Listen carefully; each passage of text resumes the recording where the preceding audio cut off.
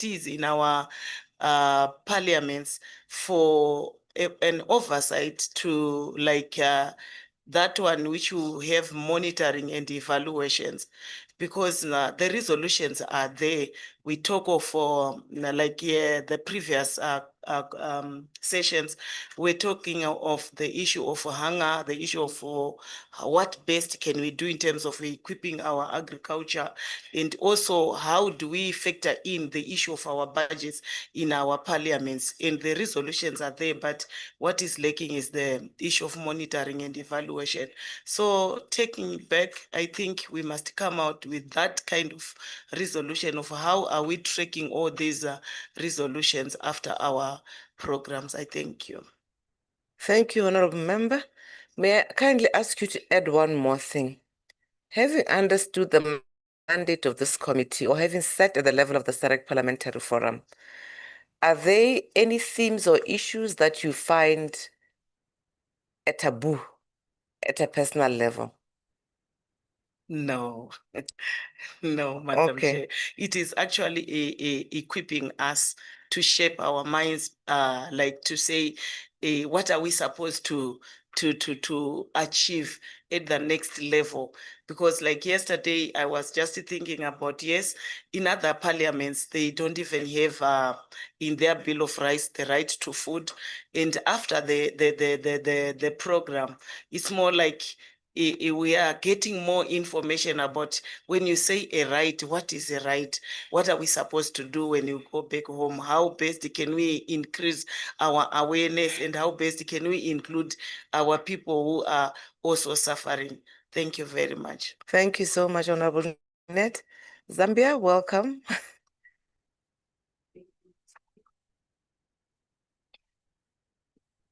Thank you, SG. Julian Nyemba, Member of Parliament from Zambia. I represent the good people of Luapula in the northern region of Zambia. I am among the few elected women parliamentarians in the Zambian parliament. And according to my constituents, I'm the first ever female elected member of parliament from independence. Can we give it? That is progress. Back home in Zambian parliament, I serve on the parastatal bodies and other statutory institutions, which is an oversight committee which does checks and balances in the parastatal bodies and IDC. In the last 2 years, I was the vice chairperson, but now I'm a member.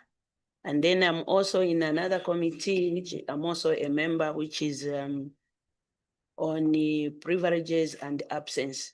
This committee looks after the conduct of members of parliament, the punishment, the advice. So I serve in that committee where the deputy speaker is the chairperson. Back to my expectation. Madam SG, I've been wondering when I look at my constituents, because it is a rural constituency. When I look at it back home when I was growing, I thought things might change after 60 years of independence in our country. But I have seen poverty levels in our country, especially with women and children.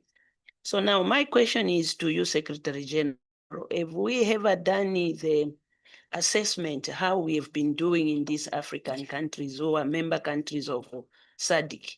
How are we performing, especially with the women? Our government has tried from the time I was young up to today, coming up with a lot of programs to empower women. But when I look at it, I'm not seeing any change. It's like we are going down, despite the government coming in with women groups, social cash, cash for work, CDF, empowerment of grants. But again, when I go into my constituency, it's very painful, where the basic needs, even soap, salt, is a problem. And then our people also, I've observed from the time I was growing, my mother used to tell us to be hardworking, but it is not the case today, Madam SG. You find young men, they're just roaming around, in the roads. Despite Chifunabuli, my constituency, it has got a lot of water bodies, which our people can utilize, growing rice, sugar cane, vegetables, fish farming, name it. It is one of the richest, including with minerals. But now our women, can they access the licenses with these mining companies? So you find now it is heartbreaking when you go into the constituency, you find we are now going down, even in literacy levels. Maybe because of our education setup, maybe we don't do financial, education starting from an early age. I expected maybe you give me an overall how we have, fared as a committee on this human where I'm also a member. Could it be the setup of our education system, which doesn't do a lot of, sensitization at the early age, entrepreneurship? I've observed, being a teacher by nature, after 10 years, our syllabus is changed. So you find even the teachers are totally confused when the new syllabus comes in. And then these new syllabus, sometimes pathway careers, there are no teachers, there are no qualified teachers, there are no materials. So it's like we are going around in one and the same, circle, where we expect after maybe a change of a syllabus, maybe something new, better. So you find even our education system, over 70 teachers as I'm speaking today are not employed.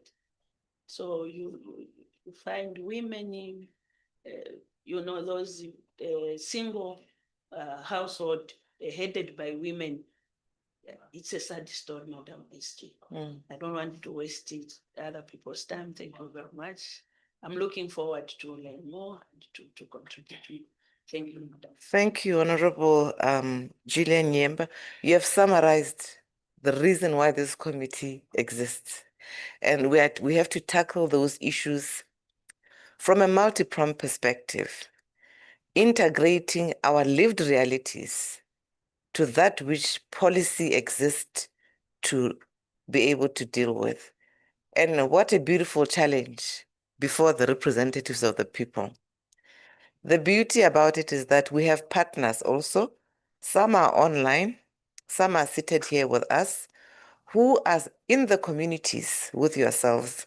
Some of them who've done research, looking at some of the components from various angles. So we'll definitely delve as we discuss in a very interesting manner that will arrive at us reflecting on the issues you're raising.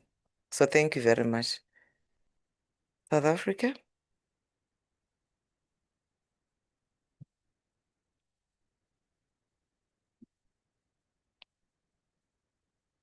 Thank you, Madam SG. Good morning, colleagues. My name is Bonginkosi Matigizel from South African Parliament. I only serve in one committee, which is Land Reform and Rural Development. I'm happy that I'm serving in that committee because it's one of the very important committees, given our history in South Africa, where we are really navigating the issue of land ownership for the majority Black South Africans. So it keeps me very busy. So for me, the expectation of this committee is really, because the question that I keep on asking myself, not only about this committee, Madam SG, but about the work of the SADC Parliamentary Forum, which I'm hoping that it will give us more influence as we transition to Parliament. Because my issue that occupies my mind is, how do we influence different countries so that the decisions that we take here find expression in the policy decisions and programs of those different countries. Because there's a huge gap between our SADC countries at all levels, particularly in the work that is done by this committee, whether it's your health, whether it's your situation, prisons, whether it's, you know, women issues. I know that I was clapping when my colleague next to me said she's the first woman ever was elected, but we should be ashamed, not clapping, because it shows that we still have a long way to go when we talk about gender equity and women empowerment. But yeah, I think that is my expectation really, to see how do we navigate and influence our respective sister countries so that whatever decisions that we make here find expression in their program, so that we can see the changes happening in our people's lives across the region. Thank you. Thank you very much. I think I'm getting very excited because honorable members are speaking to real issues of equity. Already that's part of what this committee is about. You're already saying human rights. We need to consider those. You're talking about deprivation, whether it is employment or land as a possession or many others. And I think we are going to have very interesting issues because discrimination is at the core. Why elect a woman and discriminate her all her life until after how long has Zambia been independent? Over 60 years or whatever.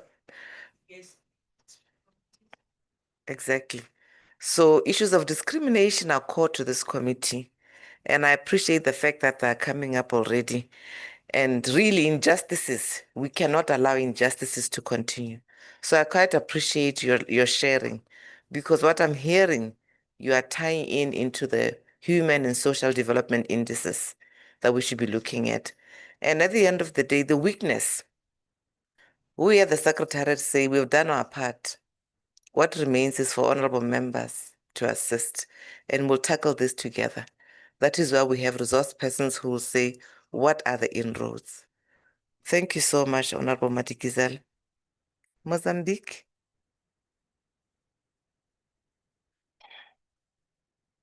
Muito bom dia, senhora secretária-geral.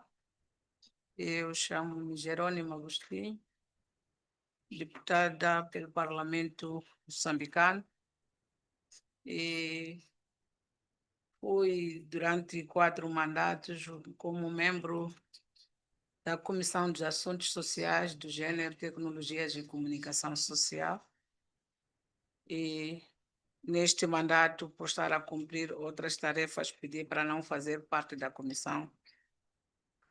E como expectativa para este encontro, espero sair daqui com mais ferramentas para continuar a ajudar o meu povo a representar melhor, principalmente as camadas mais vulneráveis que mais necessitam. Muito obrigada. Thank you very much, Honorable Agustin. And I think being one of the longest serving members of the forum, issues that Honorable Madikizela raises, they can be a sharing of how have you tackled them in your context and among others. So thank you very much. Social development is important. Madagascar. Merci, Madame la Secrétaire Générale, de m'avoir donné la parole. Je m'appelle Dr Fierrouvana Louvanilina Célestin. Je viens de Madagascar, là où la transformation de la FP SADC va se dérouler le 17 août prochain. Donc, je vais devenir à Madagascar.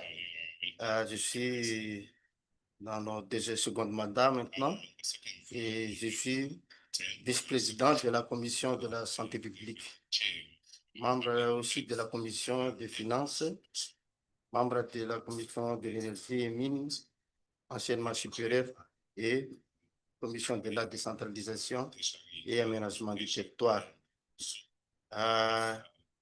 Je suis engagé aussi en tant que secrétaire général du réseau parlementaire national sur la justice reproductive. Ça a été créé en 2021 et il y en a 90 membres parlementaires dans ce réseau. Et maintenant, on va promouvoir la responsabilité de l'homme dans le planning familial et les masculinités positives. Donc, on travaille surtout dans le domaine des HSDSR. Je suis membre du secrétaire général de l'Alliance parlementaire malagasy sur la sécurité alimentaire et nutrition et membre de la conseil d'administration de l'Office national de la nutrition malagasy. Et je suis membre aussi de l'Alliance parlementaire malagasy sur la vaccination. Donc, je suis vraiment honoré d'être parmi les membres des SDSR et ça implique vraiment ma volonté d'apporter des actions dans notre pays. Merci. Thank you very much, Honorable Member. The Honorable Venerable Celestine, Doctor, you forgot to mention that you are once the chairperson of this committee, and therefore we rely on you for that wisdom. And I like the portfolios that you hold. There's a deliberate reason why I'm requesting honorable members to share which portfolios they sit in. Because part of the challenge that Honorable Madikizela refers to, where do we take the resolutions, partly lies in the linkages that we create. And given the portfolio that you have, clearly you are dealing with issues that sit in this committee around public health, issues of financing for health, financing for development sit with you. And I'll just zero in on the issue where you sit in the education sector. This committee's mandate also takes into account issues of education. And therefore, obviously, issues of access are critical to yourself. The impact of insufficient resources, insofar as the impact on children, even before they get to tertiary. Tertiary, even beyond, is an issue. So there's a whole issue of displacement, which cuts across the lack of employment that was raised earlier. And then other issues that really this committee should be looking at: labor. It is part of the terms of reference. It also has to look at gender inequalities as it relates to that particular issue. And we can go on and on. You talked about vaccinations. You'll recall that at some time we contributed to the whole issue of the, what did you call them? The WHO treaty that was looking at, and I think it puts you in a very unique position to share with us and contribute. And the resource persons that are here are listening in so that they're better able to pull in and give examples or share perspectives that you are able to champion, if at all. Chair? Thank you very much, Madam SG. My name is Mope Khati from Lesotho. In Lesotho, I sit on a multiple of committees, including a committee on social cluster. This is a committee that does oversight over ministries that are considered to be social ministries, that is Ministry of Health, Ministry of Education, and Ministry of Social Development. I also sit on a committee on HIV and AIDS, where we deal with strategies around handling issues of HIV and AIDS, including its funding programs and doing oversight on the expenditure on programs related to HIV and AIDS. I also sit on the committee on SDGs, Sustainable Development Goals. And here in SADC PF, I'm the chairperson of the Human and Social Development and Special Programs Committee, the very same committee that we are in today. And I think my expectations really today is to just remind the members that, the mandate of our committee, it is to serve as a voice of the people of our region. It is addressing issues that are related to the health of the people, their dignity, and their overall welfare. So as we engage in our discussion, we should remember that our committee is a human-centered committee that deals with people. It is not just about policies, it is not just about procedures. So as we engage, let us be willing to listen openly. Let us be willing to understand different perspectives, even if we may not agree with them. We may also be willing to challenge our own biases and stereotypes about issues. That by itself will allow us to continue on a committed, shared vision of inclusive human and social development.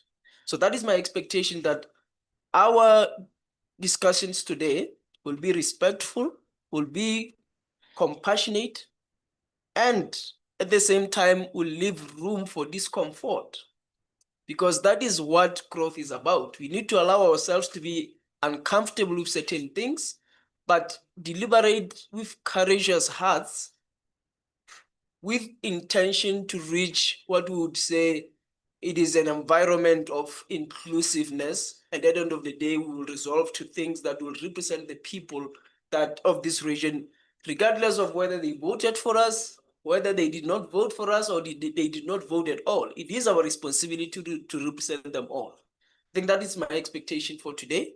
And I just wish all the members fruitful deliberation over the next 2 days. Thank you very much, Chairperson. The Chair has outlined the mandate of the committee and the passion and attitude with which we must be present in this meeting.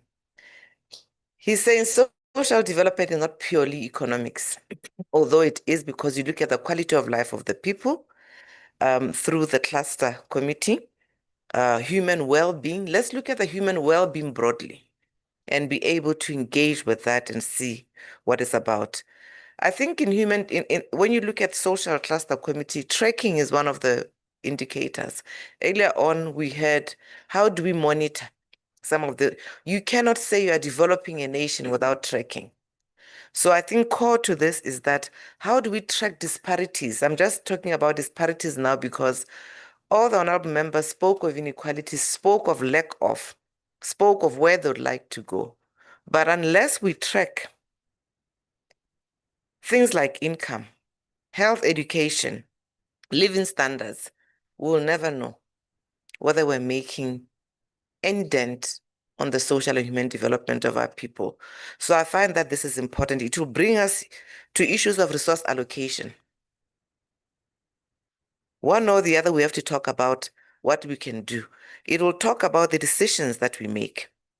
How do we arrive at these decisions, and who's left out of those interventions or provided for? So thank you very much, Chair. Eswatini. Thank you. Thank you for the opportunity, Madam SG. Good morning to all the honorable colleagues, and my sincerest apologies for coming through a bit late. My name is Senator Linda Ngumalo. I'm a member of the Women Parliamentary Caucus. I'm the chair of the Economic Planning Ministry Committee in Eswatini. And I'm also part of this HSDSP committee in the context of SADC Parliamentary Forum. I just want to appreciate the work that SADC does. SADC has helped us as a country to make inroads in terms of addressing issues of health in Eswatini. We do have our plans, and we work very closely with the Women Parliamentary Caucus. As chair of the caucus, we have been able to work with SADC PF, the local SADC PF committee, to visit the Mhlume High School. I think that happened 2 months ago, wherein we were able to garner support from our stakeholders and get them together to support the initiative of spreading HIV awareness, all health issues, and also empowering the youth at the school.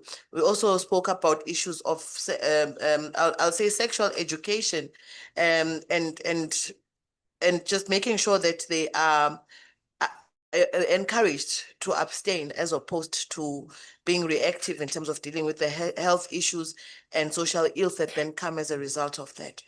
And then we also went, still with the local SADC PF, we went to last week, we went to Mhlume High School, wherein we had a similar program and we distributed sanitary pads to the young girls there, and we supported them. And all these two initiatives, because our speaker is our delegation leader in SADC, he was there and he is actually the one who gives the keynote address, and he encourages the young people to make the right decisions. And also we addressed issues of other social ills, like having like the university students when they start having I'll say transactional sex. We've realized that the highest hotspot of HIV in Eswatini is around the tertiary institutions.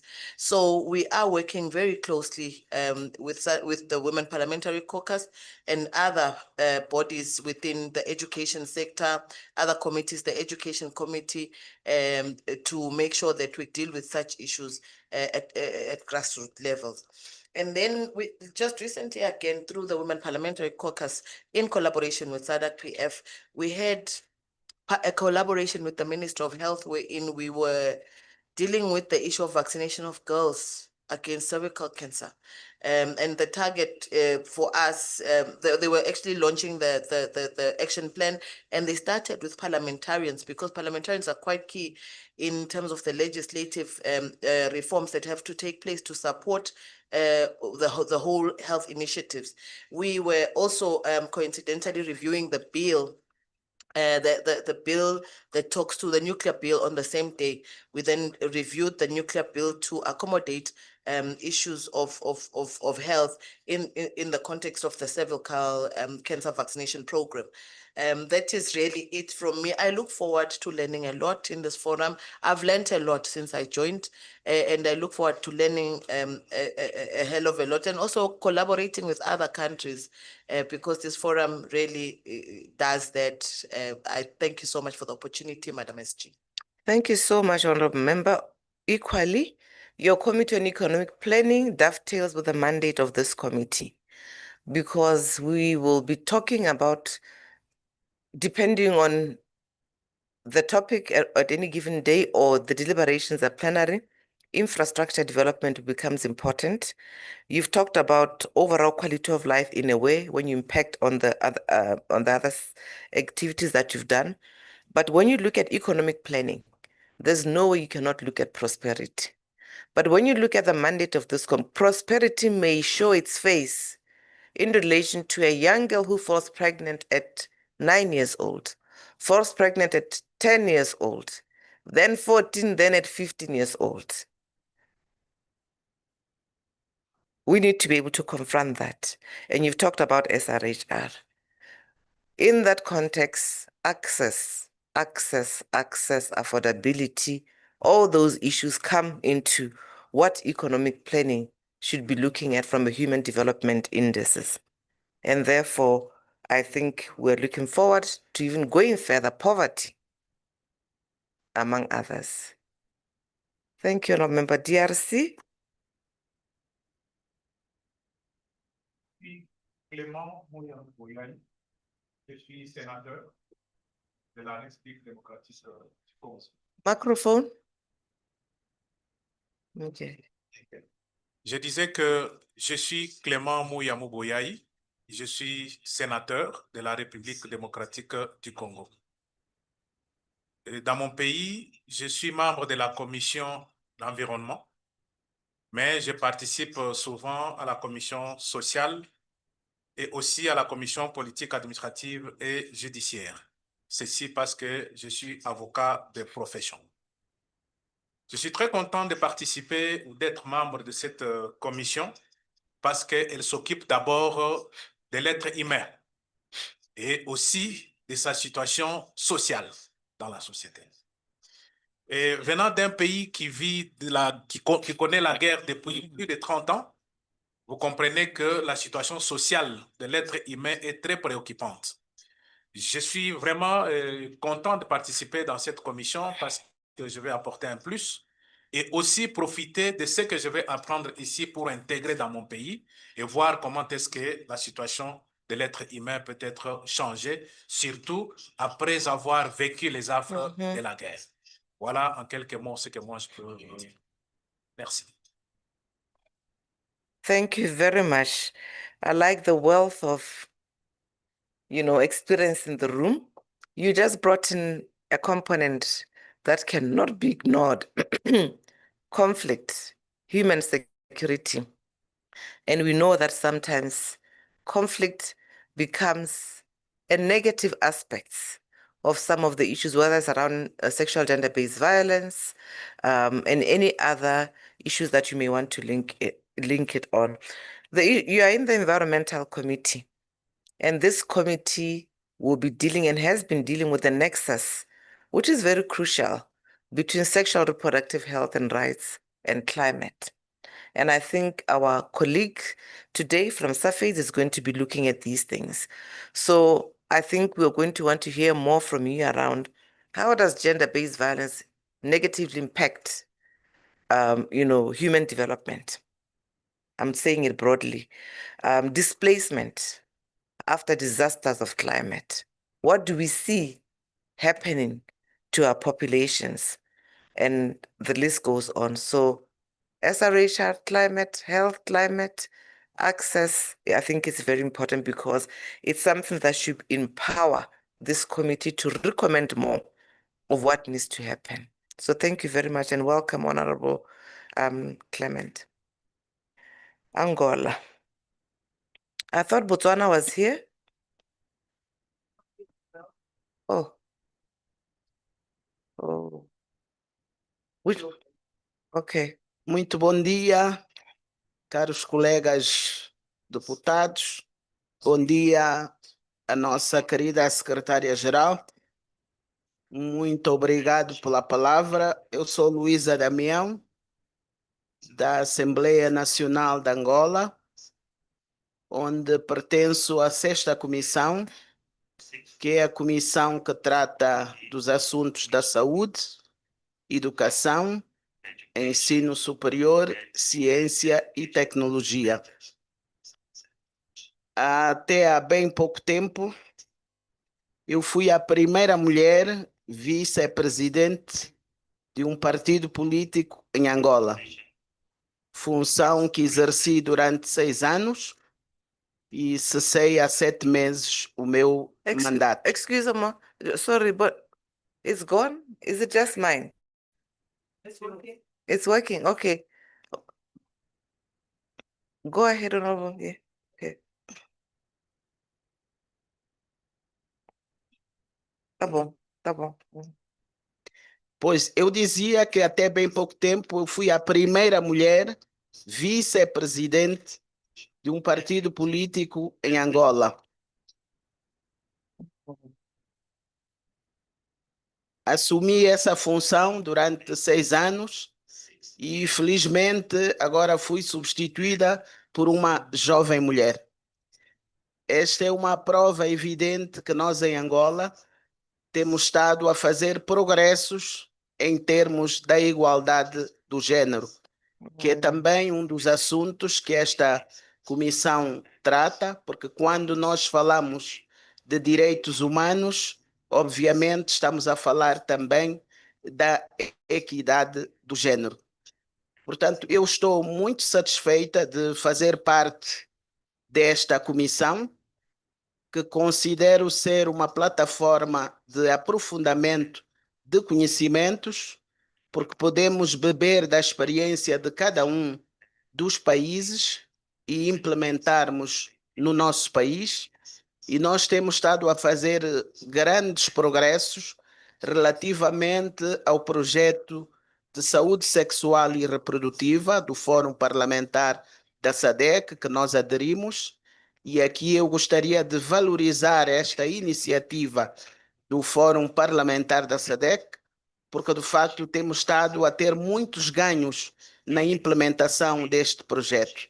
E o primeiro grande ganho é a capacitação dos deputados nesta matéria e também os profissionais de saúde e as nossas comunidades, porque nós temos tido a oportunidade de fazer visitas de supervisão pedagógica transformadoras do género e podemos constatar como é que estamos a caminhar nesta matéria. É claro que temos muitos avanços, mas temos também ainda alguns desafios. E o aprendizado que nós levamos aqui desta comissão, obviamente, vai servir para nós podermos vencer esses desafios. Eu costumo dizer que o nosso caminho é feito pelos nossos próprios passos, mas a beleza da caminhada depende de todos nós. Por isso mesmo, considero que esta comissão é uma plataforma de troca de experiências, de troca de conhecimentos, onde nós podemos aprofundar algumas questões que ainda nós temos nos nossos países. E isto reforça o papel do Parlamento. Enquanto representantes do povo, nós devemos continuar a advogar sobre estas questões relativas à criança, por exemplo, à mulher.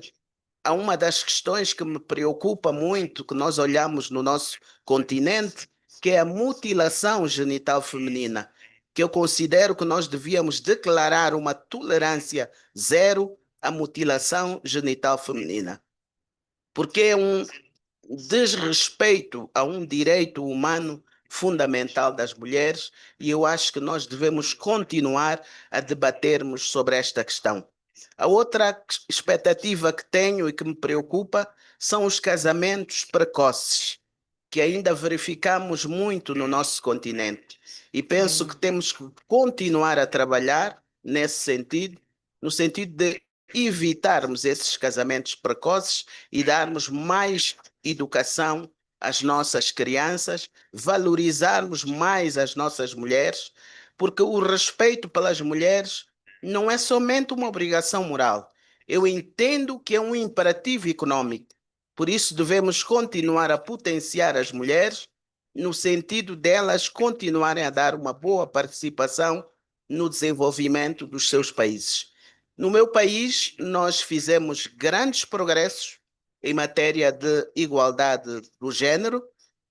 Por exemplo, no partido em que eu fui vice-presidente, 50% dos lugares estão destinados às mulheres e 50% dos lugares estão destinados aos homens. Consideramos que são passos positivos que nós devemos continuar a aprofundar. Pela primeira vez na história de Angola, nós temos uma mulher vice-presidente da República, temos também uma mulher que preside o Parlamento angolano e mulheres representadas no Executivo angolano, que consideramos que são passos sólidos e seguros que devemos continuar a percorrer. Preocupa-me ainda algumas disparidades que existem no nosso continente em relação aos salários. Há países em que os homens ganham mais que as mulheres fazendo o mesmo trabalho.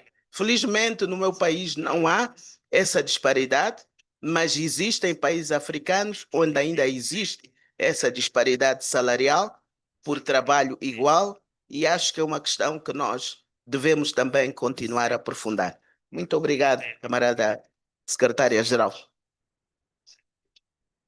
Wow, thank you very much, honorable members. You've actually done your work plan. Just through these introductions, we now know what to leverage because of your comparative strengths that you bring to the table. And we are quite happy that your parliaments have nominated the right people to sit in this committee, which is quite important. Just to end with what Honorable Damian has actually talked about, when you look at higher education, let's think about that is often where you have high rates of sexually transmitted infections. That is where we have higher levels of mental stress, where there's a lot of anxiety. And we look at health sometimes, not as holistic, including health, yet we expect success. It's a component when you look at higher education to look at the training. We all wonder, I think Zambia mentioned the issue of training insofar as the curricula. But in terms of human development issues, are we looking at the curricula so that we are prepared for being out there in the world? A lot of times when you look at higher education, you can't afford to not register and track early and unintended pregnancies. You can't afford and look the other way around issues of safe abortion or unsafe, let me say unsafe, issues of unsafe abortion that happen. GBV is another issue that we must be able to look at. Disparities that you talk about, Honorable Damian, are quite important. We also find that there's an increased GBV in those settings. Reported, I think we must give ourselves an opportunity to track that and see why is it becoming so high in tertiary educations, because this will lead to poor outcomes for this particular committee. So I'm happy to say that what you do at country level, the committees that you serve in, you are going to be an asset in terms of how we integrate your experience and learning for this committee to thrive. And because we have confirmed that you are the right elected representatives for this committee, we invite you to really abundantly engage freely. The chair has already indicated that you have the protection. Whether you believe this is a popular view or not, let us dissect it so that this committee can begin to say, perhaps we must go further to interrogate this issue. Perhaps let's target rural communities. Perhaps let's target so that we come back to the plenary assembly of this committee with tangible outcomes. I would like for us to move away from going to the plenary assembly and saying, we listened to this presentation. I would like to say the committee has been dissecting this case study. Any member, Honorable Damian, can say, I'll come with a case study for higher education. We can decide. Honorable, all of us, we look at those case studies, subject them through the support of our colleagues from other sectors who are technical people to give us much more to build a case around it and say to the plenary assembly, this is what should not happen. Perhaps one of you can invite the committee to sit in your country where we don't sit and receive presentations, but we go out into the field to be able to follow through on a matter that we have chosen, where we want cogent resolutions to the plenary assembly. Honorable members, we took time, but it was necessary. So what I was supposed to do is to give a welcome remark, but I think you have said it all. And there's no need for me to go further into this with the welcome remarks. Safe to just say, honorable members, you are welcome to this committee, which mandate you have already enunciated. And indeed, we are going to be dealing with issues of public health. We are going to look at issues of HIV prevention, SRHR, and holistically, human and social development in general. As the chair indicated, this particular committee at the forum has been one of the committees that have been able or who have been the engine driving the development of normative standards, where concerns are molded into resolutions around your mandates, where we've been able to come up with key topics which are fundamental to health, where we've been able to look at issues around the well-being and the quality of life of SADC citizens. And you are aware of the model laws that have been developed.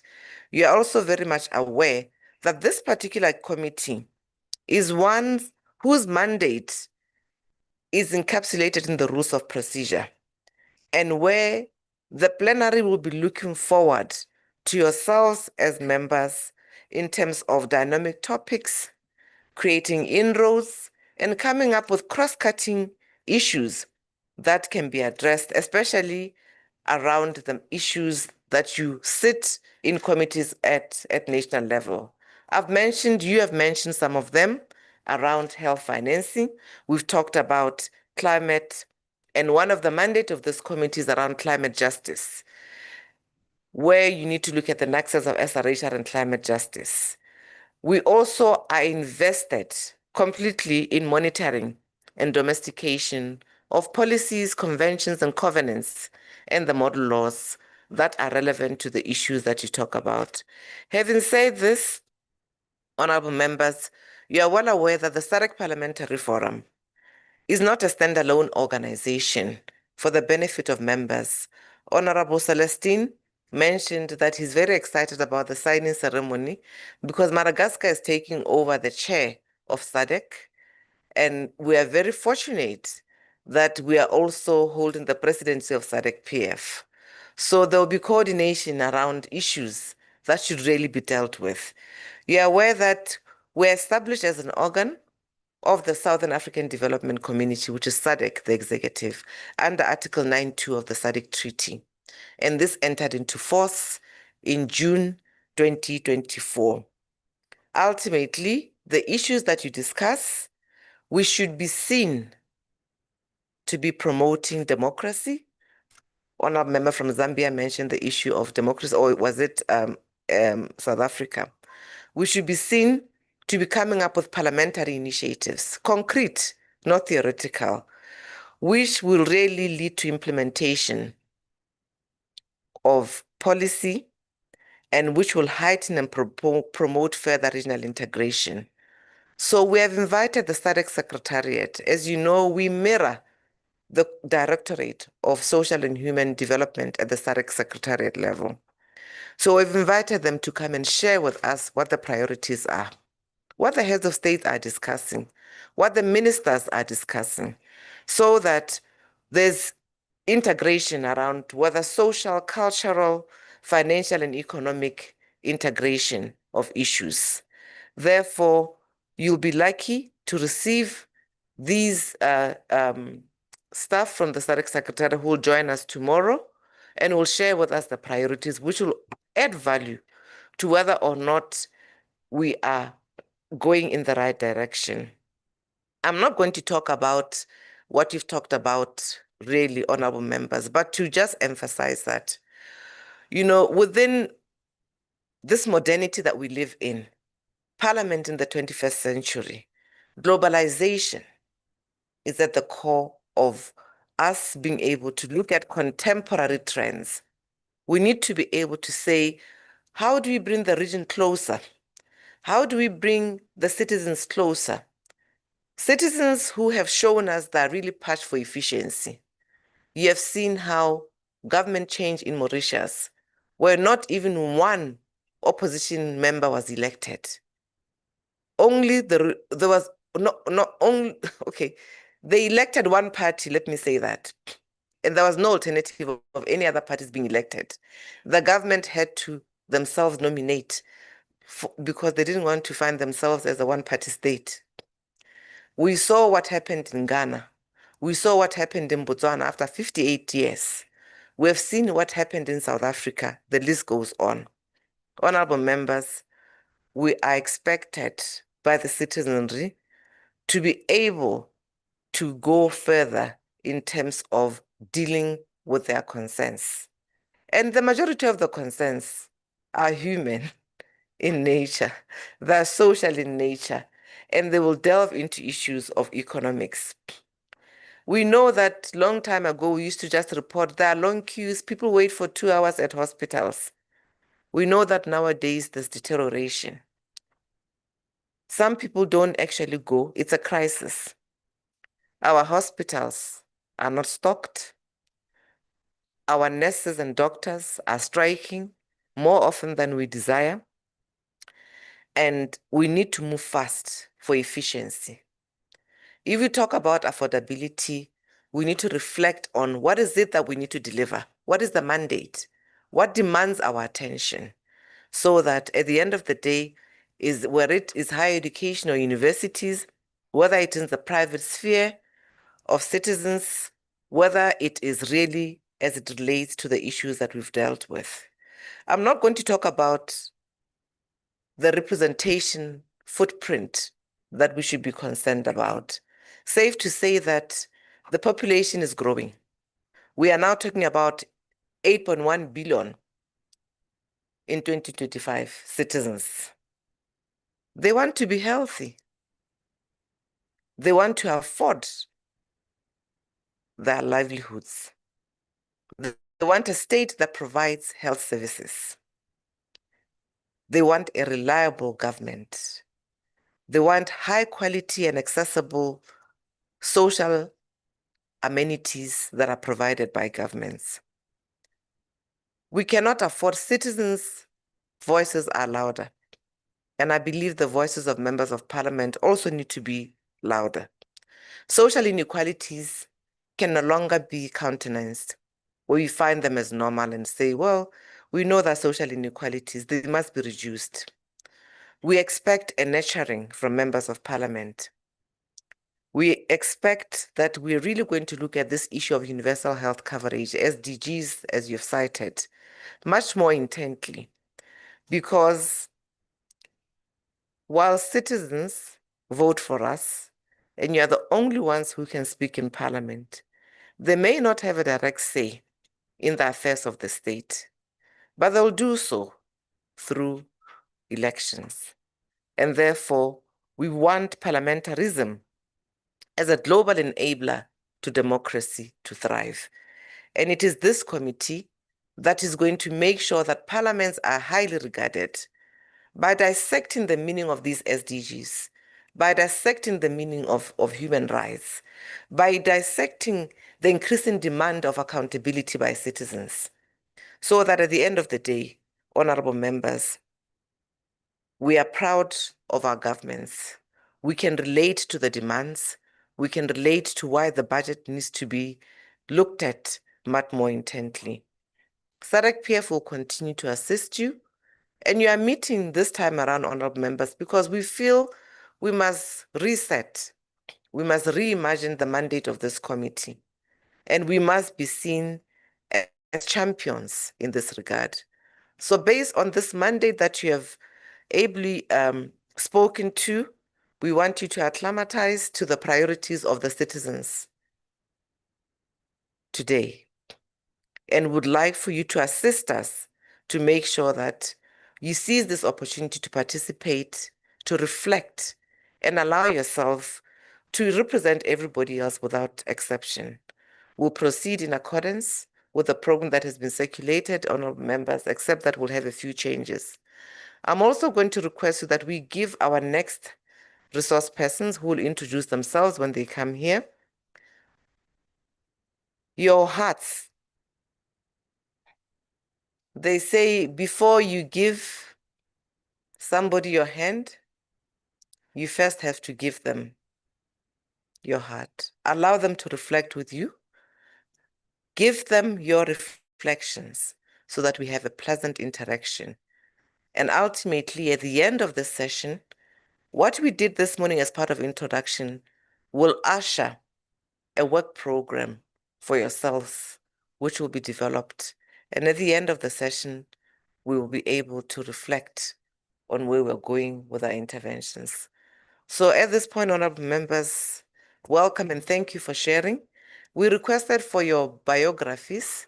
We want to be able to match them with the topics that would like to interest you to champion, if you allow us. So kindly continue to submit to Ms. Paulina. And we'd also like to profile you so that the citizens, whether it's the 8.1 billion, know who you are and what you do at the forum and where you are, and they can be able to engage with you and ask you to move along with certain issues. So thank you very much. And I'll now invite you, Madam Edie, Ms. Rosé Ektasadi, who is really been one of the partners of the forum since immemorial. And they will share with us what they do. We have an MOU. They've been running our civil society desk, and they are key in terms of the transformation that is required for us to be able to begin to say we've understood the work that needs to be done. If Honorable Madikizela stands today and says land is important, if we have not internalized that the right to food is completely linked to access to land, we may not appreciate some of these nuances. And therefore, welcome, Safez. Kindly. Good morning, Honorable Morono. Yes, we hear you are not quite well. We apologize. We're just introducing ourselves and we've just finished our introduction, but we'll give you an opportunity to introduce yourself and share which committee you sit in at the national level.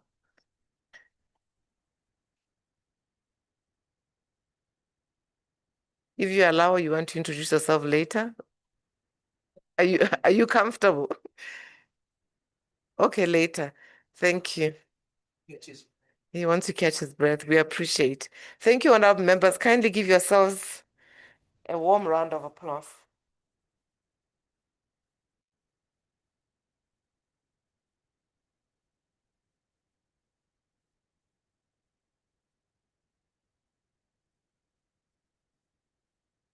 Sawubona. Bon dia. Bonjour. Mulibanje? Mangwanani? Dumela. Molweni. Good morning. Good morning. Thank you so much, Madam Secretary General, for always being so gracious to other sectors and welcoming us to these very critical and instrumental organs of the SADC Parliamentary Forum and giving us an opportunity to engage. And thank you to your team as well that remains gracious to civil society and other sectors. So my name is Rose Echtesadi. You're welcome to call me Rose. And my colleague is going to introduce herself. And I got very excited listening to some of your portfolios. You are such a rich representation of SADC just in the 9 and 10. I think Tate came in, I would say, in the 10 of you. And this committee generally often focuses on the health issues, SRHR, HIV, but you clearly bring in the diversity of real human and social development, from judicial to economic planning to finance and so forth. So I look forward, my colleague and I look forward to engaging with you.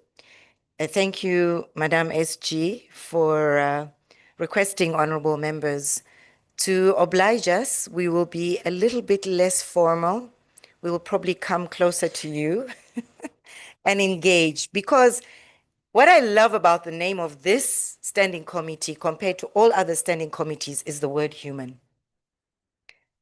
And human means engaging a little bit closer than we do in the formal settings. But of course, with all due respect to the esteemed portfolio of the standing committee.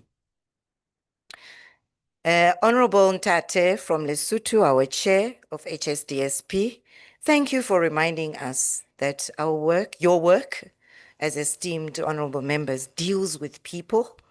Thank you for reminding your honorable peers to motivate themselves towards a shared vision of inclusivity, and be compassionate. So with that, I would like to welcome my dear colleague, Charmaine Picardo. We've all seen the program, right? Yes? Someone's giggling a lot. South Africa. Honorable, what is the title of this session that Miss Picardo is going to do? Chiwiyaga. Yes, value clarification for attitudinal transformation. Wow, mouthful. So we welcome Charmaine. Thank you, honorables.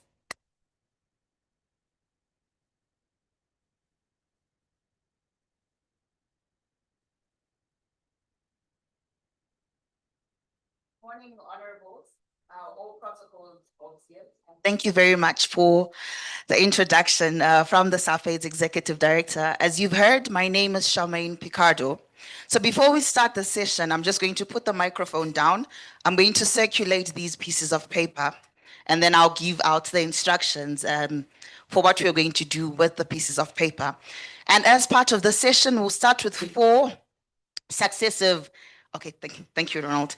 So Ronald has decided to help me. Thank you very much for that. So we'll start with 4 successive exercises, and then with a bit of discussions as we are going through the exercises, then we'll go into a few PowerPoint slides, and also right at the end have room for discussion as well. Just a few questions and points of discussion.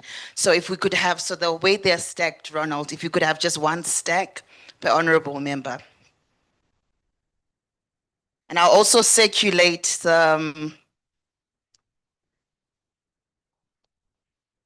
So I'm also circulating markers. So I'll let you know what you're supposed to be writing on the small pieces of paper. Thank you.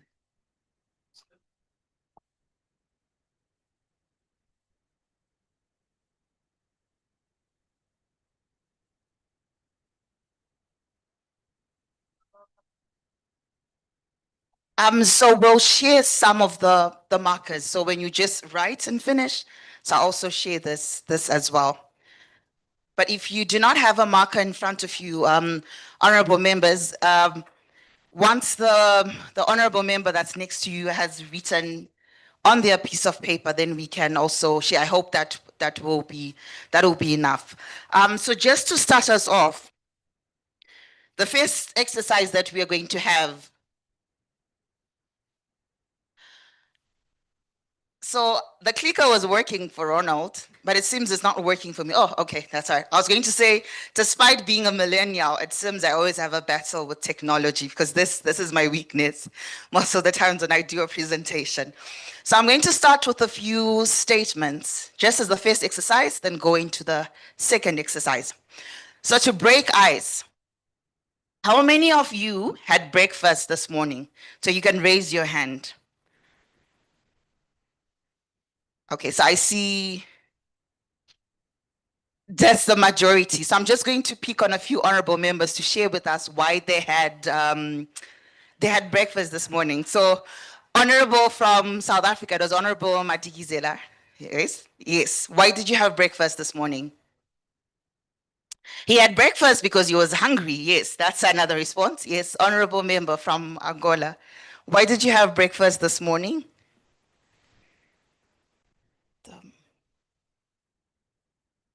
Trying to find a.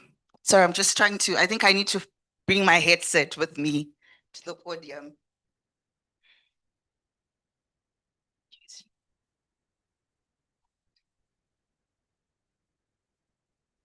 Yes, honorable, please go ahead. Para satisfazer uma necessidade biológica. To satisfy her biological needs. So that's another response. I think, honorable, you also had your hand up. Yes, please go ahead.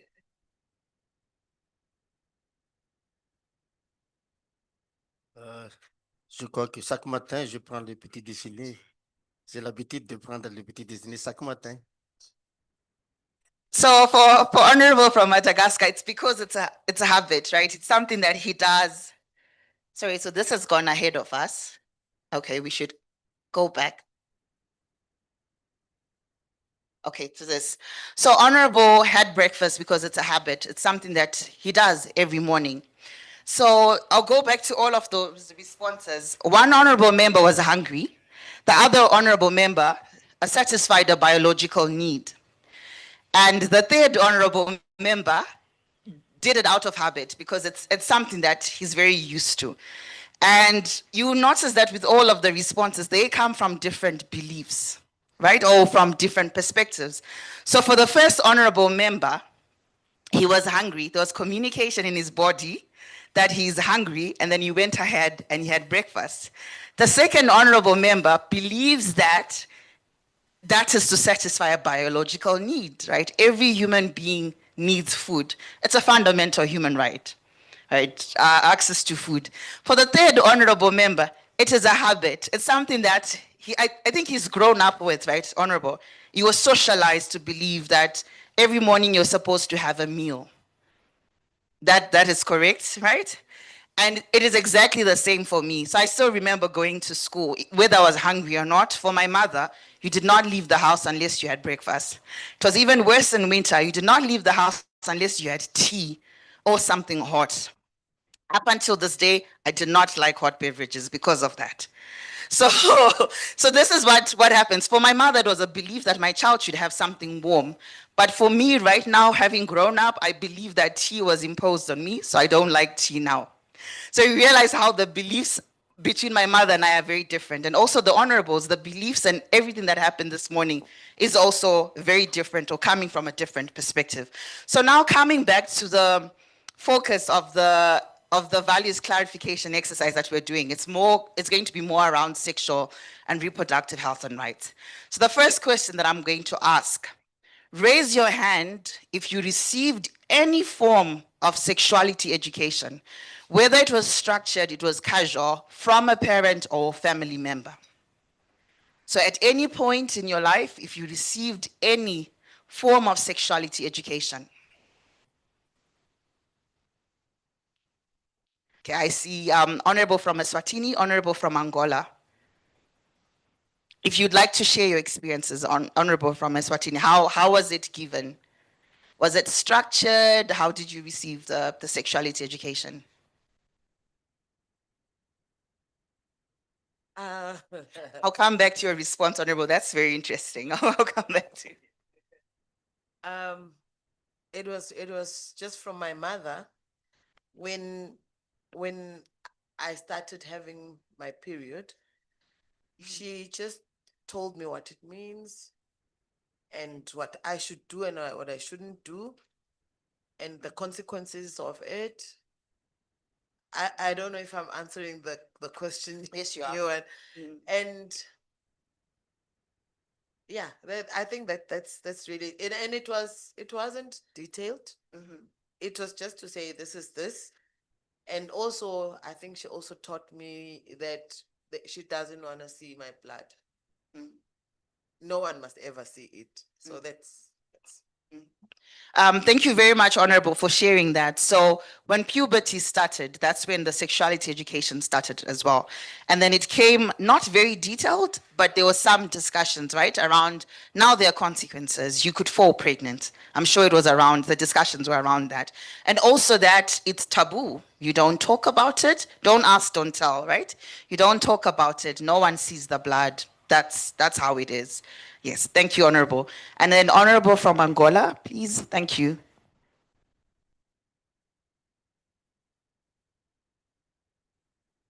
Muito obrigado. Eu, para partilhar a minha experiência, eu gostaria de dizer que eu sou a terceira filha de de 8 irmãos. Nós somos 3 meninas. E a minha mãe era uma pessoa muito dialogante, era uma mulher que não tinha tabus e falava conosco sobre todos os temas, incluindo a educação sexual. De maneiras que antes de nós aprendermos a educação sexual na escola, aprendemos com a minha mãe em casa. Thank you very much, Honorable, for sharing.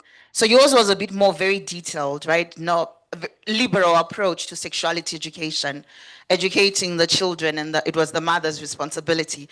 Honorable Madikizela, if you allow me to come back to you. I know you didn't raise your hand, but you shouted it was a threat. And would like to know how the threat was said to you, or was it once? Was it over a period of time? How was it done? Well, I didn't raise my hand because your question was specific, whether I did receive it from my parents and I didn't. But it's common, from us as parents that when we talk to our kids about sex or sexual activities, it always comes in a form of a threat. You must stay away from boys. If you don't, this is what will happen. So this is how we normally talk to our kids. So that's why I'm saying it normally comes in a form of a threat when you talk to your kids about sex and sexual activities. Thank you very much, Honorable, for sharing that. Sometimes it's a threat, not sometimes, most of the time, right? In the households, this part of the world, it's a threat. If you do this, this is what is going to happen. Even if you're a boy, right? It will be, if you impregnate a girl, you will figure it out on your own. You need to raise your own family, and that's what happens. So I'd like to come back to the honorable members that didn't raise their hands. How did you then figure it out?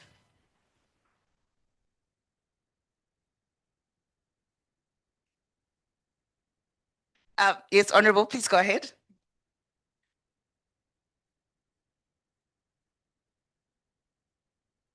Muito obrigada.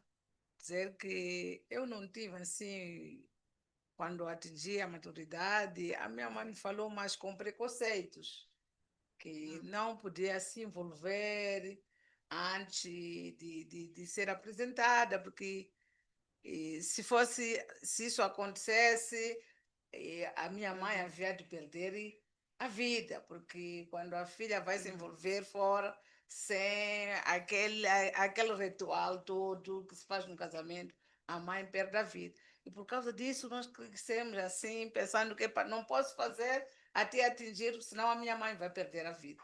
Então, foram esses tabus, não foi aquela educação, mas era uma forma que eles encontravam de dar, sem desmistificar muito, mas ensinaram-nos assim, que não podia, e de facto, não podia ser tocado com um rapaz naquela idade, porque, corria perigo a minha mãe. Muito obrigada. Thank you very much, Honorable, for sharing that, right? So despite not getting the formal education, there were still expectations, right? So you're never formally told what to do, what is expected, but there are expectations of you, right? So you're supposed to get married, you're supposed to be good, you're supposed to do this, and recognize all of that. If it comes to your menstrual health, you're supposed to, stay clean, no one is supposed to see it. All of these are expected, but never formally communicated, which is very interesting, right? So moving on to the next question, we'll come to the discussions of everything right to the end. Moving on to the second question. Raise your hand if you agree that comprehensive sexuality education promotes positive values and responsibility. Okay, that's the majority. So honorable from Lesotho, and then honorable from the DRC, please. Why do you believe that comprehensive sexuality education promotes good values and responsibility? I think, is my mic on? Yes. I think comprehensive sexuality education goes just beyond the topic of sex. It goes as far as gender identity. It goes as far as human body development, the anatomy of a human being. So there is so much that the comprehensive sexuality education teaches us. It makes us understand our bodies. It makes us understand how we function, how we relate with other people. So it is not just about sexual activities. That's why I say that it talks about a lot of things of how to relate with people, how do you negotiate, how do you consent to sexual activities, values that actually carry you even in other settings, even beyond sexual interactions with people. Thank you very much, Honorable. Yes, Honorable from DRC. Thank you. Je pense pour ma part que l'éducation sexuelle permet à l'homme de se connaître d'abord, de connaître son corps et ce qu'il doit faire. Si vous n'êtes pas formé, vous allez vous comporter de la manière que vous voulez. Vous pouvez bien vous comporter tout comme vous pouvez mal vous comporter. Mais dans bien des cas, vous allez mal vous comporter et les conséquences seront néfastes. Alors que si vous êtes bien formé sexuellement, si vous avez des informations du genre, vous saurez comment vous comporter et votre avenir sera bien assuré. Thank you very much, Honorable, for your responses. So now I'll come to the other side, the honorables that didn't raise their hands. Why did you not raise your? Why do you believe that comprehensive sexuality education does not promote good values and responsibility? Yes, Honorable from Zambia. Thank you. Thank you, presenter. I have been observing for some time, like the question that you had asked earlier. We received the informal from our grandparents, especially when we were growing in villages around in the evenings. Then they'll tell you when you are of puberty, you meet a boy, your fingers will grow long and then your stomach will grow big. So you can see that fear, it kept us to be where we are today. Then the observation that I have observed with the comprehensive, teaching when it comes about sexuality, children, they practice what they've learned. They want to put it. So sometimes you find a young boy of 4 years or 3 years is practicing, is holding a girl, kissing a girl. Then when you ask them, where did you see this? Then the child will come out and say, I saw it with uncle at home. I saw it with saw at home. So you even in Oh, sorry, Honorable. The microphone, please, if you could switch on the microphone. Thank you. So you find because they want to experience the way they are being taught. So most of the time they would do, practice what they saw, maybe on the phone. And then you find sometimes, because I interact with a lot of these learners at a tender age. So you find sometimes a child will stand in class, will start practicing. Then you ask, where did you see this? Then the child said, no, we were watching a film at home with my older brother. And then certain cases that I have come across, even siblings within their homes, they practice because they've already been exposed, because what they see, they want to practice it. So now, when I compare to when I was growing, it's like sometimes the ignorance, you are not being taught, maybe the fear, the threat that they gave it to us, maybe it saw us to be where we are today. But now look at a 3-year-old child, a 4-year-old child, kissing and wanting to practice sex even in the toilets, because they're now being exposed. Maybe the way we take it has its own advantages and disadvantages, but I personally, I have seen it as a lot of disadvantages, because a lot of these children are exposed without a lot of censure, a lot of guidance from parents, because most of the children now, the way they are growing, parents, it's like, from my own observation, they've thrown it to society, they've thrown it to media to teach their own children. As I said, yeah, I'm a teacher. Sometimes when you say we are closing up schools so that learners can be with their parents, young parents like you come up and say, no, no, no, why have you closed for 1 week? We cannot, go with these kids. They are just too much. But our parents, they are the authority over us, including even during the evenings, we have not returned home on time, they would follow it up. But now looking at these now, young parents like you don't mind, or where your child is sleeping over. It never appeared in our time, but now people are letting their children to go and sleep over to other people's homes. So the exposure, when it is not, mentored properly, it has opened, a lot of disadvantages to the upbringing. Thank you. Thank you very much, Honorable. So related to that, I'm going to see if there's any other submission. So to relate it to that, I'll come back to the two responses from the honorables that raised their hands, and then tie it with your response, Honorable.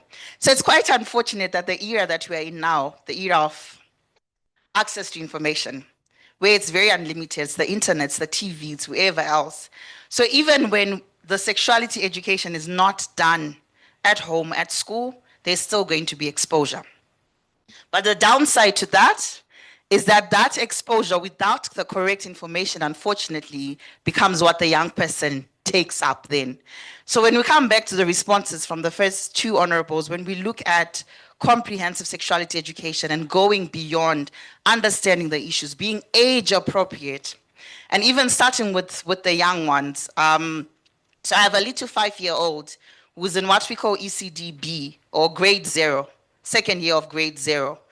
And for her age, what has been appropriate, what have they've been taught is the human anatomy and what is inappropriate touch, what is appropriate touch. So it starts from that point. If anything happens, you know those little ones are going to report. When they get older, they start to talk about relationships in the family as part of comprehensive sexuality education. A bit older, starting to talk about puberty, issues of menstrual health management, what it means, other things as well. And just going back to what was taught in the past, to say your fingers will grow long, your tummy becomes bigger. The downside with young people now when it comes to experimentation, they'll hug someone, they'll kiss someone, and their tummy will not get bigger. The fingers will not get bigger or longer, and they realize it's pleasurable. So that becomes, oh, they lied to me. My fingers are not growing longer. If anything, I liked the hug.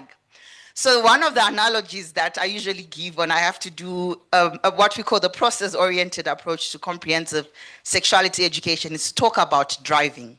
So there's driver A and driver B. Driver A has learned how to drive by observing either a parent or someone at home driving. They've watched tutorials on YouTube. You know, these days you can learn any skill from YouTube or other platforms, the podcasts, the vlogs, they'll teach you anything. I mean, at this point, I think I could build a house because I've seen how to mold bricks and do everything on YouTube. So that driver has learned how to do it by observing other people. Then you have driver B, who's gone to a driving school, gone through the first process of understanding the theoretical part of driving, the highway code, the rules of the road. And then they also go to the practical aspects with a qualified and certified driving instructor. Then they go through, so I'm from Zimbabwe. You go through the vehicle inspection department, the VID, to actually be examined, and then you get your certification.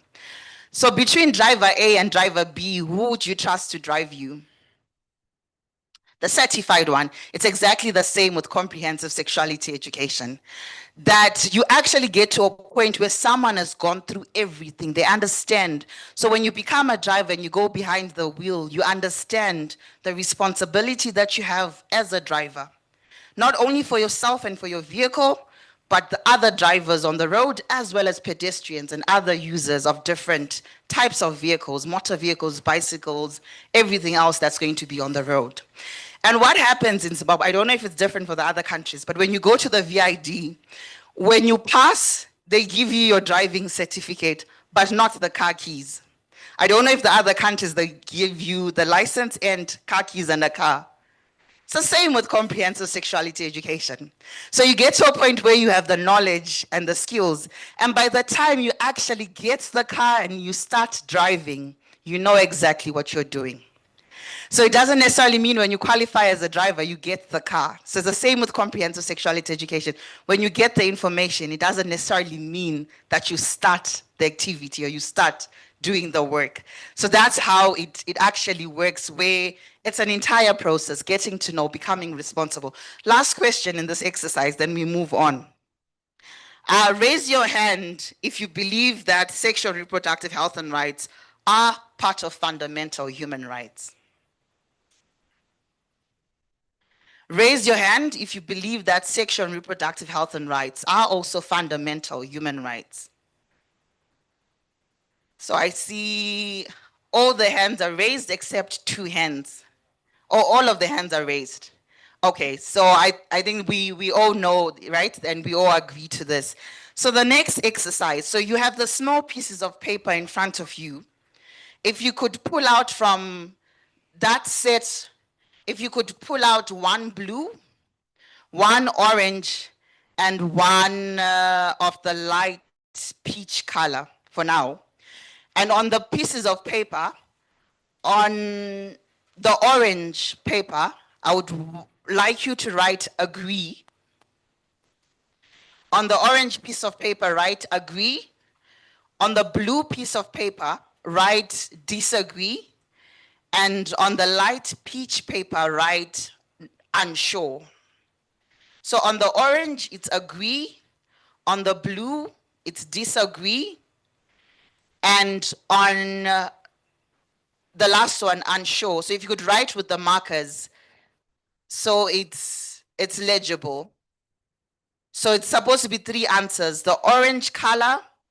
So for now, just one of the orange. Orange is agree, blue is disagree, and the light peach color is unsure.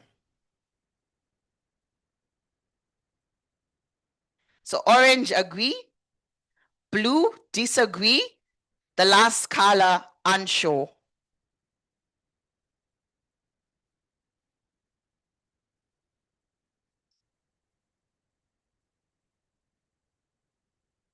So you write agree on each and every statement there. No, just write the word agree.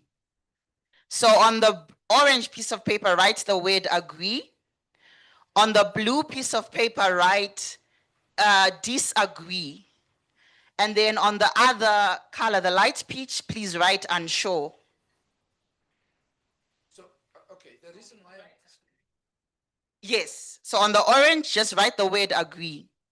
On the blue, please write the word disagree. And then on the light peach color, unsure. Yes, yes, honorable, just like that. I need clarity. What if I find all those three statements there? No, we're not there yet. We're not there. So for now, you're going to be raising. So, so what's going to happen? We're going to go through statement by statement by statement. So in one statement, you might agree. On the next statement, then you disagree. You raise your disagree. On the third question, maybe you're unsure. You're on the fence. So you raise the other one. Yes, SG. Sorry. No, I just wanted you to give us a little bit of time while colleagues are translating this and giving to the honorable members. As you go along, they should be able to appreciate. Yeah.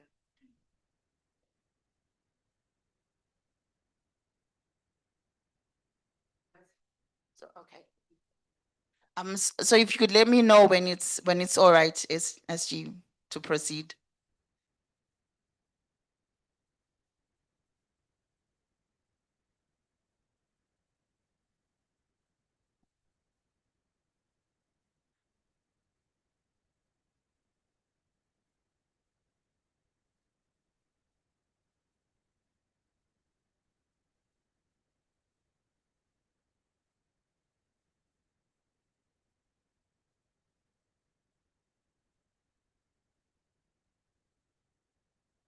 So SG, when we are ready, please let me know to proceed.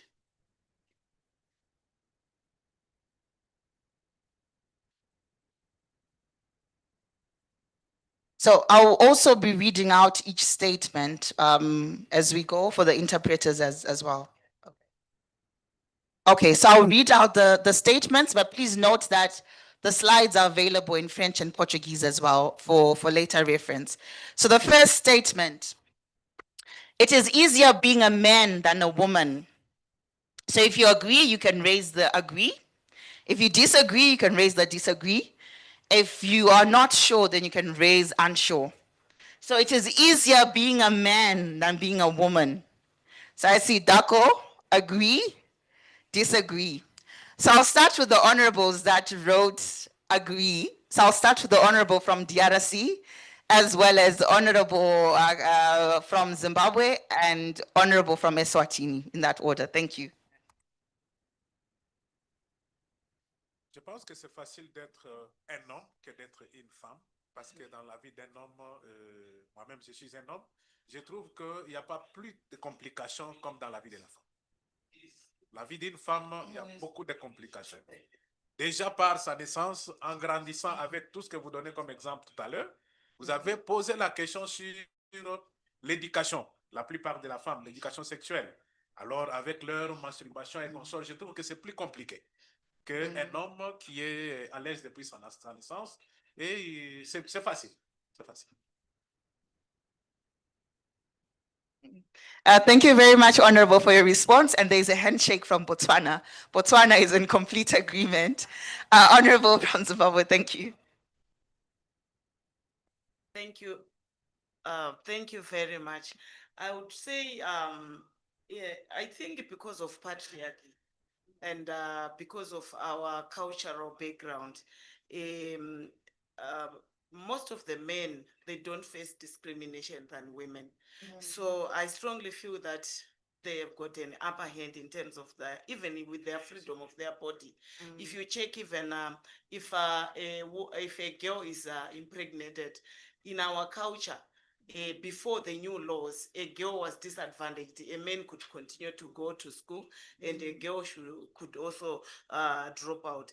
And in terms of even at home, our social background, it's more like the father is more financially sound, though these days it's more like we are almost equal, but culturally, the father is more like an advantaged person always. So I feel that they are more advantaged than us. Thank you very much, Honorable. And lastly, Honorable from Eswatini. Thank you. Thank you very much. I also share the same sentiments as my colleague from Zimbabwe. What has killed us as a continent is our culture and our grooming and how we've raised our children.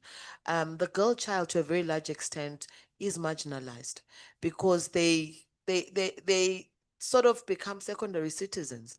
I recently was teaching the youth at my church, and I said to the girls, "What are your challenges?"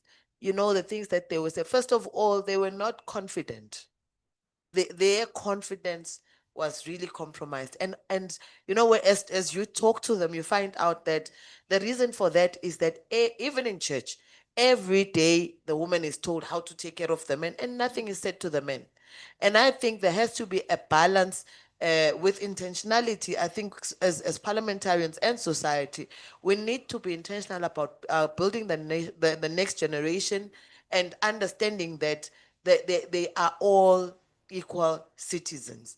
And that has to start from when the child is young, and it has to go all the way through to even when they get married, because most marriages suffer because the man is so entitled and they are not even aware of the needs of the woman, because they have an egoist, because this house, you know, to a large extent, because they have been taught to be confident, and they are entitled like that. Thank you. Thank you very much, Honorable. Honorable Chair, you had disagree. I'm not sure if anyone else had disagree, but the Honorable Chair's response was disagree. Why do you disagree? Before I say much, moderator, I really want to acknowledge and appreciate the fact that this topic is very, very controversial. And like I said in my comments earlier, that we need to allow ourselves to be uncomfortable. We need to allow ourselves to challenge our biases and misconceptions about things, not because we are right, but because we really want to get deeper into the issues.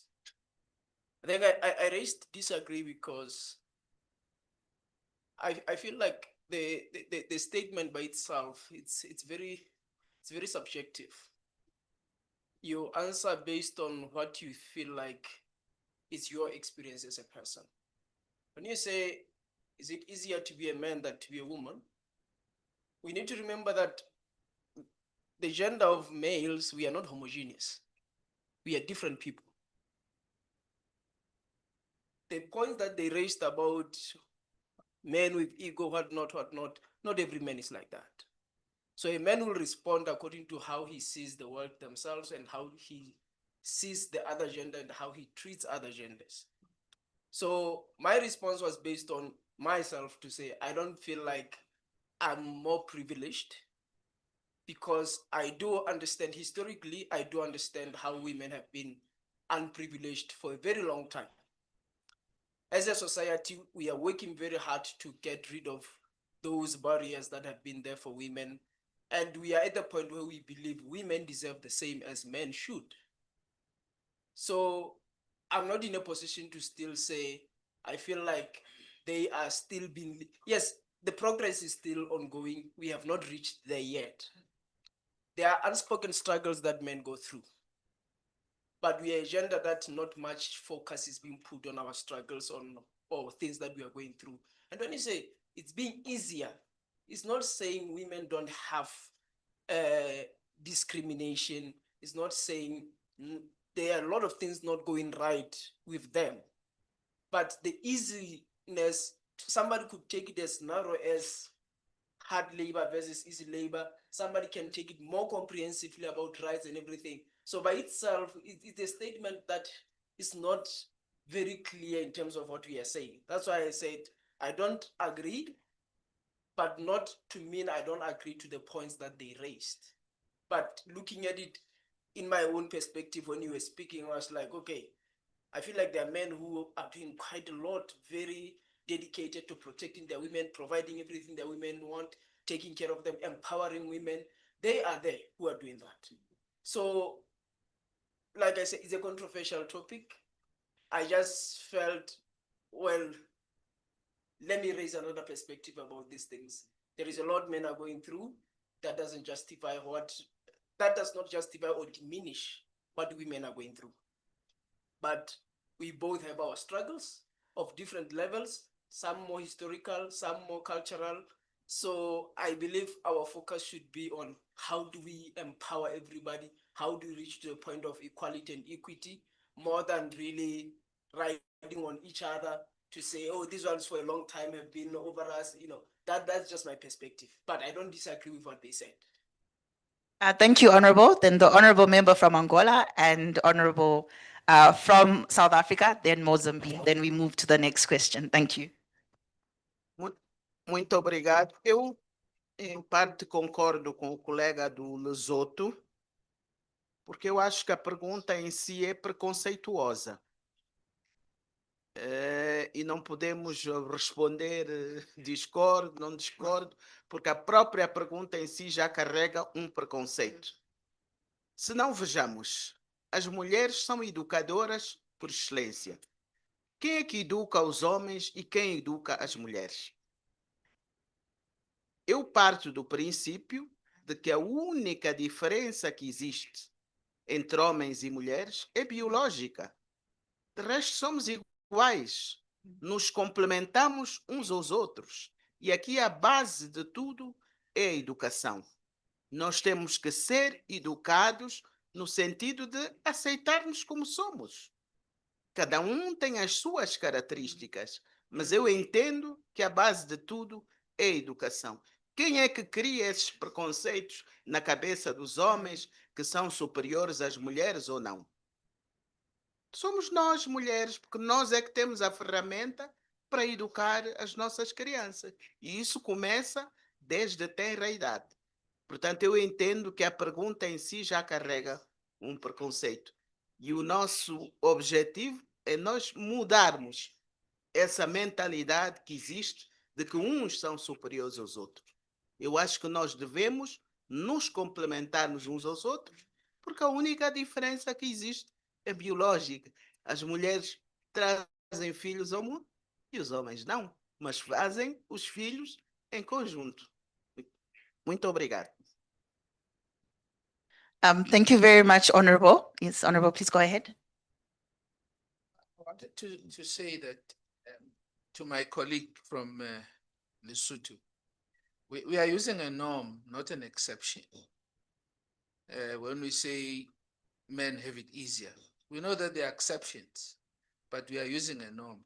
It's like when women says men are trash, and then I jump up and down and say I'm not. I don't have to respond if I'm not.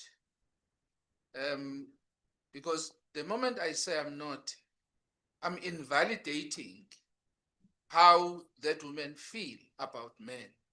So if I'm not, I don't have to respond. So because by responding, I'm actually invalidating her views and what she feels about men. And yeah, so I think for me, it's about really using a norm.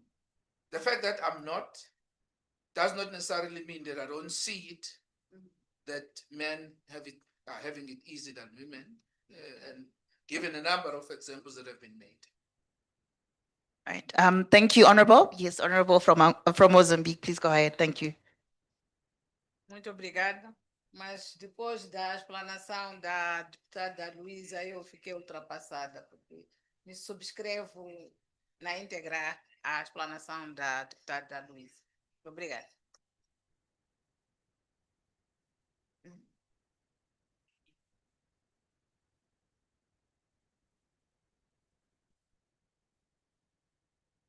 Sorry, thank you very much, Honorable, for that response. So we'll move on to the next questions. Remember, we said right at the end, we have time to really unpack and consolidate all of the issues. So the next statement, gay people cannot be parents. Gay people cannot be parents. So I see disagree, unsure, disagree, and then agree. So I'll take unsure. So I'll take honorable from Zagaska with agree, and then I'll take honorable with unsure, and then I will take the last. I'm trying to balance the last disagree, honorable. If you could, honorable. Sorry, what answer did you have, honorable?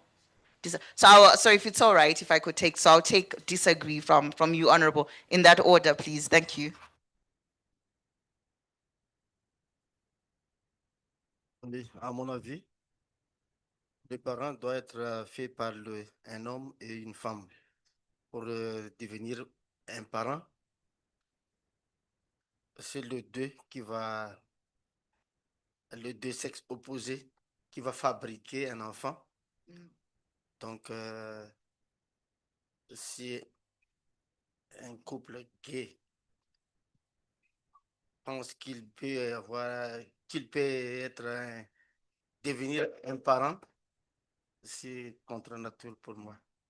Donc, pour nous, et d'après notre déclaration ou évaluation, nous acceptons seulement que les parents sont composés de femmes et d'un homme. Donc, c'est pour cela que je suis d'accord que le gay ne peut pas être un parent. Merci. Thank you very much, Honorable. So the Honorable's response is coming from the biological perspective, right? And that's why Honorable gave that response to say, agree, because he's saying from the biological perspective, you'd need a female and a male to be able to reproduce. Then Honorable, you had unsure. Would you like to unpack your answer? Thank you. The reason why I've put unsure is I have come across with people who have been gays and decided later not to be gays. So it's more like at which stage? Because if it was like before, obviously he can't be a parent, but after he can be a parent. So the reason why I said it's unsure, because I didn't know whether is it before or after. So Honorable's response is coming from the perspective of where gay persons or gay individuals have actually reproduced, right? And biologically reproduced, and they have children. And then Honorable, you had disagree. Please go ahead. Thank you.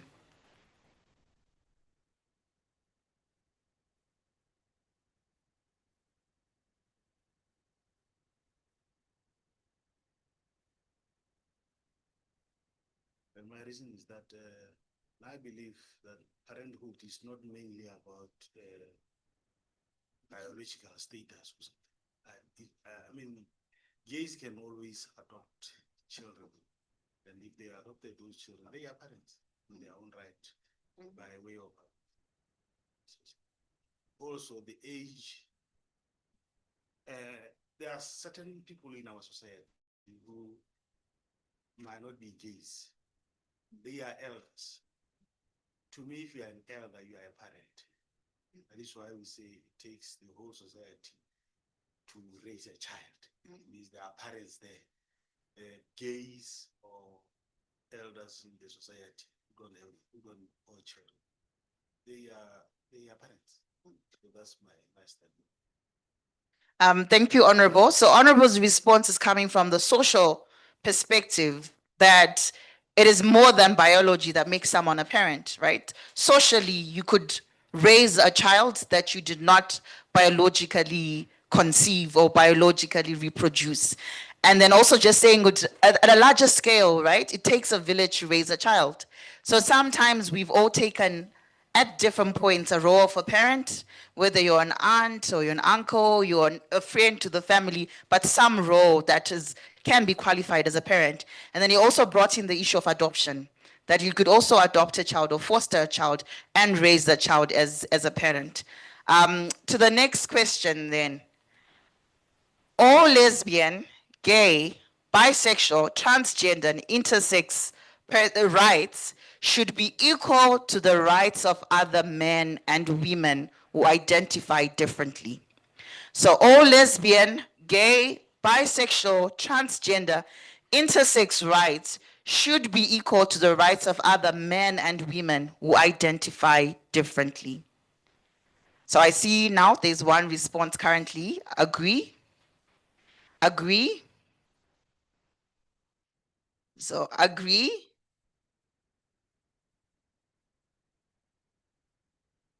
Okay, so Honorable says, I agree to some extent.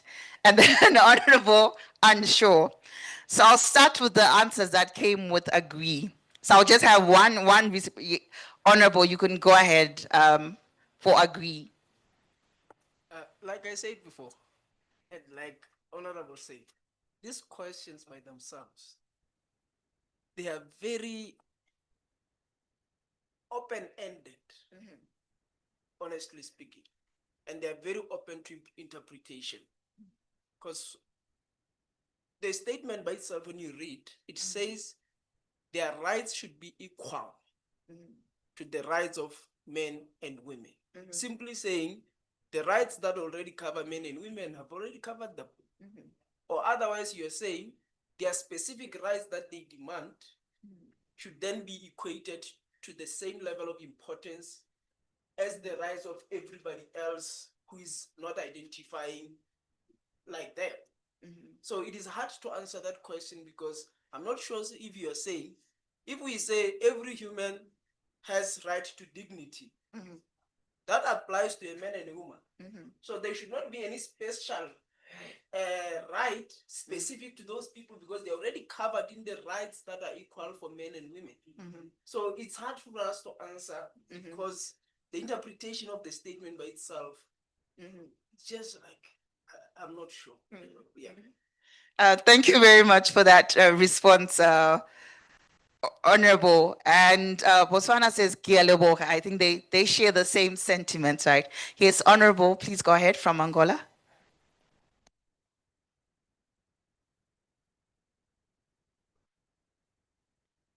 Muito obrigado. Eu partilho da mesma opinião que o meu colega do Lesotho. So the opinion, they share the same sentiment, right? That if you're talking about dignity, it's for everyone, regardless of how you identify, regardless of your sexual orientation, your gender identity, it's universal. Every human being deserves dignity, deserves the right to life, the right to privacy, the right to thrive, right? And so it covers everyone. I think we're in agreement there. So we can proceed to the next question, right? Yes, thank you. So the next question, family planning is a woman's responsibility.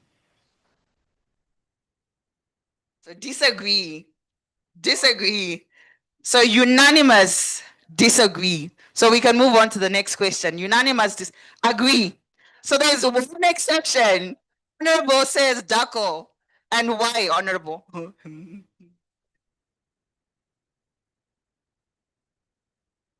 Merci beaucoup pour cette question. Et je dis que c'est de la responsabilité de la femme. Pourquoi? Parce que je pars d'un exemple du droit de la famille dans mon pays. Il est dit que c'est la femme qui connaît le vrai père de l'enfant. Pourquoi on dit cela? Ah oui, c'est la femme qui connaît le vrai père de l'enfant. Pourquoi il est dit que c'est la femme qui connaît le vrai père de l'enfant? C'est parce que c'est la femme qui connaît exactement, même si elle a connu 5 hommes par jour ou en une semaine, qui est l'homme qui l'a engrossé. Et dans la vie du couple, c'est la femme qui sait planifier exactement quel jour elle peut tomber enceinte. Et pour bien planifier dans la famille, quand est-ce qu'il faut avoir un enfant, c'est la femme qui planifie mieux que l'homme. Nous, les hommes, nous venons, nous allons nous accoupler avec notre femme, mais la femme peut vous dire non parce qu'elle ne veut pas que vous ayez l'enfant pendant cette période-là. Mais si elle vous dit qu'elle veut avoir l'enfant, elle sait comment nous prendre dans son programme à elle. Voilà pourquoi j'ai dit qu'il est de la responsabilité de la femme.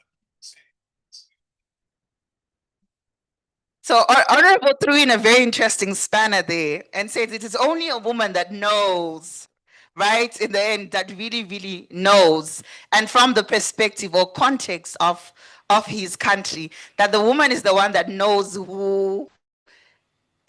how she has planned the family, who the father of the child is, and also when she wants or how she wants to get pregnant. So I see Honorable, you also had your hand up, and then Honorable, you had your hand up and your response initially was disagree, to respond again, to react to that. Please go ahead, Honorable, thank you. Thank you very much. I totally disagree with my fellow colleague because it's more like, yes, when it comes to the issue to say who is the father, obviously a woman know that who is the father. But when it comes to the issue of family planning, you cannot say it's the responsibility of a woman because the responsibility of having a child comes for both men and a woman. So does it mean if the wife, for example, if her wife wants to have 10 children, then he will agree. So because it comes with the responsibility. So in terms of family planning, obviously we have to agree whether we want to have 2 children, 3 children, depending on how are we going to look after those children. So in terms of family planning, I totally disagree that is the woman's responsibility. It's both men and women. Thank you, Honorable. Yes, Honorable from Eswatini. You also had your hand up. I think my colleague has covered it. Family planning really means that we are a family and we want to plan and say, will we have the resources to take care of this child? When do we have another child? How are we going to make sure that the child that we have, we will be able to that we will be able to handle that? So I believe it's a joint responsibility, which is why I disagree. Both the men and the women should have conversations around family planning so that the children, when they grow up, they are well taken care of by both parties. Thank you. Thank you very much, Honorable. So the last response, Honorable from Angola. Thank you. Eu também não concordo que a responsabilidade seja só da mulher. No meu país, a Constituição diz que o casamento é uma união voluntária entre um homem e uma mulher. Portanto, a responsabilidade de ter filhos é dos dois, não é somente da mulher. Até porque quando nós vamos às consultas de planeamento familiar, há métodos concetivos para homens e para mulheres. E a questão do planeamento familiar é uma questão muito profunda. Leva-nos a pensar na questão demográfica dos nossos países.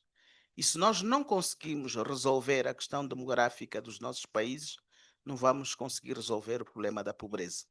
Portanto, mais do que é a responsabilidade da mulher e do homem, isto é uma questão muito profunda. Para concluir, eu acho que a responsabilidade é dos dois. Muito obrigado.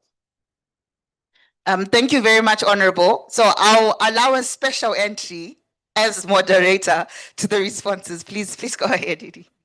Thank you. And it's so nice to see how free the honorable members are, which is really good. Just to point out that if that statement had not said family planning and wrote contraceptives, it might have been a different response. So it's really wonderful that the honing in is on family planning, because sometimes in the SRHR response, we align family planning to contraceptive use and the rights of both, and they're actually quite different.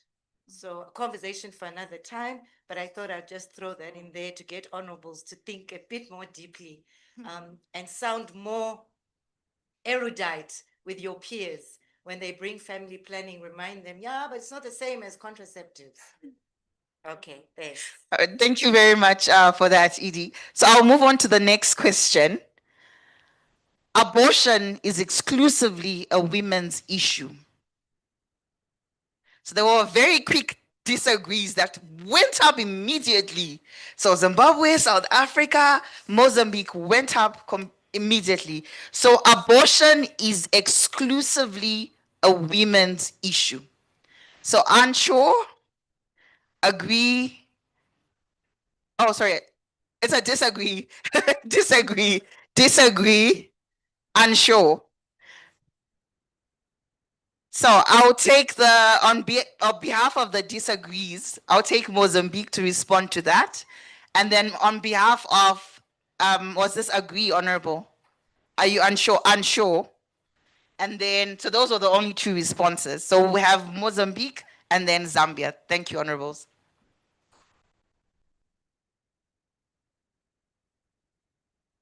Eu discordo porque parte do princípio que o aborto deve ser planificado por ambos. Homem e mulher que devem planificar se vale a pena continuar com a gravidez, se é de risco, aqueles todos os assuntos que eles vão ter em conta para fazer o aborto. Não é eu, de forma unilateral, dizer que quero fazer aborto. Então, tem que ser do consenso. Então, eu discordo. Muito obrigada. Thank you for your response, Honorable. Yes, Honorable, please go ahead. Thank you. Where I'm saying I'm unsure about abortion to be the responsibility of a woman, I'm not too sure. There are health issues, especially maybe with a woman, okay, which the husband might sit together, then they agree. Maybe if it is very dangerous for the woman to continue with the pregnancy, then that abortion can be agreed between by both of them. But now in the case of no health issues, just someone comes up and say, no, I'm going to, terminate this pregnancy. This is where I'm saying I'm not sure, because maybe if there are no health issues, why should you go to do an abortion? And especially in Zambian law, abortion is not even nearer. People who do it, maybe they do it, quietly and, without it is against the laws of Zambia. They don't support that. But where health issues is, I agree with, and both parties should take part in it. Thank you.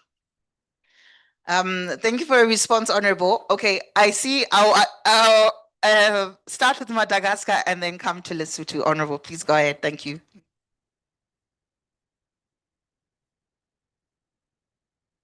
C'est une question très importante parce que la dernière fois, c'était en janvier dernier, il y a des examens périodiques universels qui font des recommandations pour Madagascar.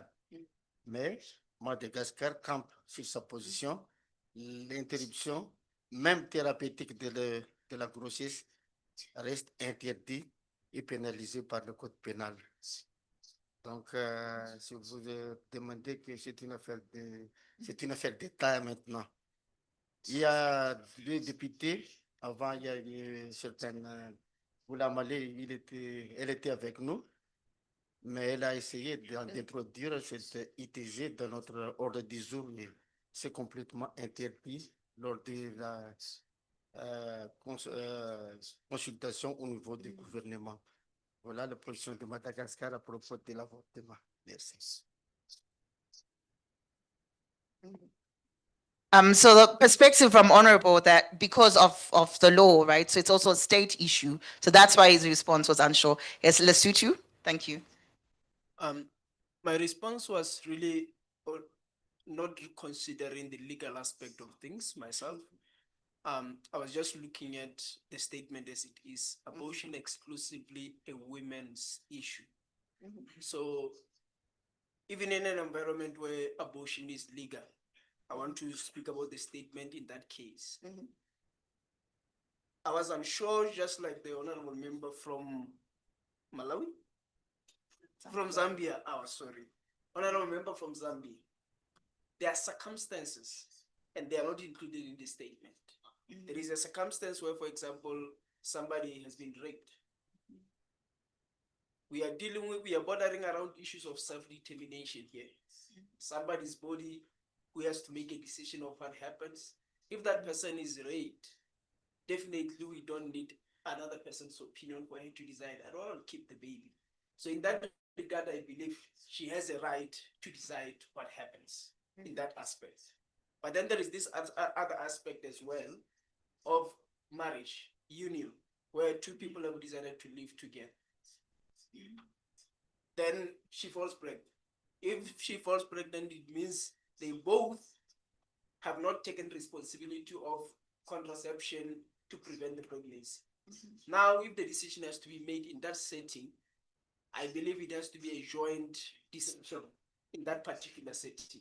So I was unsure because I was not sure which setting are we speaking of. There are circumstances that I believe they should give a woman a right to decide to self-determination that no, I do not want to be pregnant, I don't want to keep the baby, because of the circumstances of how she received the baby perhaps, or the health issue that Honorable from Zambia mentioned.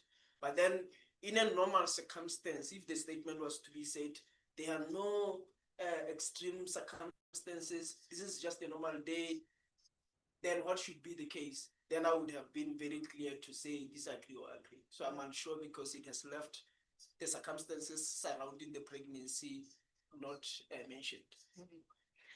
Thank you, Honorable, for your response. So we'll move on to the next statement. A man is more of a man once he has fathered a child.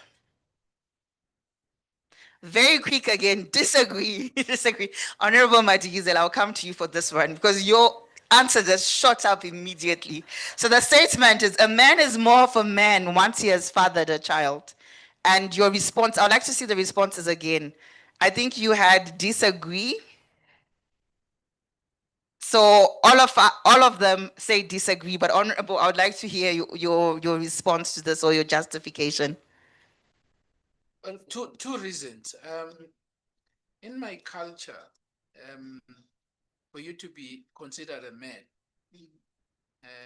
you have to follow a particular passage, ritual passage, cultural passage for you to be considered a man. So having fathered a child does not make you a man. There are many boys who have children. Yeah. So being responsible human being and taking care of your children makes you a man, and of course coupled with what I said earlier. So there are just many boys who are not men with many children. Thank you for the response, Honorable. So we move on to the next question. Okay, I see there's a burning hand. Yes, Honorable. Just to add on to what Honorable from South Africa is saying, people can be married. Then, physically, they were God as maybe, things came up. You cannot, have a child. It is not of your own making. So it doesn't mean you cannot father, you cannot adopt. Okay, sometimes it's difficult. Nature, you can't fight against nature. Thank you. That's what I wanted. Thank you, Honorable. So the next statement, sex is more important to men than to women. So disagree. So sex is more important to men than to women. Agree. There's agree. No. So Honorable immediately said, no, that's the wrong one. That's the wrong answer. I meant to say disagree. Honorable, you have unsure. So the majority of the responses are disagree. But I think we'll ask Honorable to elaborate. Your answer was the only different one. It said unsure. Is Honorable.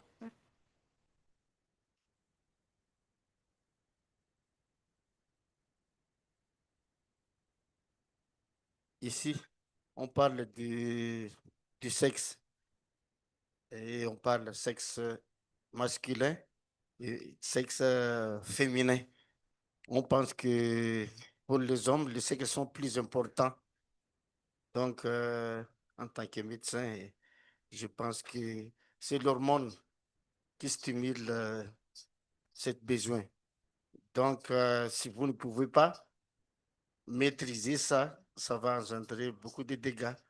Donc, je pense que je ne suis pas sûr que le sexe va guider toute ta vie, mais le plus important, c'est d'avoir cette maîtrise des choix et bien exploiter cette nature au moment opportun.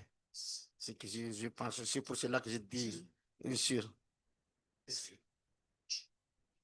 Thank you very much, Honorable, for that. Is that a burning hand, Honorable? Okay. I think my answer remains disagree. But I'm just saying, starting to think about it, I think men are the ones who get more preoccupied about sex more than women. Women focus on more important things and more valuable things. So when we say important, is it during the time when a decision to have it has happened? Then I say it's equally important that both parties have to be comfortable and satisfied with what is happening. But as we are standing here on normal occasion, I feel like men get preoccupied about it more than women spend their time thinking about it. So in that aspect, I can say it's an important social issue for men in that aspect than women. Women are thinking more about valuable relationships, good conversations, whatnot. You know, those things. But in the act of sex, then I say it is both important. Yeah, I think that's what I just want to say. Thank you for the response, Honorable. So we'll move on to the next statement. A man cannot rape his wife. A man cannot rape his wife. So I see agree, disagree, agree, disagree. So on behalf of the agrees, I'll take one response. The Honorable is volunteering to back the agree. Are you volunteering, Honorable? Yes, please go ahead. Rape is a crime. I mean, it just goes without saying. The fact that you are married to someone doesn't give you the right to violate him or her. So I think it's just self-explanatory. You cannot rape your wife. Sex must be consensual. Then you disagree. No. A man cannot rape his wife. I agree. Cannot. Okay. So your statement supports the disagree. To say that sexual activity should be consensual, even in marriage. Rape his wife. I agree with you. Men cannot rape. No, should not. A man cannot rape his wife. I agree with that statement. I agree with it. That's what the statement is. I think the statement is different. Yeah. The statement is saying a man cannot rape his wife, and I agree with that. Yes, and then your statement, Honorable, is actually on the other side. Yes, it is.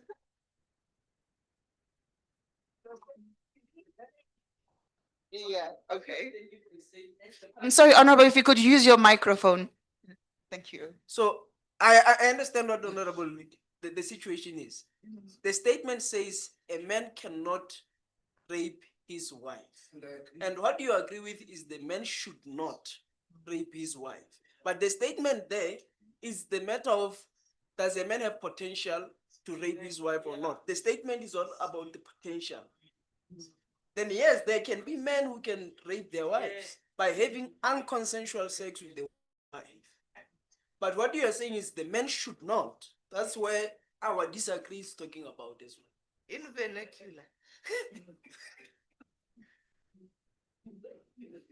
You get what I'm trying to say? I hear you, but I'm responding to your statement. The statement is saying a man cannot rape his wife. Okay, thank you. Thank you, Honorable. Thank you for the submission.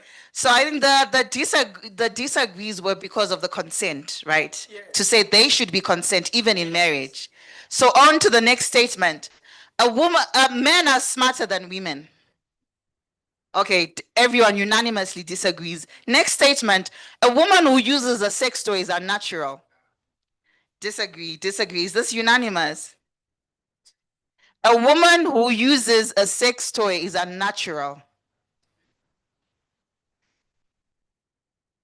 So Honorable said yes. No, so herself. So to say she's, yes, she's outside of the norm. She's unnatural.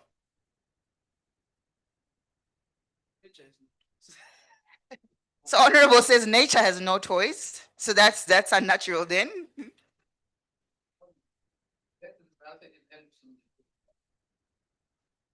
So Honorable says it is nature that has code that has actually made her use the toy. So it is not unnatural after all because it is a response to nature. Complicated. Yes, Honorable, please go ahead. La réponse dépend. Ça dépend du fait qu'elle peut utiliser cet instrument-là parce qu'elle n'a pas à ses côtés un homme qui peut satisfaire à son besoin sexuel. Elle peut rester naturelle, mais elle a un besoin physiologique qu'elle veut satisfaire. Elle demeure tout de même naturelle. Mais on ne peut pas dire qu'elle n'est pas naturelle parce qu'elle a utilisé cet instrument.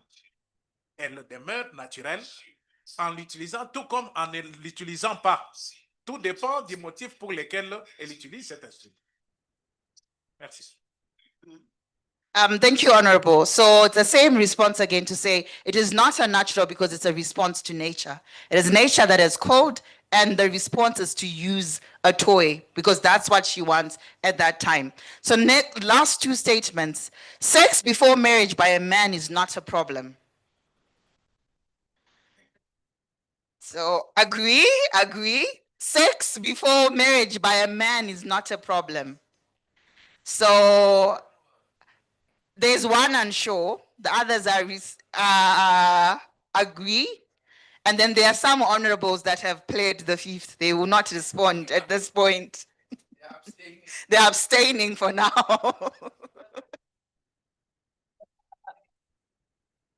Okay, honorable, you had unsure. Honorable from Mozambique, would you like to respond? Your response was unsure. Thank you.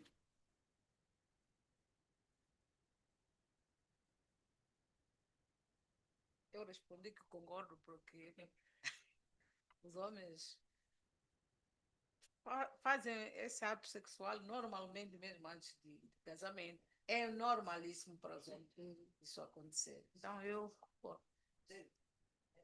Okay, thank you, Honorable. Last statement, sex before marriage by a woman is a real problem.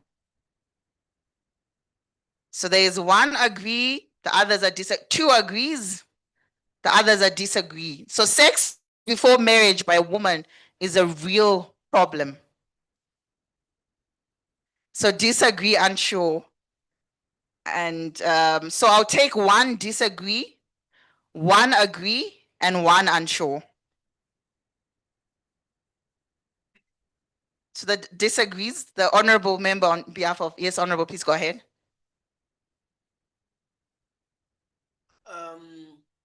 I think that is more determined by religious values. And we don't all share the same religious values. We don't go to the very same churches.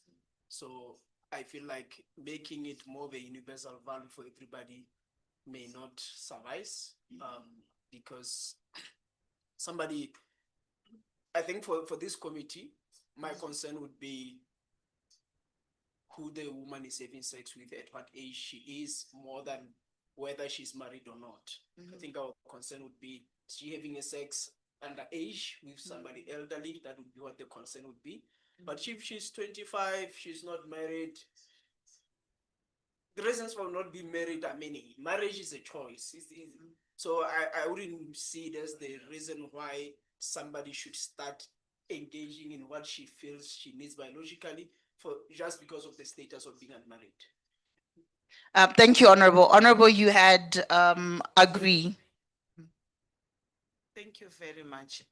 As for women, sex before marriage is a real problem for sure, because it's more like our values. We strongly feel that if we consent to sex before marriage, in terms of the statistics, those who do it before, they are on the disadvantaged side, because it's more like the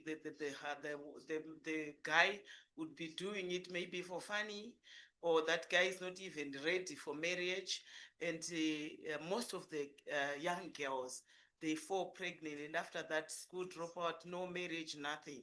So we strongly feel that it is a real problem, but if you keep it to yourself and do it after marriage, you are very safe. Thank you for your response, Honorable. There was unsure, and then I'll come back to you to respond, Honorable. Yes, please go ahead, Honorable. Il y a des proverbes qui disent que pourquoi attendre demain ce qu'on peut faire aujourd'hui. Donc, pour moi, le mariage, ce n'est pas une barrière, mais le plus important, c'est que les deux couples vont se marier avec, en cohérence et avec corps. Donc, vaut mieux goûter d'avance au lieu d'entrer là-bas et vous avez trouvé des problèmes après. Merci. Thank you for your response, Honorable. Yes, Honorable, please go ahead, your turn. Advocate here, and just reacting to what my colleague from Zimbabwe is saying.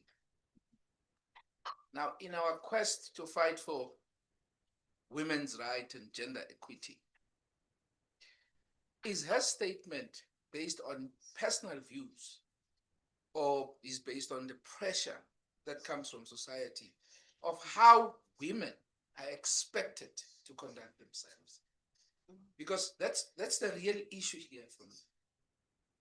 That as we, especially in this committee, as we debate the issues of women's rights and gender equity, we also need to deal with the stereotypes about women in a man's world. Because all these rules are created by men for their own advantage and for their own pleasure. And I think that's what I wanted to say. So it's a very interesting response, but is it based on a personal choice or societal pressure? Thank you for that submission, Honorable, and also, motivating the other honorables to also think, right? To say, what are the real issues? Are they based on personal values? Are they based on what's happening, the reality on the ground, or the other issues or society? So we'll wrap up this exercise.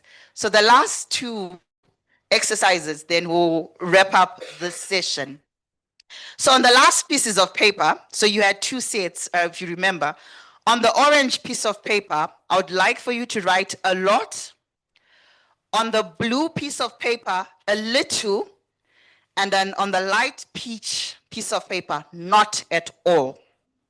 So on the orange, a lot. On the blue, a little. And then on the last piece of paper, not at all.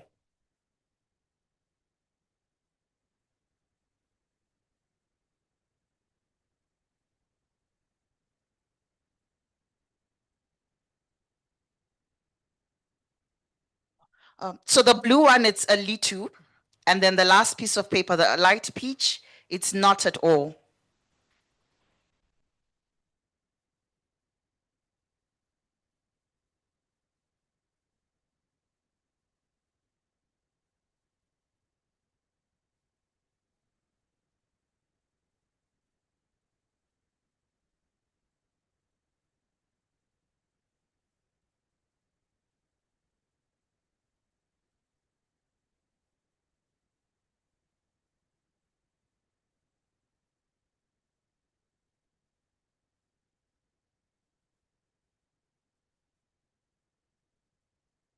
So the first statement, So we won't go through all the statements. I'll just pick 3 statements to go through for this exercise. But as we indicated that we'll share the slides so you can also go through the rest of the other statements and also just ask yourself or interrogate yourself. So the first statement, how comfortable are you engaging in open and informed dialogue with your colleagues or your peers, so other policymakers or other parliamentarians, on critical sexual and reproductive health and rights issues? So these include comprehensive sexuality education, menstrual health, safe abortion, HIV prevention, and the SRHR needs of adolescents, amongst other issues. So how comfortable are you to engage on issues of sexual and reproductive health and rights with your fellow or policymakers or fellow parliamentarians? So broadly, sexual and reproductive health and rights issues broadly. So the responses are a lot. Then I also see a little. So a lot, a lot, a lot. So Honorable, your response is a little. I think it's the only response that's different. Please go ahead. Thank you. Look, the reality is that we are living in a region with different norms, different value systems, different laws. In some countries, there are rights. In others, people don't have rights to do certain things. The reason why it's because I'm always sensitive to the realities of those countries as well. And that is why I'm saying a little, not a lot, because I have to be careful not to step on other people's toes and end up offending them because of different laws that we have and different value systems that we have as different countries in the region. So for me, it's really about, I think these gatherings are helping us to learn from each other about what is happening in our different countries. With a common vision and common goal, it's also to learn how do we really carry each other towards that common vision and common goal. And then as we do that, as I said, we must be very careful not to stamp on people's toes and end up offending, which is the reason why I said it. Thank you, Honorable, for that response. So I see, Honorable Chair, yes, please go ahead. As in the spirit of the comment, say, I understand what he's saying. And I think I share the same sentiments with him. But I think what this says here is, how comfortable are you to engage, not to impose your views on another person? Engaging is like having a chance to hear what's different in your country, acknowledging and understanding that's how things go, but also telling me what's happening in my country, but us being comfortable to speak about these things, more than me imposing what I believe is right, you should believe it's right. So that's what I thought the statement was saying. So just to be sure that that's exactly what it was. It was being able to speak about things, but understanding that some will have a different view from you, and you need to respect their different view. Yeah. Thank you very much, Honorable Chair, for that submission. So the next statement that I will read out: how comfortable are you engaging with young people to hear and act on their sexual and reproductive health and rights concerns and priorities? So how comfortable are you engaging with young people to hear and act on their sexual and reproductive health and rights concerns and priorities? So the responses are a lot. A lot.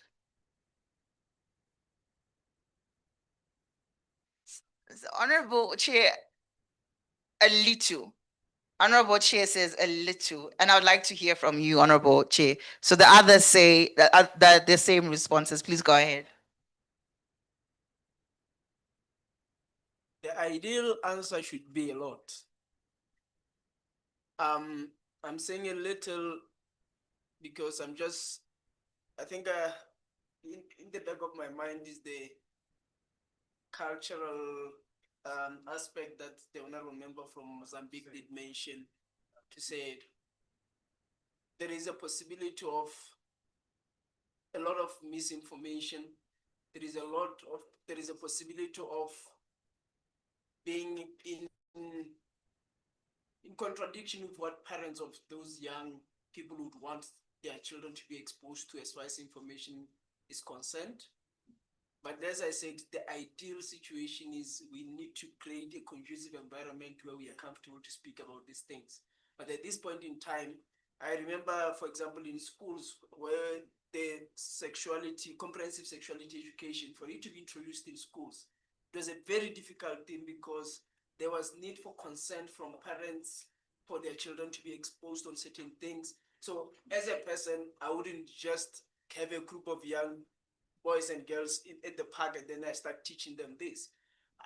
I would be very uncomfortable unless I have consent from parents to say it is okay, we can have a conversation around this with our children. So that's why I said not a lot, but those that are willing and those that I feel like I have been given access to speak to them, I would definitely do it without hesitation. So I think that's the angle that I looked at it. Thank you, Honorable. And then the last statement as part of this exercise, how comfortable are you using evidence and human rights standards rather than personal or political beliefs to guide your decisions on SRHR legislation? So how comfortable are you using evidence and human rights standards rather than personal or political beliefs to guide your decisions on SRHR legislation? So the response is a lot, a lot. So it seems that's the unanimous one. A lot. So that's the unanimous one. So just the last exercise. So there are white pieces of paper that Ronald just distributed now that has Dolly's story.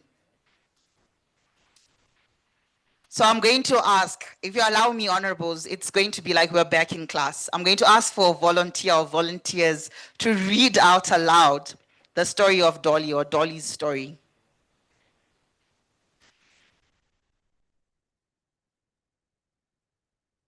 Yes, Honorable, please go ahead. Honorable Chair, please go ahead. Thank you. Well, I just read through the time. Yes. Okay. So, Dolly's story. My name is Dolly. I'm intelligent and hardworking. I'm the eldest daughter in my family and worked hard at home helping my mother when I was there. I love school though, and have always been one of the top girls in my class. I was proud when I won a scholarship to go to university, and my family and community were also very proud of me. It was my first time in a big city, and I found it difficult to make new friends. But slowly that changed, and I settled into my new environment. I continued to study diligently and worked hard to be sure I was always at the top of my class. My professors were very proud of me and took special interest in me. They encouraged me to pursue my professional dreams. After graduation, I joined a professional firm and sent money home to pay school fees for my younger brothers and sisters. I became the breadwinner of my extended family. I met and fell in love with a colleague at work, Richard. At first, Richard was gentle and loving, but gradually that began to change. He became distant and unkind to me. I soon discovered that Richard had another girlfriend. When I discovered this, I told Richard that our relationship was over. Richard became very angry and forced me to have sex, even though he knew that I wasn't using contraception. As he pushed me out the door, he declared, I know that when you become pregnant, you will return to me. About 3 months later, After feeling sick for quite a while, I went to a free clinic where I was shocked to discover that I was, in fact, pregnant. I had always had an irregular menstrual cycle and had never been taught the symptoms of pregnancy. I determined that there was no way I would go back to Richard. When I inquired at the clinic about terminating the pregnancy, the staff looked at me with disgust and refused to answer my questions. I went to another clinic to ask about terminating the pregnancy, but the midwife there turned me away also, saying she could not help because she did not have the equipment, and anyway, abortion was against the law.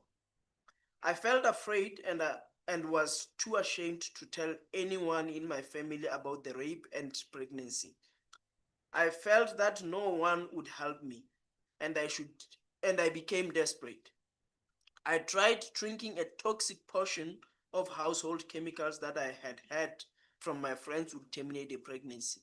I began to feel sick with a terrible burning in my belly. The last thing I remember, I was lying face on the floor in my vomit, in agony and mourning for help. I was too young to die.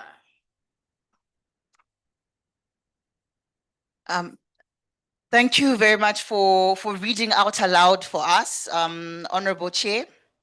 So there are a few questions that I'm going to ask you, or that I'm going to ask that we go through, that are related to Dolly's story. So the first question is, how does this story make you feel?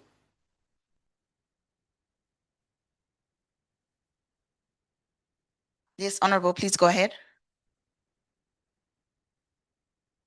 It's a sad story, and it touched me.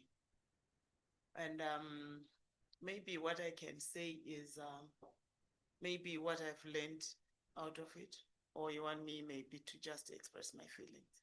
But Okay. yes, you can So go ahead. Yeah. after all this exercise which you have completed, I then realized that the first thing which we talked about on the issue of teaching our children on the issue of sexual reproductive health is very, very key, and it's very, very important, because I feel that she had no information, because when you read the story, obviously, if she had been taught about having sex without contraceptives, she was also going to know that after that it's going to be pregnancy.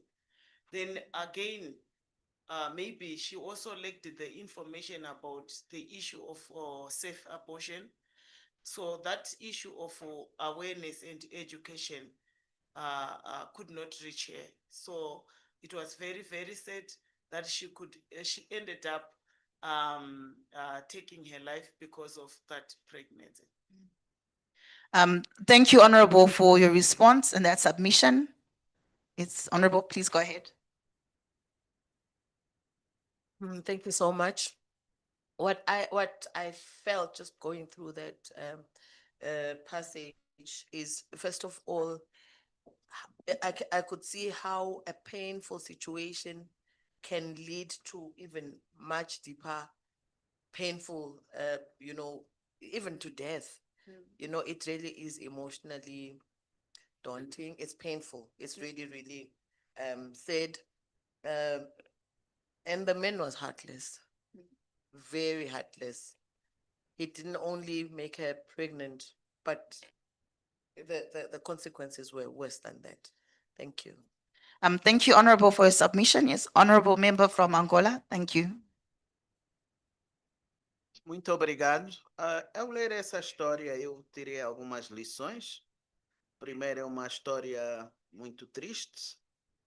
Em segundo lugar, traduz a importância da educação sexual. Por outro lado, vemos que há violação também aqui. E aqui chama-nos a atenção de termos mecanismos legais de proteção em relação à violência contra a mulher, porque aí houve um estupro e trata-se de uma violação, e enquanto parlamentares isso deve nos servir de alerta no sentido de olharmos profundamente para a legislação que temos nos nossos países, no sentido de não termos muitas dolis por aí. Muito Muito obrigado.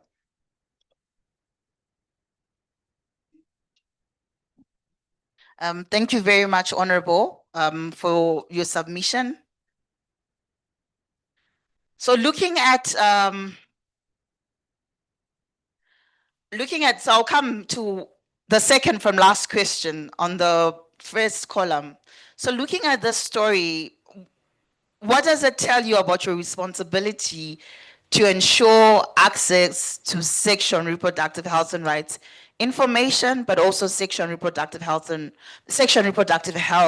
services as legislators or as policymakers? Yes, Honorable, please go ahead. Thank you.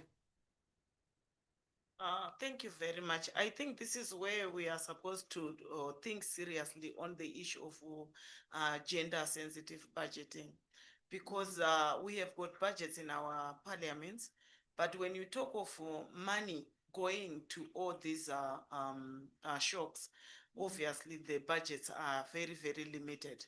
So I think we must try by all means to have policies which promotes the education and awareness, and also maybe invest more.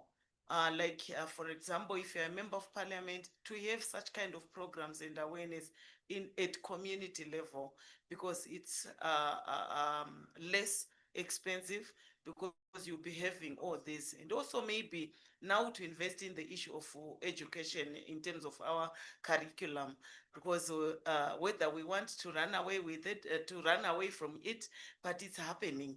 Because I remember in Zimbabwe, there was a time when people were advocating for the issue of issuing condoms in schools, and it was an outcry from mothers and fathers to say, how can you come and more like promoting our children to involve themselves in sex? But it's happening, and I think it's high time that we must think deeper to say, do we really want our children to get into these problems? Because surely they're having sex before even they reach 10 years, some before.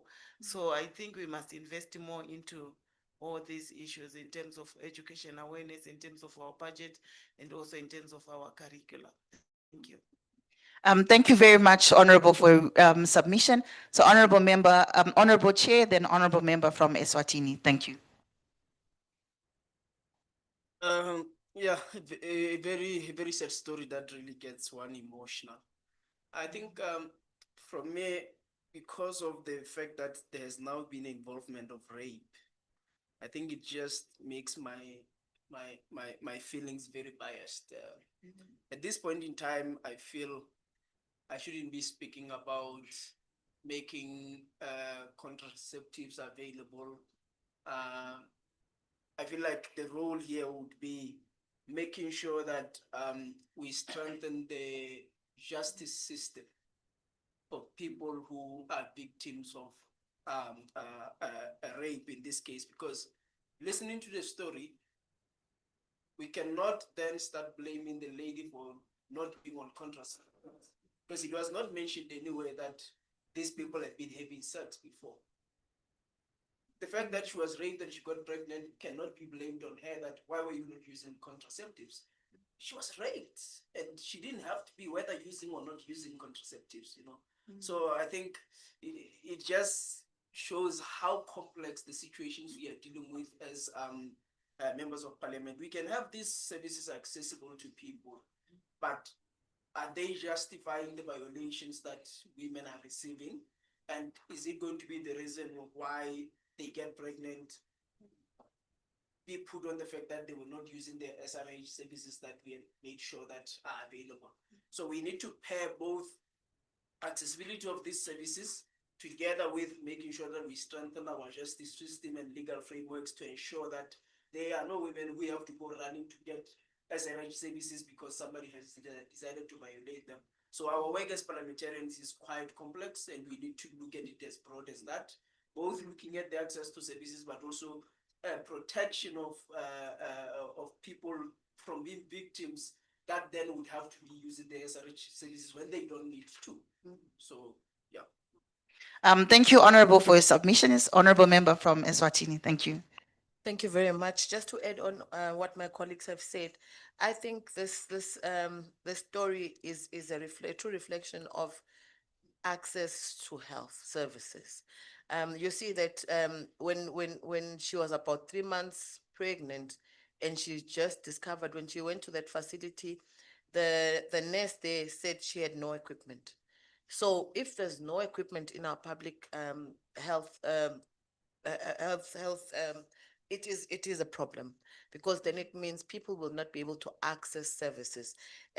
We've also experienced and I think it's something that's prevalent in the region as well, the non-availability of medication.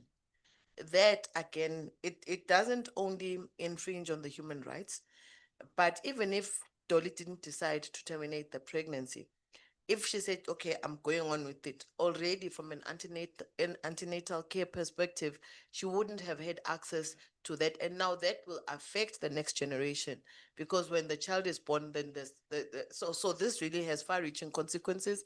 Even though death was the most painful, but even if she survived, this does go to show that as legislators, we need to take care of such issues from a human right perspective. Thank you. Thank you very much, Honorable, for your submission. Yes, Honorable from Zambia. Thank you. Just to add on what my colleagues have said, when you look at the Dolly's story, which is very sad, also we honorable members of parliament, as we are, enacting laws, we should also be aware of, the consequences we look into it, not just agreeing. When you look at it, it's saying abortion was against the law in that country where Dolly was. So you find this child was, because of the law, she was unable to do the abortion. So sometimes when you also come up with laws, let us not come up with the draconian laws, that does not give you a leeway as we are going. Thank you very much. Thank you, Honorable Member, for your submission. So what we went through, the 4 exercises that we went through, is a crash course on values clarification for attitude transformation. Usually this takes days or even weeks to get through, because there are different exercises, but all the exercises are designed to reflect on what really influences our values or the decisions that we end up making or the behaviors, the attitudes that we have. So looking at religious perspectives, socialization, culture, experiences, our education, the environment, every single a process of socialization that has then shaped our beliefs, shaped our values and our attitudes. And ultimately for you as policymakers, you realize that some of these beliefs and the values actually make it to the policy space as well. So some of the decisions or the debates that you then make are based on some of the values. So the sessions on values clarification, and the reason why they're important is because it looks at, it interrogates issues of how the values then shape proposed laws and policies. So the example, Honorable, that you just gave around access to safe abortion for Dolly, that the laws were made, right, in that country, it was restricted. But as you had indicated, Honorable Chair, that Dolly was violated, Dolly was raped. So we shouldn't even be asking, we should be at the point of, if Dolly wants to access safe abortion and terminate the pregnancy, should be at the point where she's able to access it as part of the justice system, because this is someone that has been violated. But you see that sometimes that option is not made available. So even when policymakers then start debating, the considerations of how complex the issues are not taken to the floor, are not part of the debates, and realizing that it's not a simple matter, it's quite complex. There's a lot that goes into it. And then sometimes that the laws then are made do not really look at all of those issues. Or some of them we've kept for so long. Some of the laws are from the 70s or even before that, but we've kept them up until now without really reflecting on that. And it also looks at then how this directly influences who can access services and the terms of access. I think looking back at all the 4 exercises that we did when we're asking about people who identify differently, people that are in different situations, different circumstances, and that all of that then needs to be taken into consideration when debating or enacting the laws. And then as you're also saying, Honorable Chair, understanding the complex issues that the Human and Social Development and Special Program Standing Committee has to deal with, that there's a lot to consider when you reflect the work that you do as a standing committee. And then just looking at then how, if some of these beliefs are not examined, that they will lead to exclusionary laws, that they will also lead to financing or funding gaps and denial of essential services or essential access for different populations or different for different key populations as well. And then just what is very important, I think Honorable Chair, you had raised this with the other honorables as well, to say that it is not necessarily about changing one's beliefs. You can still respect someone's beliefs, but what it's about is motivating the policy action that needs to be taken, what needs to be done based on the realities on the ground and the actual needs of the citizenry of the SADC region and the respective member states. So clarifying the values then enhances legislative justice, inclusivity, as well as accountability. And just on the, so just looking at what is important for the region and some of the priorities that have been set in the region, for example, SADC Vision 2050, the Regional Indicator Strategic Development Plan as well, underscore the building of resilient, inclusive, and equitable health and societal systems. And the frameworks are position human and capital development, so issues of health, of rights, of agency of different populations, including women, so the aspect of gender equality and equity, youth and vulnerable populations as well as key pillars for regional transformation. Hence, there's need then for investments that ensure that we get to that vision. And also the progress that we are making or that we want to make around the 2030 development agenda, the sustainable development goals, especially goal 3 on good health and well-being and goal 5 on gender equality, as well as the other sustainable development goals, because we know of the interlinkages around these issues, are quite critical, and they hinge on protecting and promoting sexual and reproductive health and rights for all.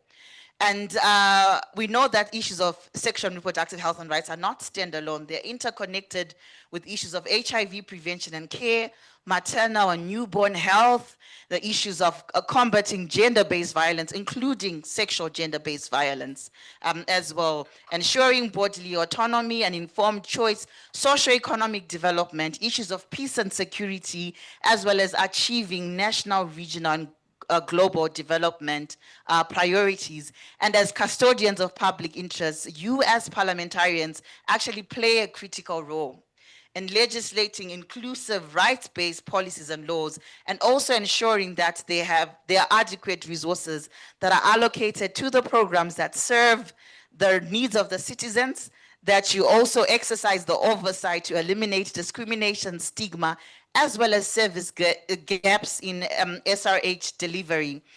And through VCAT, parliamentarians then can transform personal conviction into collective action that is geared towards that is geared towards promoting progressive and positive SRH outcomes, and ensuring that the policies are inclusive, accountable, and are rooted in Ubuntu and protection of dignity for all. And this is just what we were doing, right? And this is just the unpacking of what the VCAT sessions are about, or what they do, that they look at issues of self-reflection for responsible governance, also challenging harmful assumptions that we hold from the values that we have that were shaped by either religion or culture or education or different life experiences, but also building empathy for rights-based policy. So what is happening on the ground? What needs to be put in place? What systems, protection and social systems, as well as legal and policy frameworks that need to be put in place? And then lastly, shifting the perspectives for better laws. And then just as we wrap up, why VCAT matters for parliamentarians. So I'll reiterate again the informed and inclusive policy development, that it provides a safe space for you as parliamentarians to be able to interrogate diverse perspectives, motivate your peers or your peer policymakers to also develop evidence-informed, inclusive, and rights-based sexual and reproductive health and rights policies.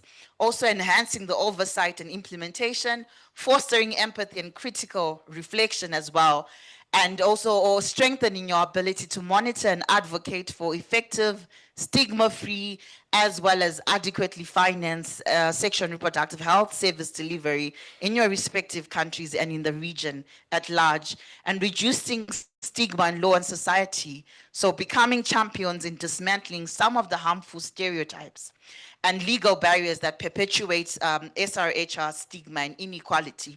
And lastly, advancing rights and regional commitments, because we know VCAT as a concept or as a model aligns well with legislative action, with international human rights standards, SADC commitments under the SDGs, the ICPD 25, Maputo Plan of Action, the SADC SRHR strategy, SADC Vision 20, amongst other regional, continental, and global SRHR frameworks.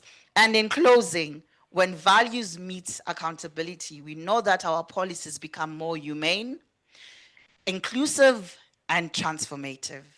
Thank you very much, honorables, for giving me your time this morning.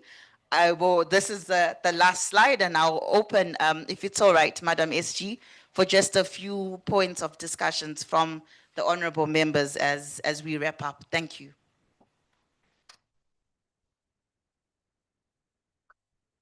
Thank you, Jermaine. Another round of applause, honorable members. Maybe you can stretch for 10 minutes. It's just that starting at 9 o'clock, create a little, we try, there's soup outside, you can taste soup before you go for lunch. There are a few snacks as well. And perhaps then Charmaine also can take a breather. We come back at 12:15. Is it okay? We come back at 12:15. And then maybe outside we can also discuss a little bit as we take our soup or tea to warm ourselves up. This has been a very critical session, honorable members. It is not the usual where somebody tells you what you know. We believe that you have research desks in your parliament. You can get this information behind the values. So when you go back and when you come back to reflect with us after your short break, it is important to really reflect. You are representing people without exception. They say when an elephant steps on an ant, it's about the ecological relationship and it doesn't bother you. It's okay. Will the ant be happy? So I think sometimes let's look at these symbolic, relationships that we have, the power that we hold, and think about the power with the people, not the power over the people. And it should never be up. Sometimes we go to church and say, dear God, you want to be selfless, isn't it? Or sometimes you teach your children, share with the other children. It's all about humanity. And I believe that this exercise was giving us an opportunity to reflect. So that if I say tomorrow, supposing I'm the president of a country, and I say, feeding programs in all schools stop. These children have parents. Their parents must cook for them at school and bring the food. Huh? For others, there's a financial argument. For others, there's a moral argument. But it disregards a lot of issues that we're talking about. Because at that time, I think I'm funded by the state or I have money and therefore I'm privileged. So these issues also center on us reflecting on the privilege that we have. If you have never walked 10 kilometers to school, you don't understand what that means. And the list goes on. So thank you very much, honorable members, and thank you, Charmaine. Please meet us after with Madam ED, Madam Exesadi, so that you can now help us unpack our understanding before we get to the concrete. There are other issues, let's get away with ICPD and others, so you'll appreciate what those instruments contain and the protective layer that they give us. Thank you, honorable members. Let's stretch. Even if you're not having soup, let's stretch. It's important for circulation. Thank you.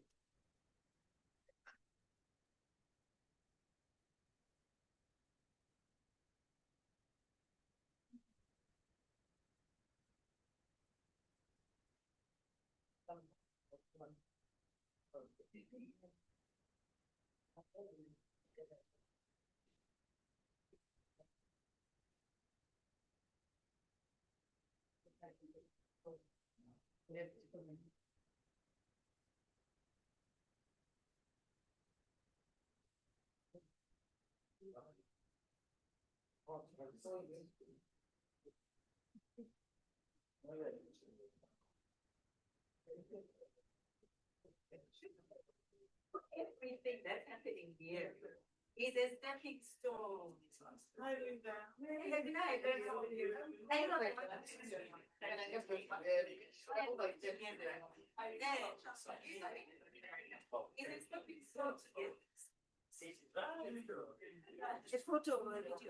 Photo. Show this.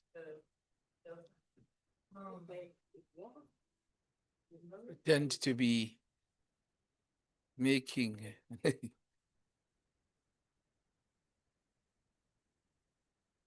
Sharp, sharp. Thank you, Paul.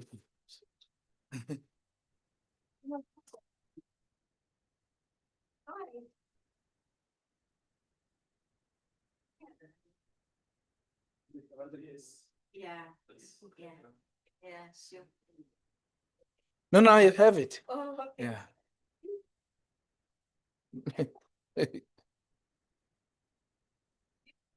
Thank you.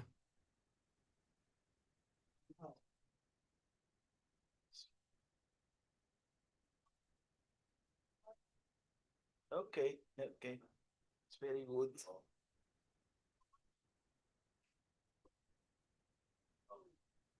Apanhar essa aqui.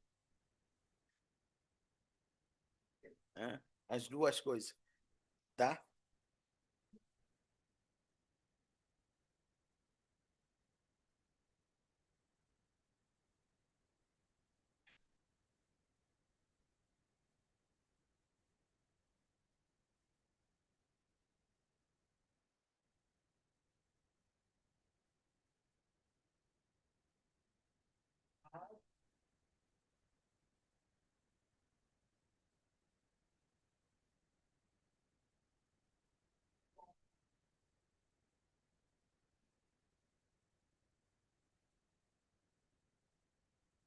It's okay. And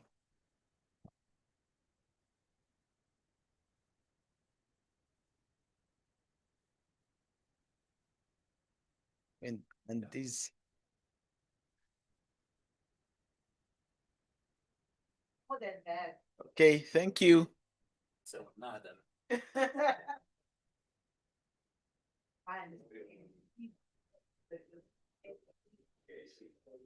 So, listen to. So I would say.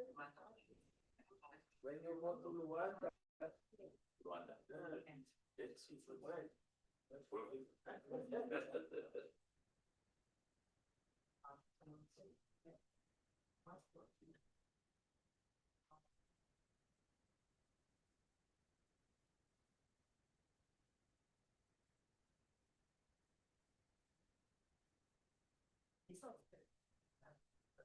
So we are good.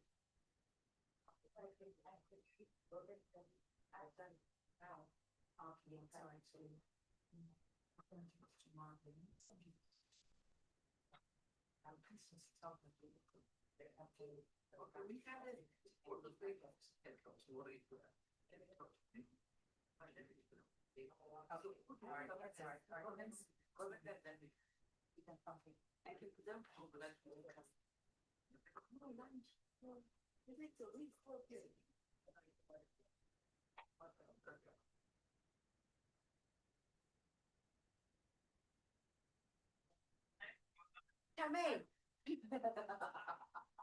We're expecting our scratch. So, what time is it?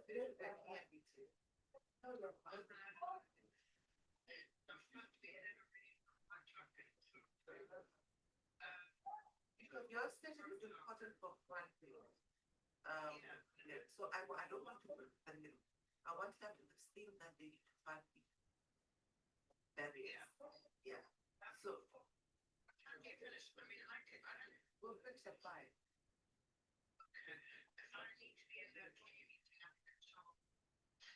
Okay, let's put you after 4. Okay. No, they can work.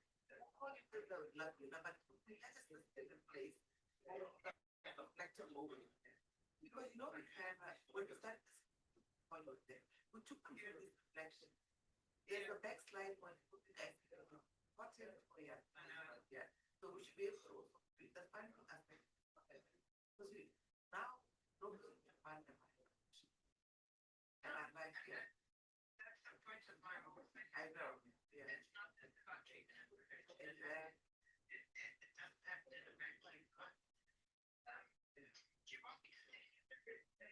That'd be nice. Don't get your face and then to them as well.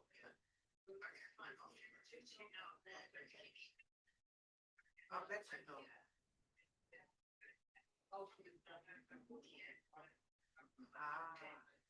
Everyone is here for door of punishment. Come here. I thought I keep tea. Why did you want to come here? Why did you want to come here? I have no idea that they proved me either. I think they take a big prioritize this. Yeah, they. Yeah. Okay. I'll do that, darling. Okay.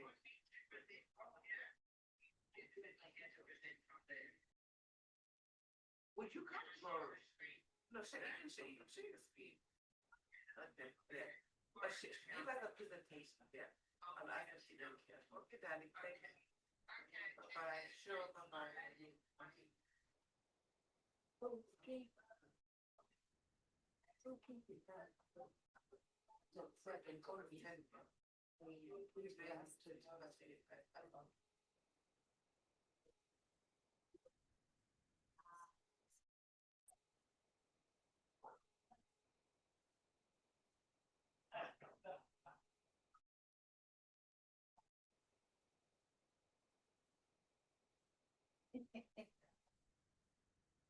Goodness, how are you? Good.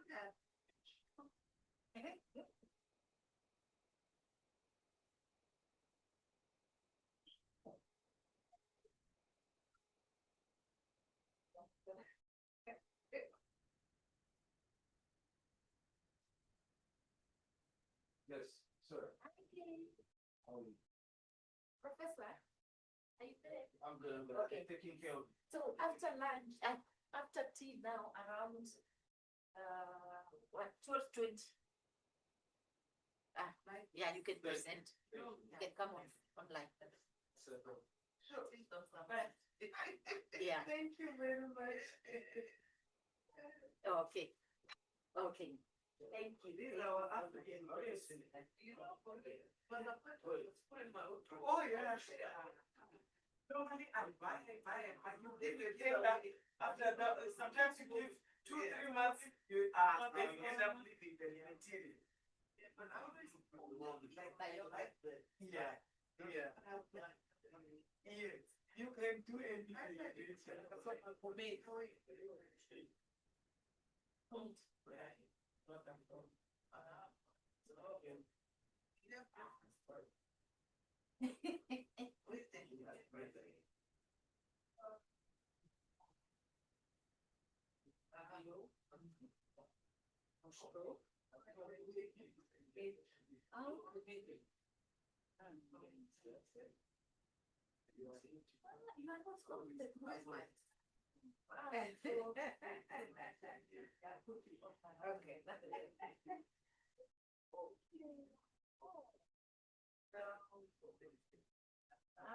Cheeky.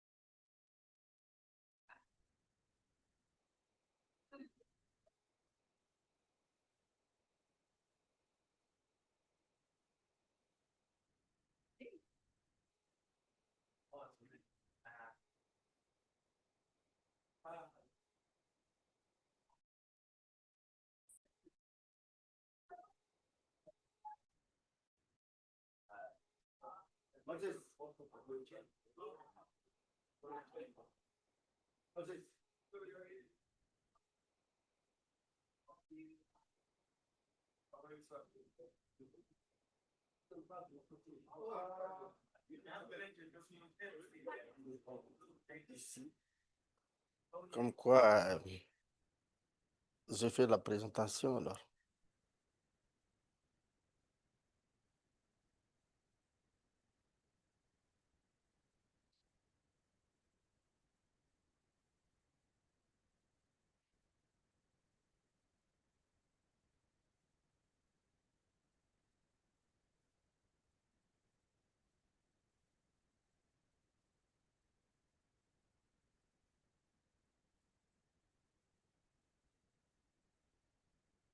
C'est bon.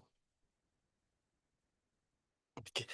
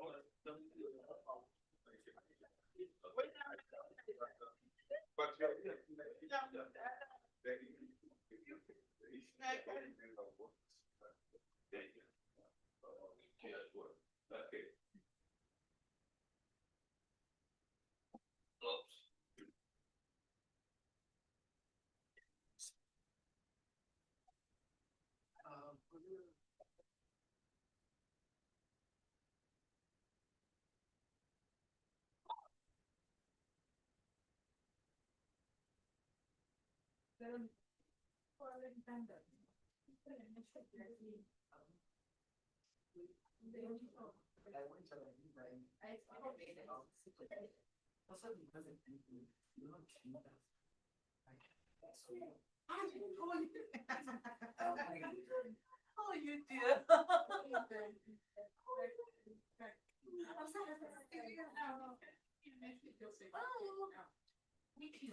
You do know where that place, right? It's so sad.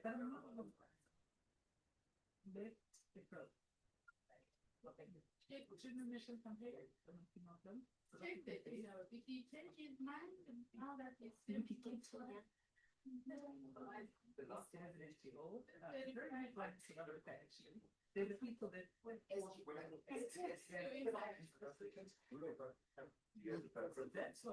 For this one. So, going, according to this, we could put them to some test.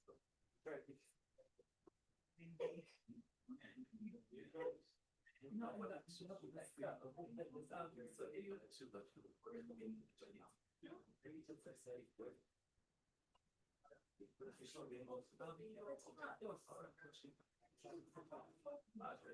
Yo.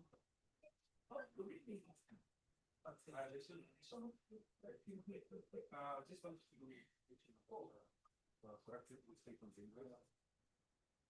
to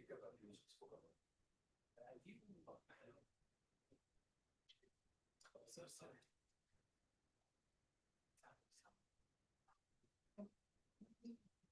It already. That's why I think it.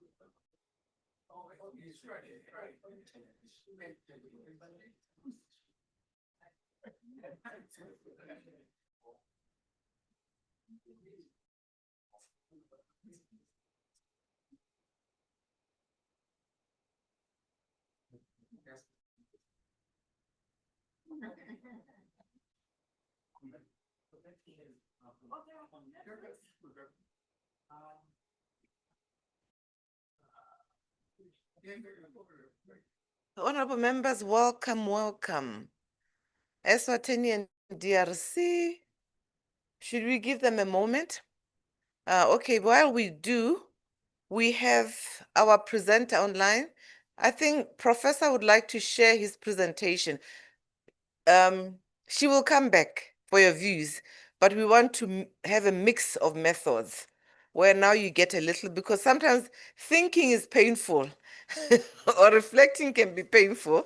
We just want to give you an opportunity to get a little bit of meat around this particular presentation. And the title of the presentation itself, you'll appreciate.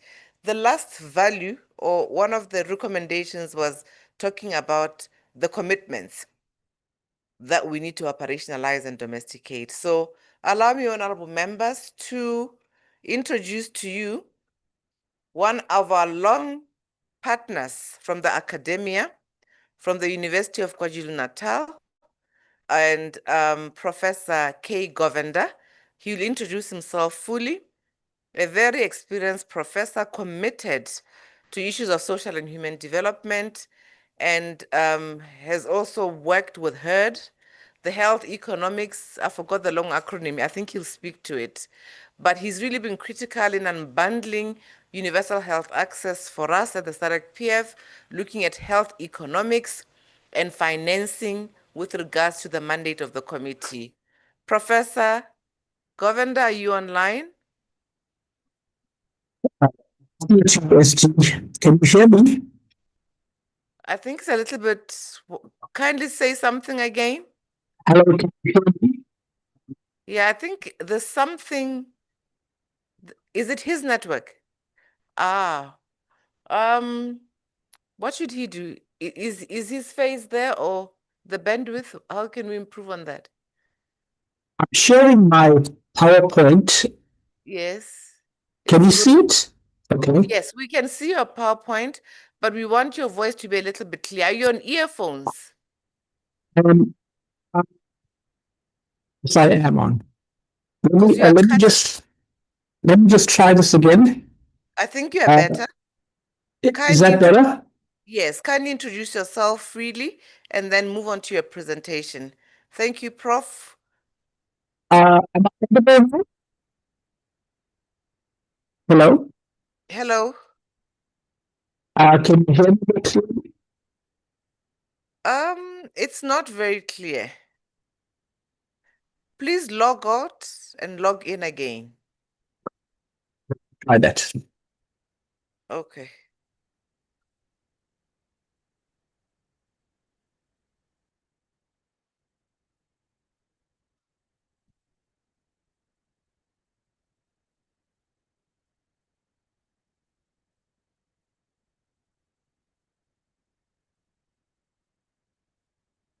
One of our members will share all the presentations with you on the link now.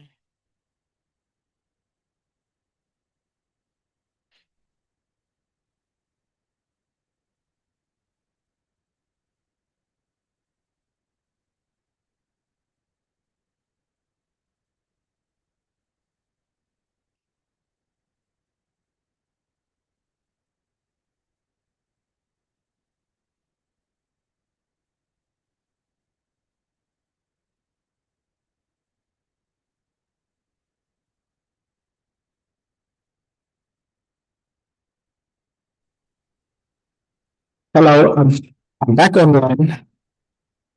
Yeah, back. Let's try. Let's give it a try and see how it goes. I can hear you better now as well. Yes. Okay, kindly Okay. introduce yourself fully and then proceed accordingly. Thank you. So, thank you, SG. Colleagues, good afternoon to you. My name is Kay Ganda. I'm a professor in the town, and I'm a social scientist. I'm also director at HERD, which is Health Economics and HIV Research Division. HERD has been in existence since 1998, created as a applied research center at the University of KwaZulu-Natal, and we undertaking. Prof, Yes, we can hardly hear you. that's a We can problem. hardly hear you. Yeah. Um, I'm not sure what we can do about it. is that better? Okay, let's try. Is that better? Let me just take off my. Yeah, the internet connection was a bit unstable. She was.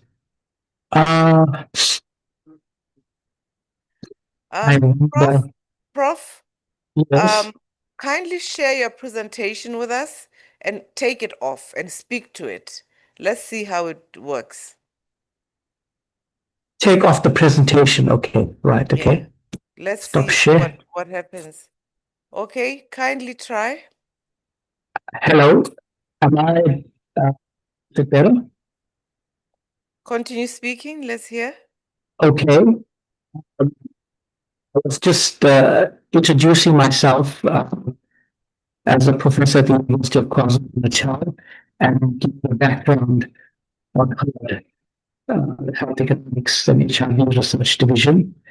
And the title of my presentation this afternoon is The State of Sexual and Reproductive Health and Rights in the SADC region, and to reflect on some of the achievements and persistent challenges to ICPD 30 and beyond.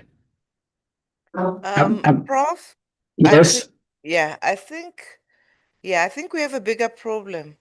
The interpreter is also unable to grasp, and we are also not able to hear you.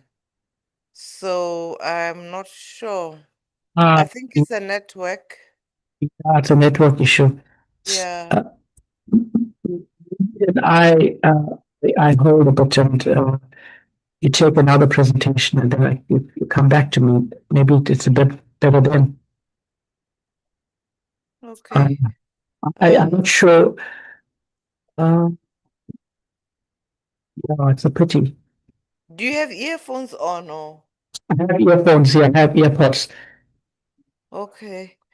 I'm not sure. I'm trying to get guidance from Ronald. And Can I improve the Wi-Fi? yeah, I think he appreciates that it's on his end.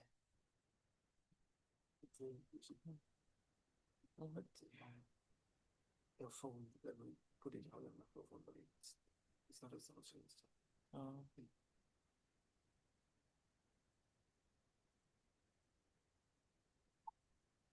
I think we're going to have to call These technology challenges. Let me see on my side. Okay. It's better? Yep. Just continue speaking. I think we're hopeful. We see. Technology still gives us challenges. I come across now. Is it still breaking up the sound? Yeah, no, it's really just like it's cutting and cutting. Someone was suggesting the phone. How does it work?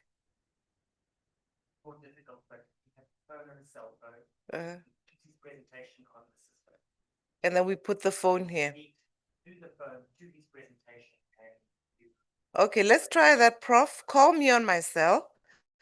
Or sorry, call me on WhatsApp. I'll put my WhatsApp on speaker. And you will speak to your presentation on the screen. Are you there, Prof? I think he's gone now.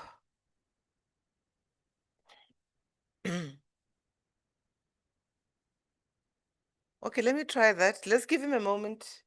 Otherwise, we have to get the next program.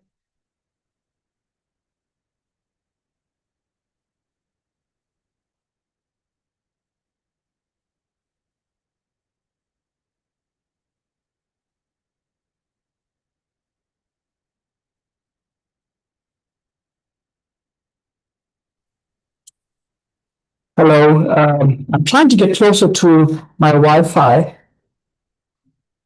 Is that It's better. helping? You sound It's better?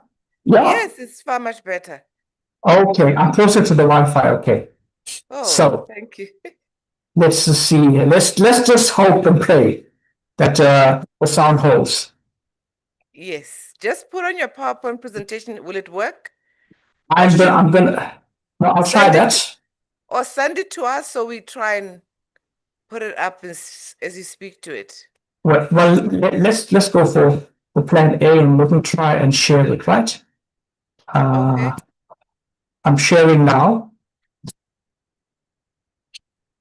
And please share it nonetheless after. Yes. Can you see it? Yes, we can see it. We can hear you. Bravo. Thank you. Thanks so much. Okay, so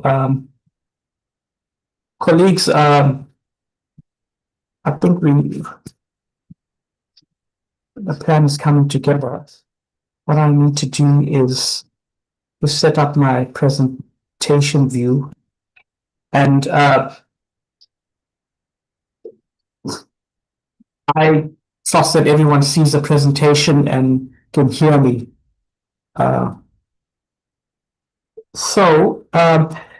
Colleagues, I'm just setting up. I've just moved around a bit. So just give me a second while I just organize myself. So thank you for allowing me to do this presentation. And as I've indicated, I would like to cover the state of the evidence of sexual and reproductive health and rights in the SADC region and reflect on some of the achievements and challenges on the road to ICPD 30 towards this year and beyond, and take it from there in terms of some recommendations going forward. Colleagues, at any point in time, if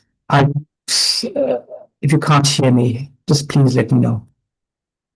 Or the sound goes, the quality drops, so I can just talk a little bit slower. So in the presentation, I would like to cover some of the key milestones on the journey, on the ICPD journey. Briefly go through the SADC SRA strategy and focus areas, and then look at some of the evidence on some key indicators: mortality, uptake of contraceptives, gender-based violence, unsafe abortions. And then to look at some comparative trends in sub-Saharan Africa and understand that in relation to SADC. Focus on unsafe abortions and then through to some recommendations. So let's begin. And here I provide a sort of a timeline on key milestones in the ICP journey. And we know the inception point was September 1994, where ICPD was held in Cairo, Egypt. This landmark conference included 179 government participation and over 20,000 delegates. The ICPD program of action was adopted by consensus, marking a paradigm shift from demographic targets to focus on human rights, gender equality, women empowerment, and sexual and reproductive health rights. So the focus was being more human-centric, people-centered development, focusing on human rights, and to social and economic development and population-related issues. Post-1994, we've seen further commitments in reinforcing ICPD at the 1995 World Summit for Social Development and the Fourth Conference on Women. And we saw the ICPD 1994 charter being articulated in terms of the MDGs, focusing on populations and the development goals. In 2014, the ICPD plus 20 review was held, and here the focus was on assessing achievements and identifying gaps. New commitments were made to advance SRHR, address unmet contraceptive needs, and improve data collection.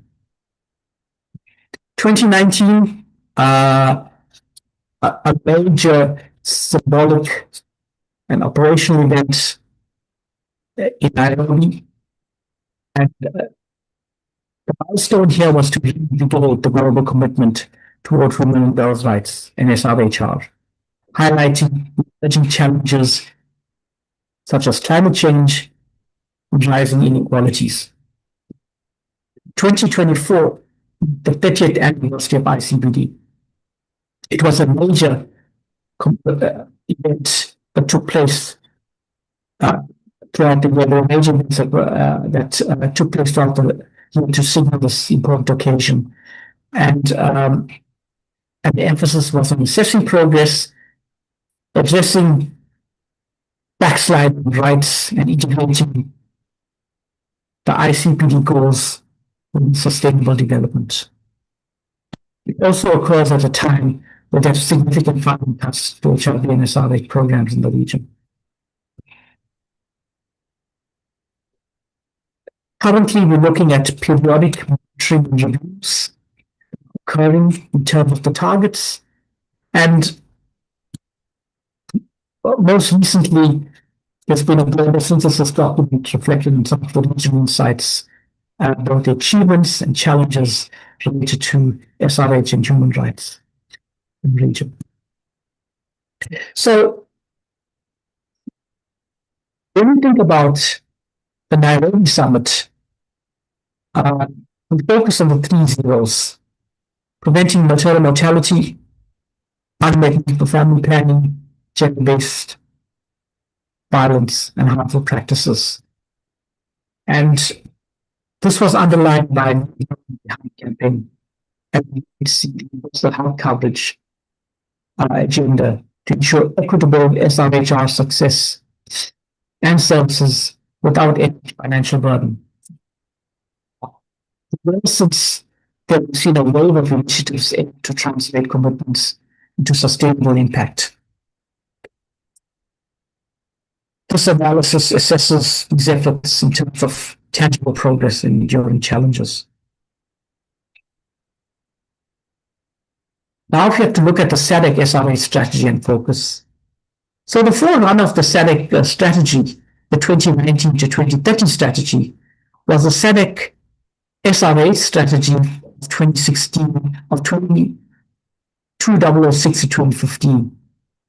The 2019 to 2030 strategy builds on the progress made and the lessons learned from the earlier strategy, which guided improvements in sexual and reproductive health and rights during the period of the MDGs. The new strategy expands on the focus, the stronger emphasis on eliminating gender-based violence, addressing adolescents and youth needs, engaging men and boys, and further mainstreaming human rights and gender-responsive programmings within SRHR. And importantly, the SADC strategy is linked to an implementation tool or SRHR scorecard. So gender is a reflection on the scorecard and its tabulations, a summary of some of the indicators. The SADC region has tracked progress on SRHR through its regional strategy. And the scorecard has 20 indicators aligned to sustainable development goals. Progress is assessed by member states, focusing on issues such as maternal mortality, HIV, child marriages, adolescent birth rights, family planning, gender-based violence, and access to SRH services. So in terms of a little bit of the history of the scorecard, first developed and implemented in 2019, and then we've had subsequent milestones in 2020 and 2023. So what can we say about the indicators on the scorecard? If we look at maternal and newborn health, all SADC countries have seen notable declines, yet rates often remain quite high, above the SDG target of fewer than 70 deaths per 100,000 births. In terms of mortality, progress has been reported, with multiple countries reducing newborn mortality rates, but challenges persist in reaching the SDG targets. We focus on HIV. We've seen a steady reduction in infections, including significant declines in mother-to-child transmission rates, attributed to expanded testing and treatment, community-based initiatives. However, the US funding cuts to PEPFAR CDC programs in the region will see a rise in infections in the coming years. Don't want to talk too much about that. It's a separate point, but I think the point of funding cuts underlies many of the challenges in reaching the targets. Key populations while treatment access has expanded, continue to face significant barriers, including stigma, discrimination, and legal obstacles. Adolescent sexual and reproductive health, adolescent birth rates. Many SADC countries have reduced pregnancy rates, attributed partly to comprehensive sexuality education in schools and legal reforms. Policy reforms in several countries now allow for adolescents to access SRH services without mandatory third-party authorization, though gaps remain. We think about child marriages. There's a marked reduction in child marriage rates in several member states, with progress linked to legal reforms and enforcement. There are, however, persistent challenges. In the focal area of family planning and contraceptives, there's an unmet need for family planning. The region has made measurable progress, but the unmet need for modern contraceptive persists, especially for adolescent girls.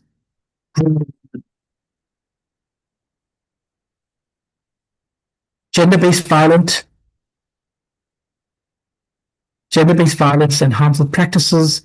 SADC still experiences very high levels of GBV, with several countries implementing stronger legislative and policy frameworks against child marriage and GBV. Regarding commodities and supplies, supply chains for contraceptives have improved post-COVID. We've seen a decline during COVID. There's been some improvements post-COVID, but countries continue to strengthen procurement and distribution centers. So the SADC scorecard is a regional accountability tool, facilitating regular peer review, comparison among states, and sharing best practices.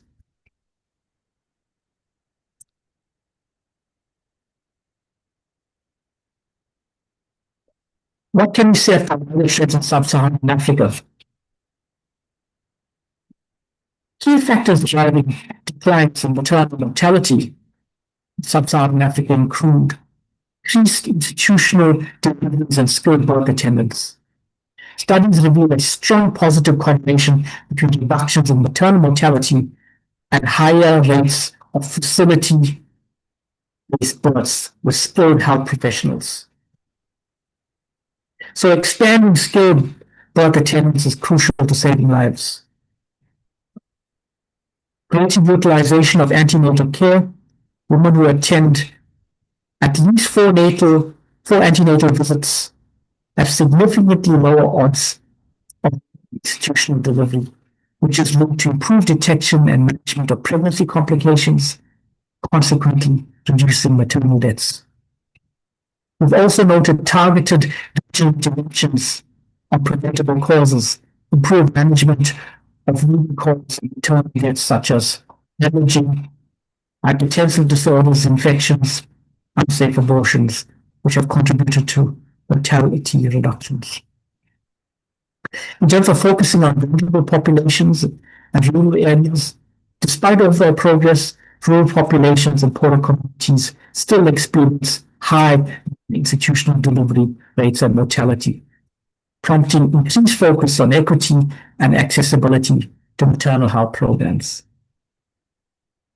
Although maternal mortality increased slightly during COVID due to severe disruptions, recent reports indicate declining trends. Once again, funding cuts to programs in the region is likely to reverse those trends. You can see in terms of sub-Saharan Africa, which reflects the pattern of the SADC region, sub-Saharan Africa still accounts for about 70% of the global maternal deaths, with an estimated 178,000 maternal deaths occurring annually. So if you look at the graph, you can see the orange line for sub-Saharan Africa is way above the global average. Maternal mortality ratio remains as high as 454 deaths per 100,000 births as of 2023. And this is well above the SDG target. And again, the points about non-institutional delivery, poor resources in rural areas and low income settings continue to drive maternal mortality, including factors such as low education, poverty, and limited access to quality care.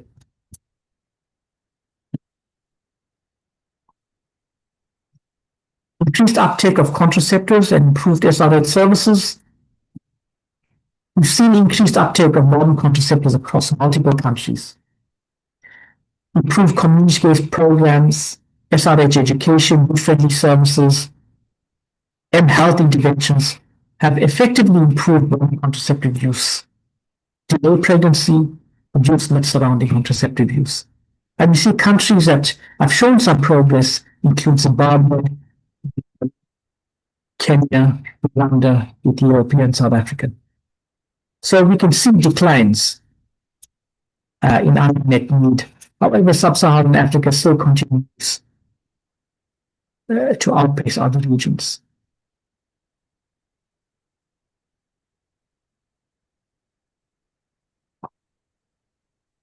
So in this table,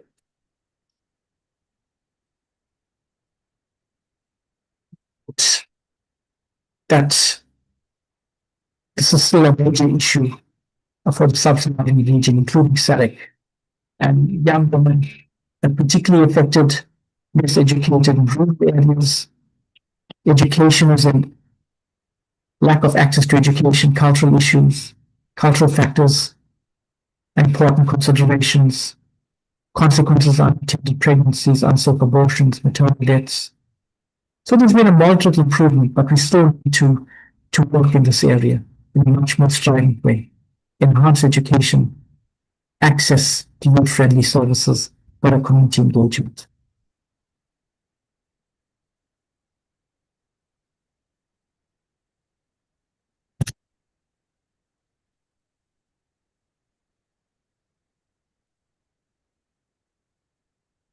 High and persistent levels of gender-based violence and harmful practices in sub-Saharan Africa. Again, another area of concern. Nearly 45% of women aged 15 to 49 across 25 sub-Saharan countries report experiencing at least one form of GBV, including emotional, physical, and sexual violence.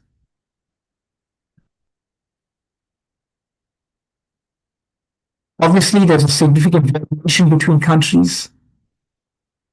Physical and emotional violence are predominant in some countries. For example, Sierra Leone, but sexual violence is notably common in other countries, according to surveys, and countries like Burundi, DRC. Younger women aged 25 to 29 years are particularly vulnerable, facing reproductive and maternal pressures that exacerbate the risk. Rural areas, those with limited education, report higher GBV incidence. Harmful cultural practices like child marriage, female gender mutilations remain widespread in sub-Saharan Africa, reinforcing gender inequality and vulnerability. For example, 31% of girls aged 20 to 24 were married before 18 years in Eastern and Southern Africa, according to 2020 data. The legacy of conflict and post-conflict instabilities in some countries correlates with higher rates of GBV, especially sexual violence. So in terms of the underlying causes, deeply entrenched patriarchal norms, gender inequality, poverty, limited access to education and health services sustain GBV across the region. Alcohol abuse, urban poverty, inadequate legal protections are also factors. Many survivors do not report violence due to fear, stigma, weak enforcement of laws. So there has been some interventions and progress in this area. Recognition of GBV as a public health and human rights crisis has led to increased policy attendance, attention, and donor funding for interventions. Some countries have introduced legal reforms to criminalize GBV and harmful practices, though implementation remains uneven. Efforts to integrate GBV prevention into broader health education and empowerment programs continue to expand. Community initiatives focused on changing social norms and empowering women are gaining more traction.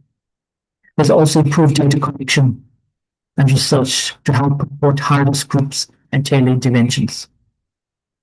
There are remaining challenges, however. Lack of government action and enforcement of policies in many countries. Lack of comprehensive rules or adequate resources to combat GBV. The scale of GBV is high, and progress to slow it is buttressed against systemic social factors.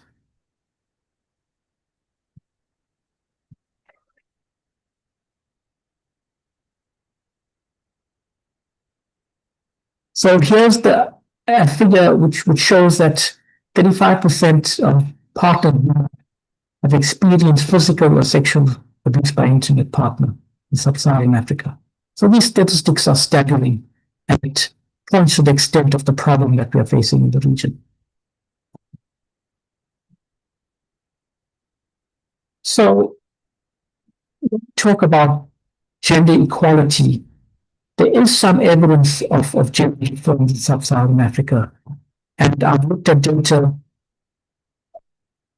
related to the some law index 2023.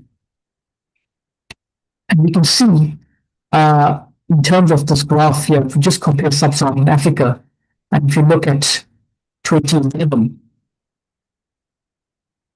there were only 2 positive reforms, and that's increased to 18 in the region. So there is been some progress if we look at comparative countries over a decade ago and progress in recent times. And what are some of the examples of trying to achieve gender equality? So there's been some notable progress in tackling gender-based violence through legal reforms, policy intervention, data-driven approaches, and service improvements. And I notice here countries like the Republic of Congo, we've seen specific laws criminalizing gender-based violence and harmful practices. Eastern South Africa, increasing use of gender data to tailor and enhance services for GBV survivors. Several countries are strengthening legal frameworks with just criminalization to include social support systems, access to education, comprehensive healthcare. So this is in line with the kind of UNFPA holistic approach to intervening on this issue. Establishment of advocacy networks in the region to promote interventions in relation to sexual and gender-based violence. In spite of this, the prevalent rates are still high. And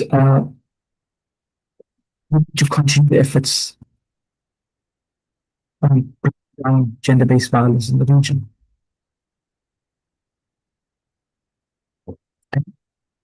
If you look at this graphic, you can see some countries where the focus on improving gender equality and its focus on financial assets, equality of women, child marriages.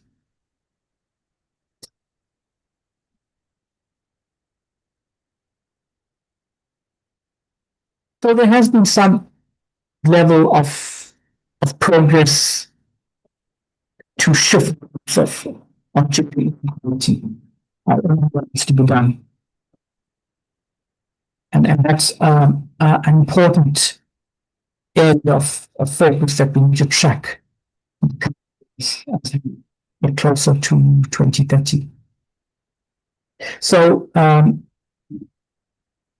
to focus on unsafe abortions. So the SADC community shares many of the same challenges regarding unsafe abortions in relation to sub-Saharan Africa. But there's also some contextual differences, and this is primarily driven by kind of legal frameworks and service availability. So if you look at the stats for sub-Saharan Africa, those figures are staggering. Estimated 77% of abortions in sub-Saharan Africa between the period 2010 to 2014 were unsafe. The highest proportion globally, and global average is around 45%. So this is a big problem in the region. And that's in the SADC context.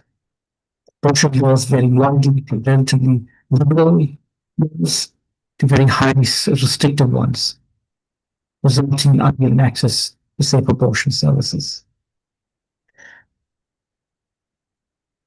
So here's a summary table I put together that kind of reflects some countries in terms of where they are in relation to the Maputo Protocol. And some countries have gone compliant, so they've gone above the compliance threshold, and that's good. Other countries are compliant, and then some countries are partially compliant. So how can we categorize countries? So I think we can think about possibly three categories. Countries where abortion is legal with restrictions. And South Africa and Mozambique come to mind. Then a category B, countries with less abortion laws. And then countries where there's some very strict abortion laws. So as I've indicated, liberal laws, South Africa, Mozambique, there's no restrictions. Countries with less liberal abortion laws, and we could say that in less than 5 circumstances under which abortion is permissible.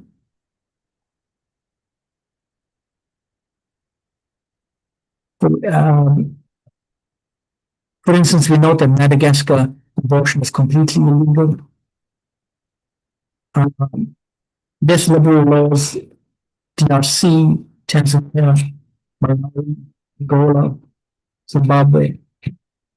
And then countries with a little bit of flexibility, but more liberal, say above 6 circumstances under which abortion is permissible. And there would include possibly Zambia, Seychelles, Namibia, Eswatini.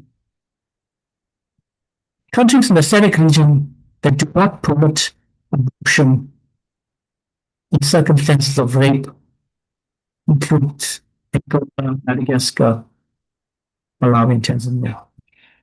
So 6 out of the 16 SADC countries do not permit abortion in the circumstances of incest.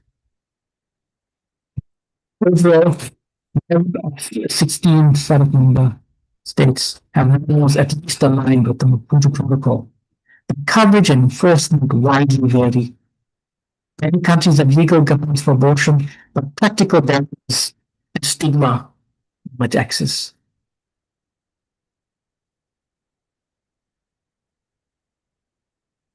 So this is a table from a paper recently, and this gives you a sense of the kind of procedures one is to undertake in countries to where abortion is possible for it to be approved. For instance, you can see DRC requires 3 doctors as opposed to Lesotho. Some countries require judicial authorization. There's a waiting period.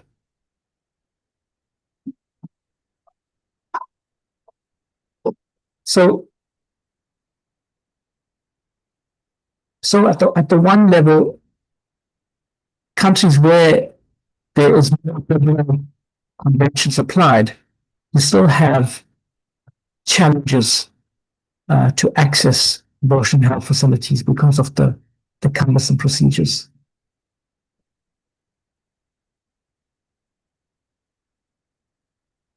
just two graphics to illustrate the point about countries with restrictive abortion laws are more likely to have higher proportions of unsafe abortion.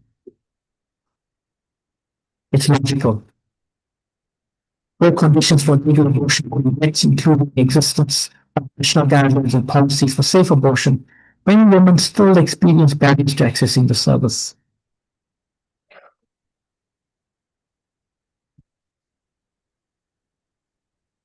So some policy gaps for safe abortions. We know the laws are divisive and restrictive in many senses. There's a lack of a unified framework, lack of harmonization in the region for safe abortions. The legal patchwork hinders consistent access to safe abortion care and contradicts regional commitments, the SRHR and the Mexico Protocol.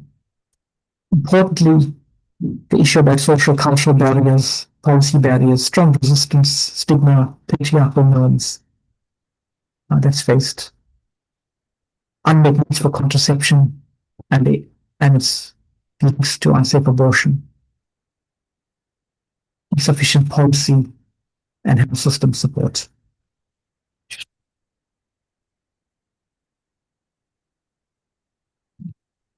Addressing this requires legal reform, services, stigma reduction, the coordinated social action, such as the proposed to protect and enable safe abortion access where we need it.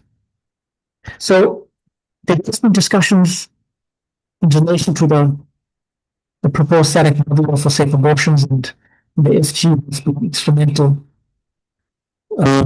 in this work, and it should be congratulated in terms of the previous work on models as well.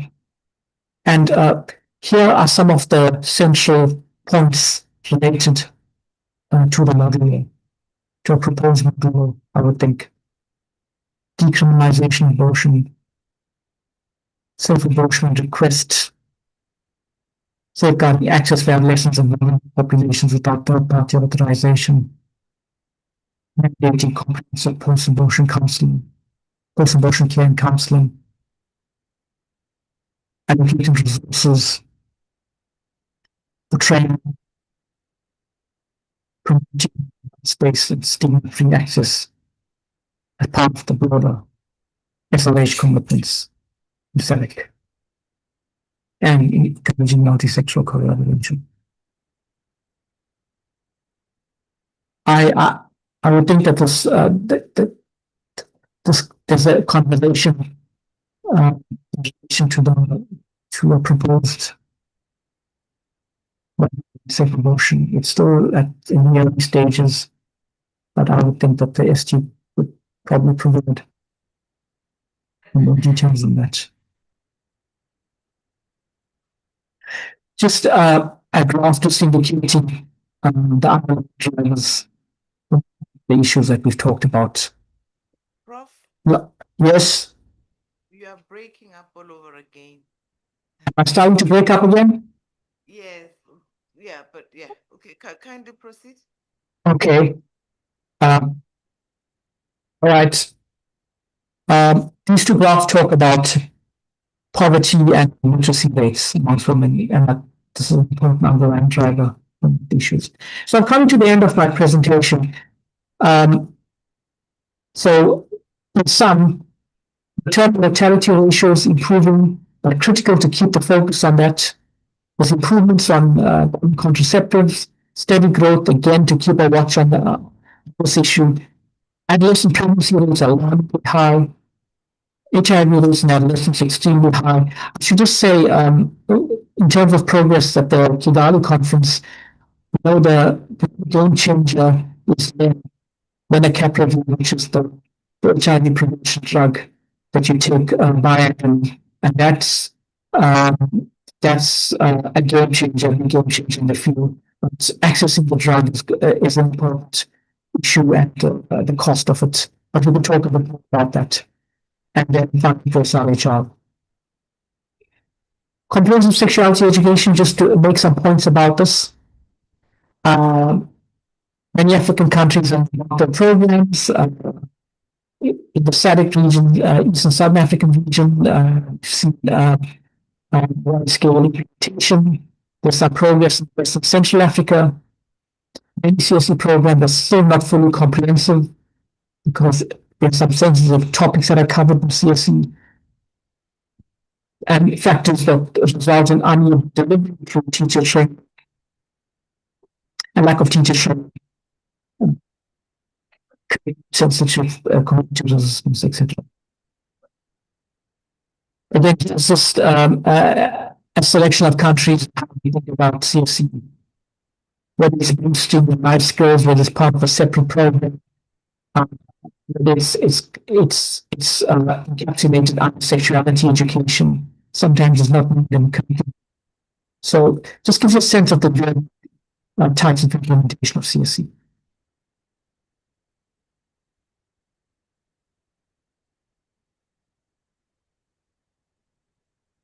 So I just want to go to, we've covered the kind of main areas to focus on.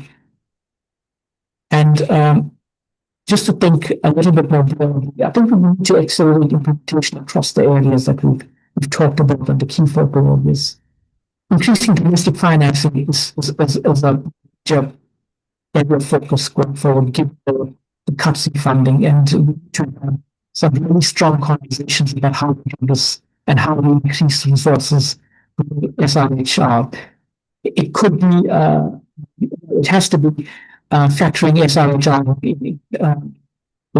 essential packages could be one way to do this and to keep SRHR on the agenda strategically at national levels. Prioritizing comprehensive sexuality education, you can see the impacts of CSE on improving some of the indicators. Integration, important word, given the scarcity of resources in the region. Importance of multi-sectoral collaboration. We can't emphasize this point about inclusive data and engagement to develop and strengthen our business for data disaggregation, because data allows us to track the key indicators, the 20 indicators on the scorecard. And we know that progress remains uneven and the challenges persist, especially for the most vulnerable populations.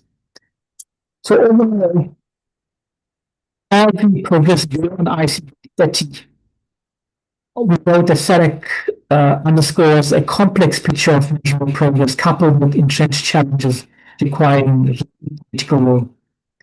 It also requires financing, stronger health systems, and inclusive to the full ICP vision by 2030 and beyond. Thank you, colleagues.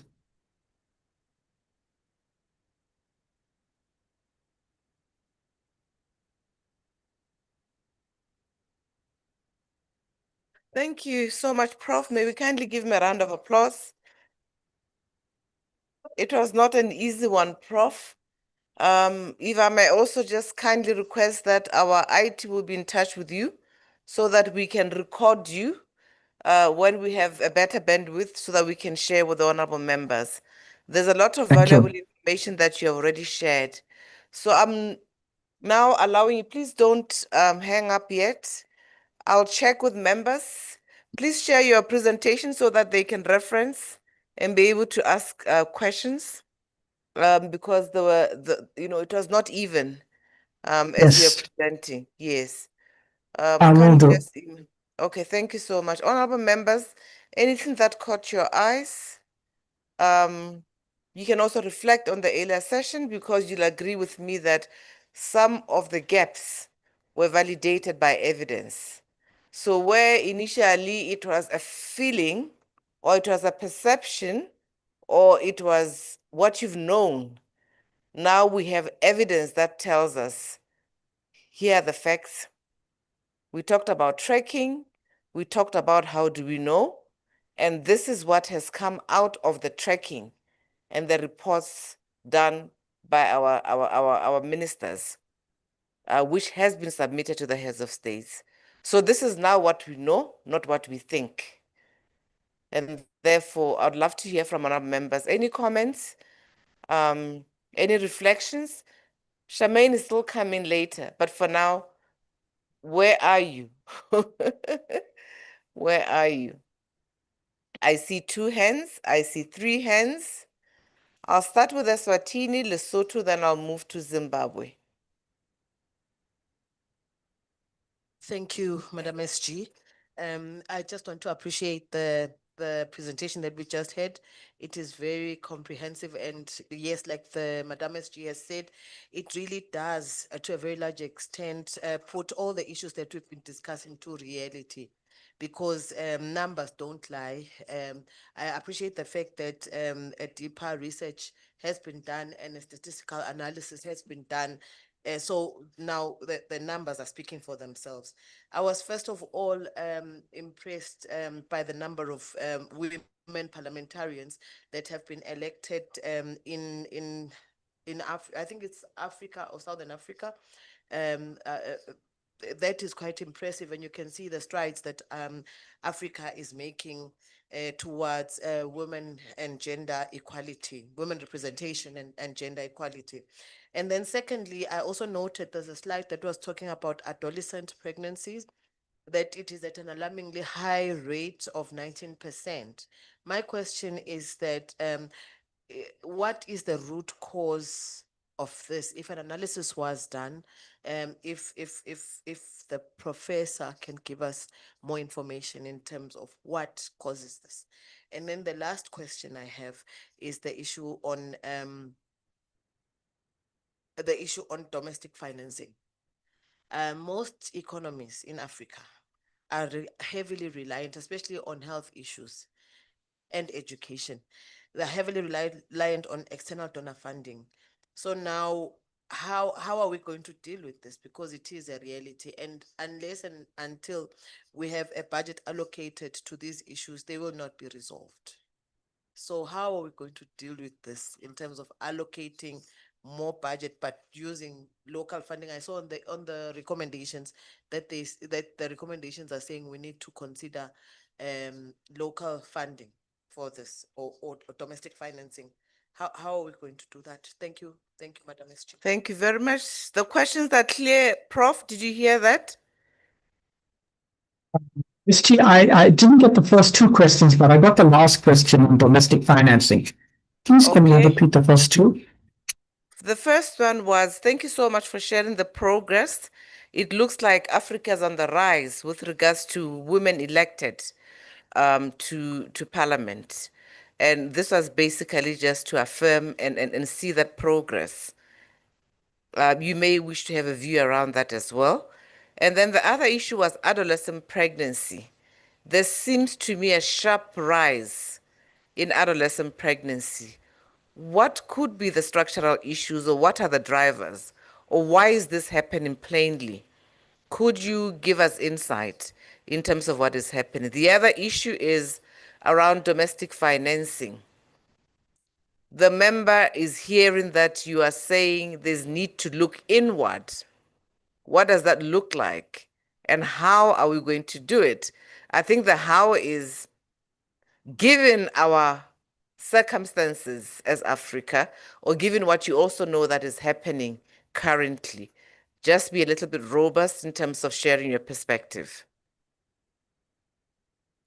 Thank you to the colleague for those questions.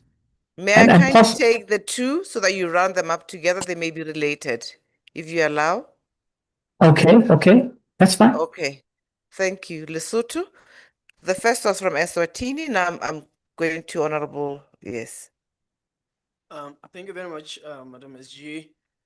I don't think I have much of questions, but I think more of an addition to, or maybe more of what has become a provocation of my thoughts between the past presentation and this current presentation. The first presentation was really setting a scene and just making us realize as legislators or policymakers how our personal values and how we see things could actually affect how we end up, doing our job as policymakers. And it really made me start thinking to say, lawmaking process should be objective. We really need to work hard on making sure that we do not make laws based on our biases, our political ideologies, but really be very objective and look at what are we trying to achieve, what are we trying to address as a problem that is in front of the people that we represent. Having mentioned that we represent people who have different views from ourselves, but our job of representing them is more of a constitutional mandate. We have sworn to protect these people, to represent them on issues that really affect them, regardless of how we feel ourselves. So that exercise to me really set in that manner to make me really think deeper to say, are we really doing justice to the people we claim to represent, or are we gatekeepers of norms that have been happening all the past? Are we prioritizing our political comfort and things like that? So we really need to do a lot for us to be able to really serve the people as we do. The colleague from Eswatini mentioned statistics speak for themselves. We see there is progress registered within the region, but there is still so much that is being left behind that we need to still be very intentional in how we approach things. We should be courageous enough to confront some of the limitations and stereotypes that have been there that prevent us actually from delivering the human and social development impacts that we want to do for our people. So I think that's just all I wanted to say. I don't really have any specific questions. Thank you, Vabanti. Did you get that, Kay? Yes, I did. I did get that comment. Thank you. Oh, thank you so much. It's a little bit that one was a little bit packed. There's provocation. There's an issue around, we did a value clarification exercise earlier. The linkage was really experiential learning insofar as evidence and the mandate that parliaments hold is concerned. So internalized learning of what you are presenting vis-a-vis how they walked into the room or the views that they hold. Thank you. Now Zimbabwe, then you can respond. Thank you, Madam SG. Yeah, I really want to thank the presenter for the insight, and I'm a bit worried about though we did not see the statistics on the issue of the decreasing on the maternal mortality, because it's more like it will be like there is a decrease, but in terms of numbers, honestly, the numbers are not pleasing. And I think we must invest more into the issue of health, especially in our countries, because if you get the statistics on a daily basis, mothers are dying while giving birth, and I think we must invest in that. The other issue which I want to highlight is on the issue of the GBV. I think in all the SADC countries, the rate is increasing, and sometimes it's because of poverty, or maybe if you check on social media, it's also because of our social media issues, because you get it and you also notice that it is also a point of concern, especially for those who are married or those who are in relationships. So I was thinking, how best can we do it? Because last week in our parliament, we had this heated debate from the Women's Affair Committee, where they had presented the report on the rise of the gender-based violence. And our male colleagues were more like saying, it's not only women who are also receiving these gender-based violence issues, where we also have men. Some of them cannot speak, but the rise is also not good for the statistics. So I don't know how best can we do in our parliaments, because the laws are there. The laws are there. I don't know whether it's the issue of enforcement or what. And also maybe how best can we invest more into like safe houses, into the issue of awareness, because it's a point of concern, because it's no longer women crying, but men are also complaining that they are also receiving gender-based violence in their daily lives. I thank you. Did you get that, Prof? Yes, I got the full comment and observations. Thank you. Okay, thank you. You may kindly respond. Okay, I'll theme my response and begin with the issue of gender-based violence, and then move on to adolescent pregnancies, and then to domestic financing, etc. So yes, it is a persistent problem in the region, high levels of sexual and gender-based violence, and it's linked to a pattern.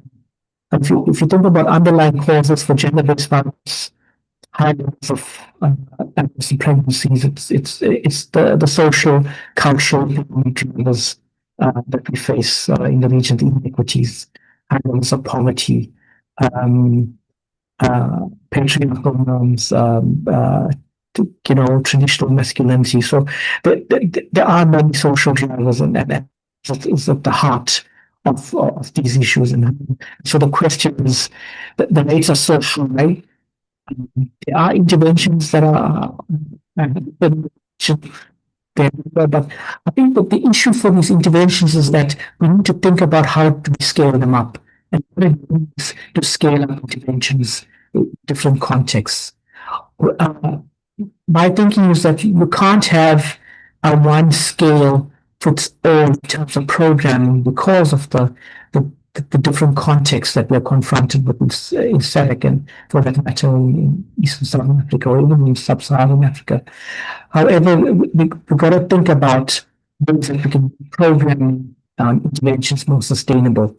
We've got to close gaps in the policy frameworks, and because the policy frameworks are the instruments that allow us to undertake programming, and then at the program level to look at how we can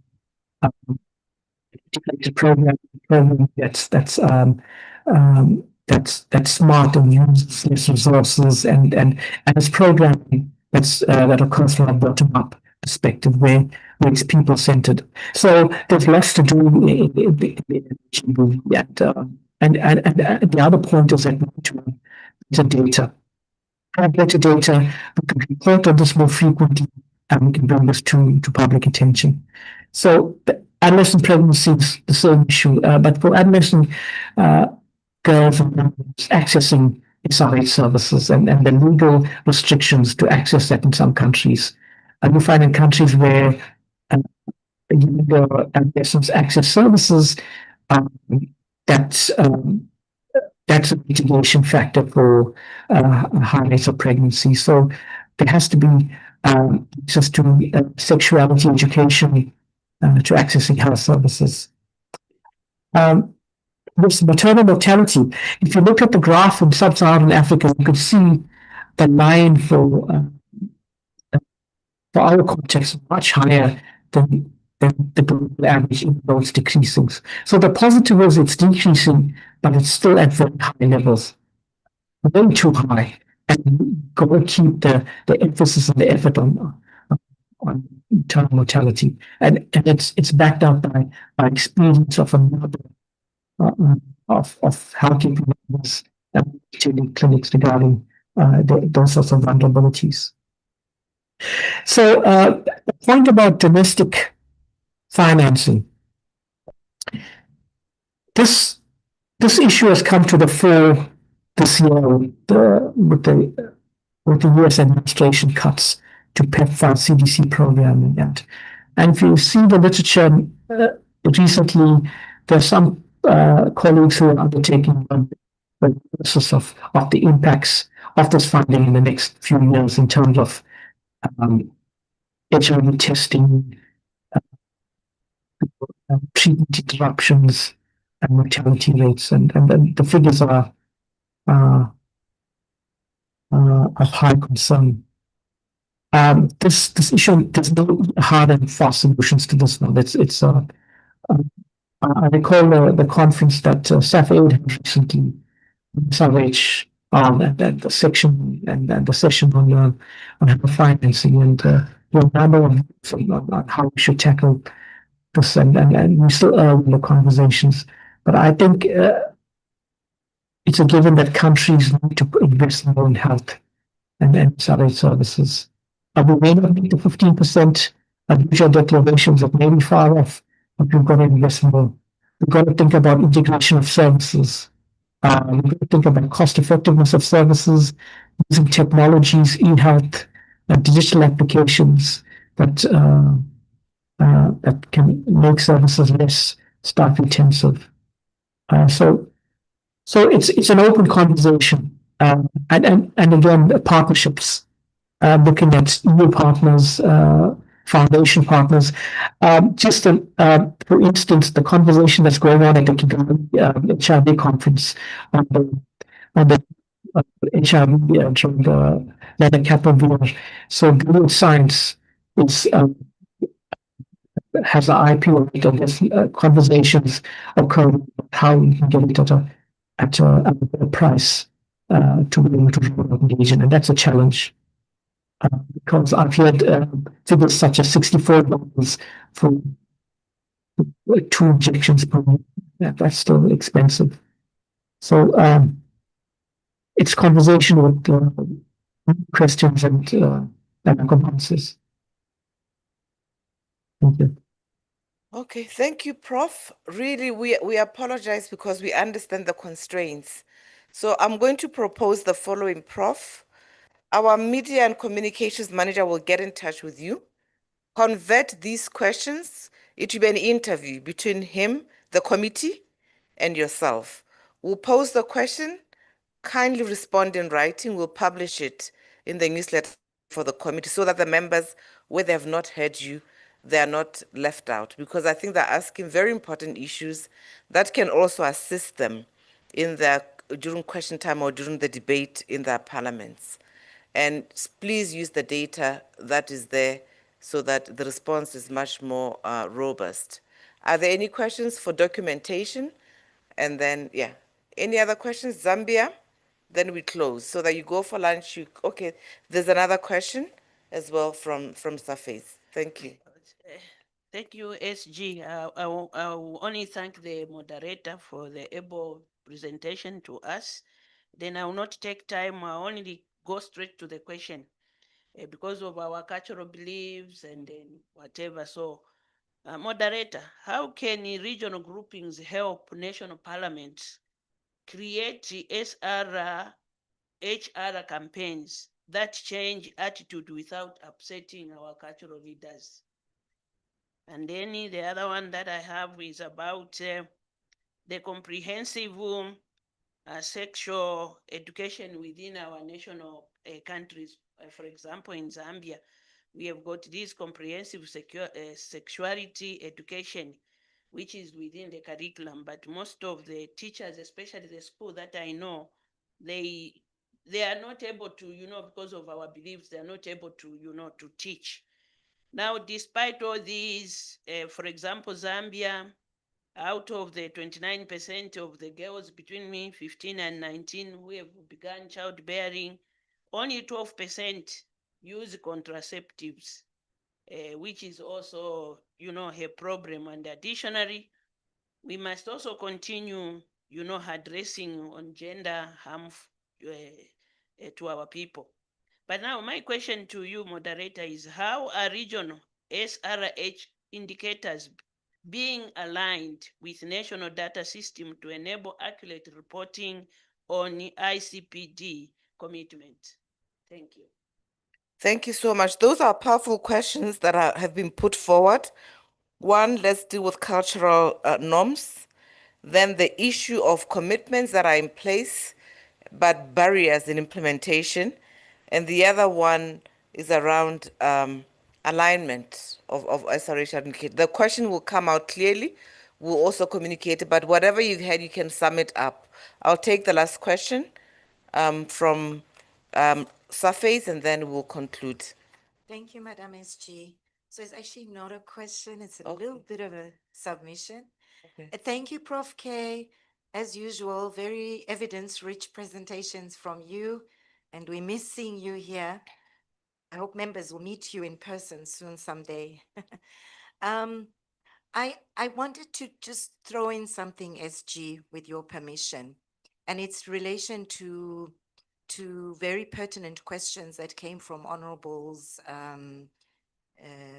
Eswatini, Lesotho, South Africa, Zambia, and Zimbabwe, is that we also need to think about our very peculiar context in 2025.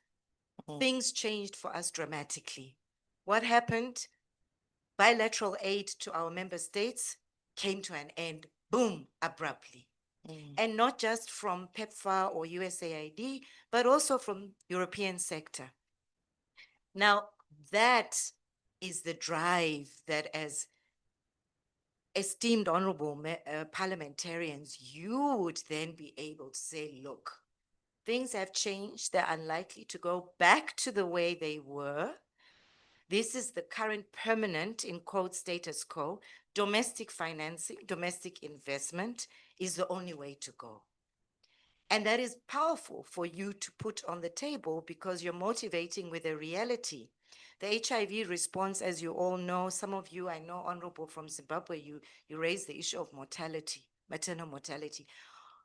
Member states have done so well in the HIV response, in the MNCH response. Suddenly the bilateral aid went. And what has happened? You know your countries better than I.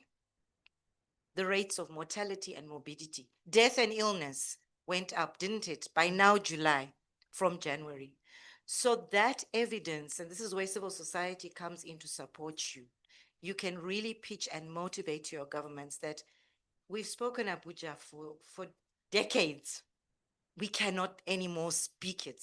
We just have to make a difference. If they have to take money from trade, from defense, from wherever, and put it within health and social development, that is a must, because it's now millions of lives that are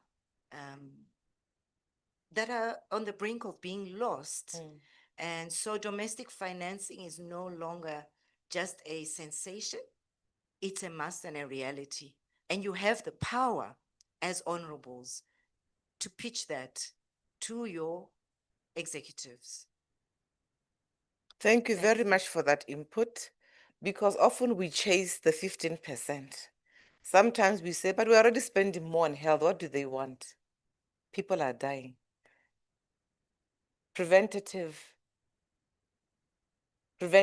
is compromised. The list goes on. Prof, kindly give us your last word on this.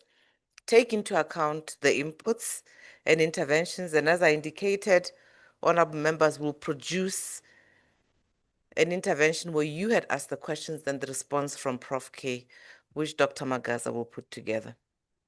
But Prof, I know is quite good. He's already got the questions he'll be sending. As usual, like the real professor, I know by tomorrow you'll have those responses in writing. Thank you so much, Prof. Over to you. Thank you, SG, and hello to Jose. Jose always has insightful perspectives, and I cannot agree with Tamil. And the evidence is there, and the scientific evidence is there, I should say, as well, because there are studies that have been undertaken showing the impacts of that. I'm presently writing a paper with colleagues data from KwaZulu-Natal, which is the epicenter of the HIV epidemic, and what the finding cuts mean for our programs in KZN. So the data is there. It's not that we're looking for the data to show the effects and the impacts. That could be the strongest motivation. On a long strident with HIV, and recently there's been some battles. We've seen reductions in infections. We've had game changes on the scene. The etc. And we can't see the decades of our efforts being pushed back by these funding cuts. And to be honest, governments, apart from the using resources to fund the SRH response, we also need to look at rationalization. There's lots of wastage in expenditure by governments, focusing on things that are priorities. So it's up to constituencies to drive the message home. So it resonates with what Jose was saying. And hopefully that message can be carried along. The point about cultural and stigma and values to SRH, it's a conversation that we need to have. It's a difficult conversation, but it's an honest conversation that we need to continue and keep on the agenda about how we can think about and construct sexuality programs within countries for the well-being of young people. So I end my comments on that note. Thank you to University and to all participants for today. Thank you. Thank you, honorable members. May we kindly applaud the intervention by Prof. And thank you so much for your patience and for always honoring our request to engage with the committee and the SADC Parliamentary Forum. Wish you a pleasant day and thank you for your intervention. Honorable members, we now have received two interlinked presentations.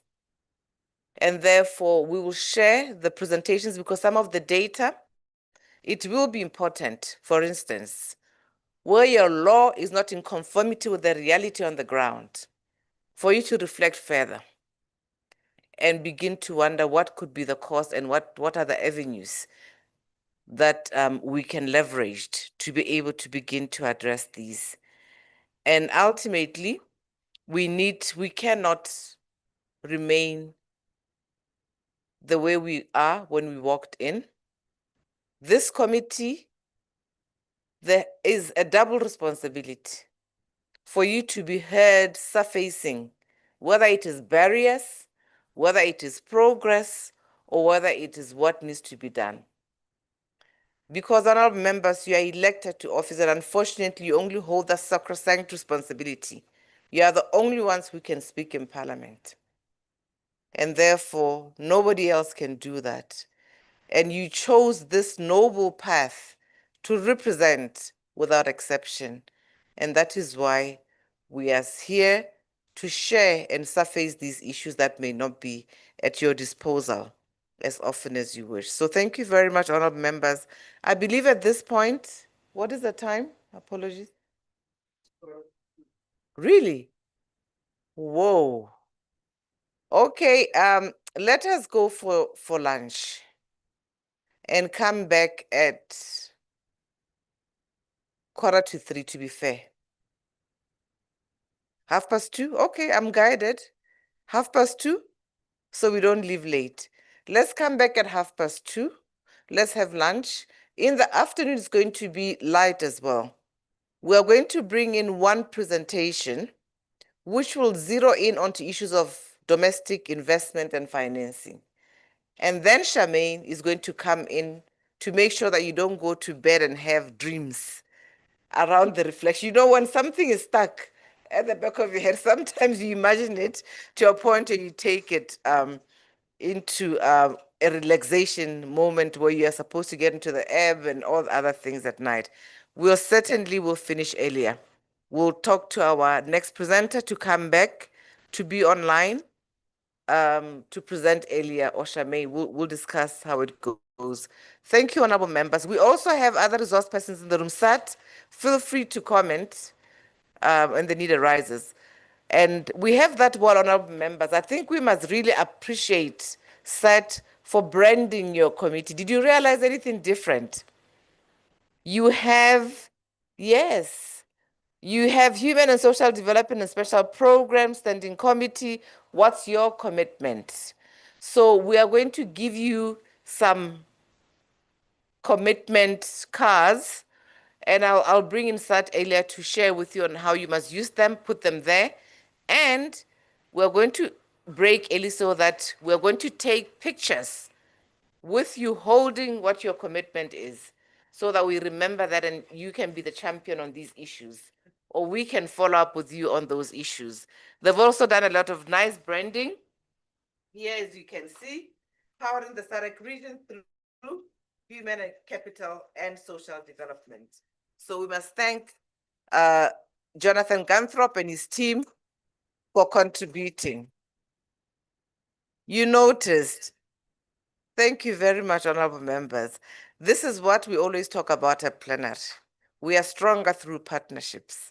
Safed sat in Windhoek with us the other day. The list goes on. Now they're here at their own expense. That is what human capital also includes. We must respect that for the people in the SADC region. Kindly, you are invited for lunch, honorable members, the same place where you had breakfast.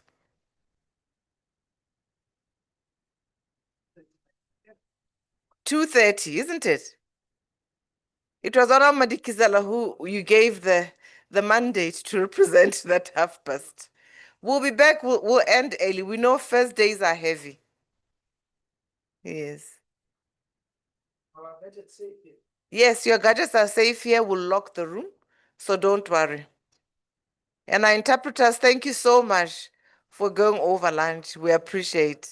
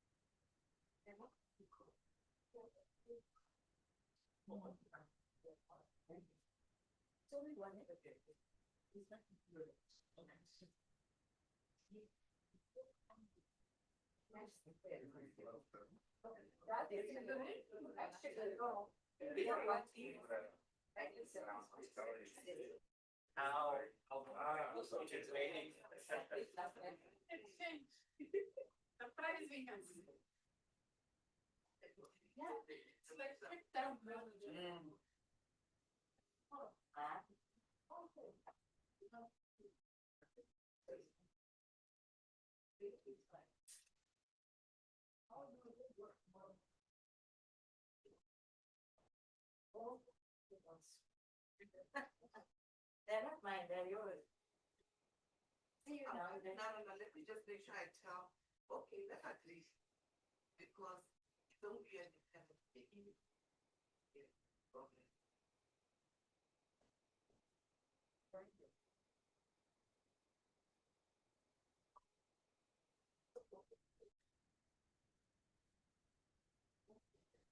No.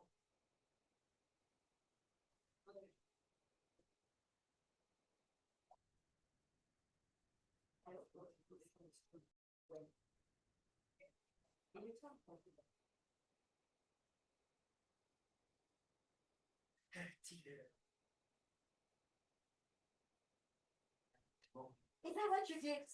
Oh my God! Did you? Ah, poemo. No, but that's different because there was chaperone.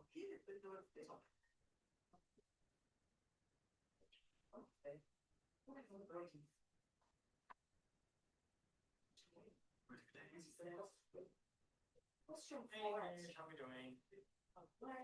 The full body question.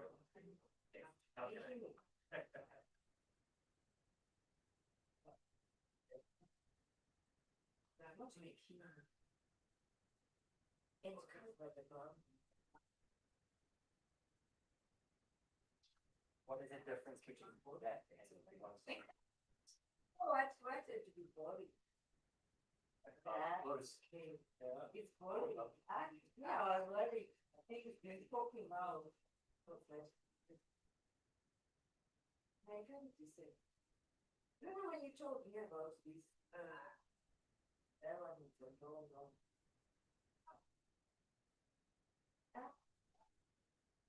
oh, okay.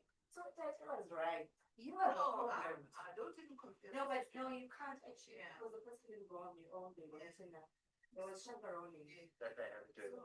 My face is so good. Thank you so much. Appreciate it. Yeah, come. Charmaine. Yeah.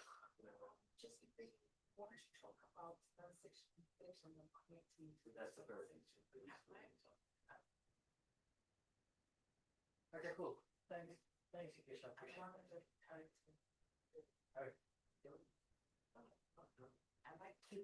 no, no, I'm saying I have this, you said it with, Tuesday. So when you call, we just arrange on break. Yes. That's awesome. Right. Okay. So why didn't you okay? Right. And you share it. I know, I can see it. All right, should we want to follow those sections? Good.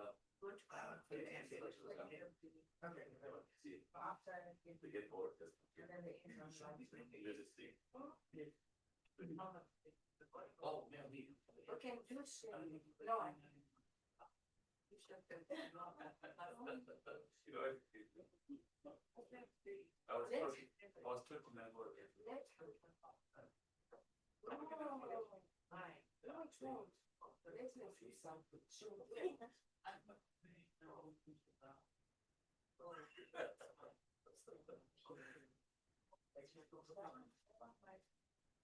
Something else, something else.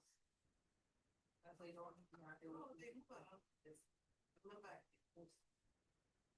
it's open. Or something else. Let's talk. We'll brainstorm what she will do. Well, let me finish with the kind of tell them what time will come. It's not like a. Yes, ma'am.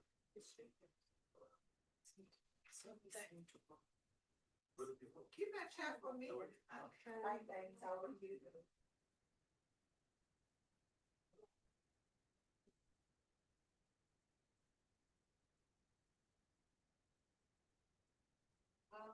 So how do you do it, my brother?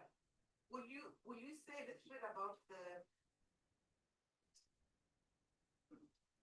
Will you say the shit about the sticky stuff?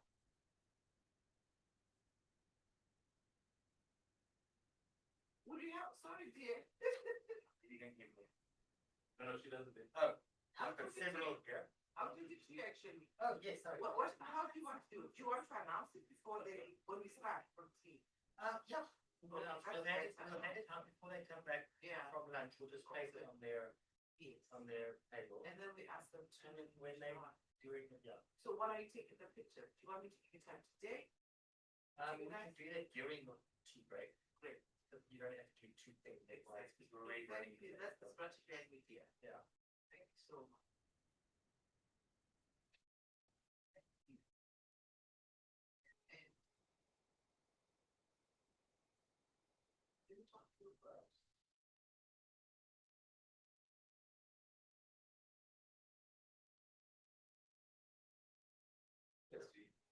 I will. I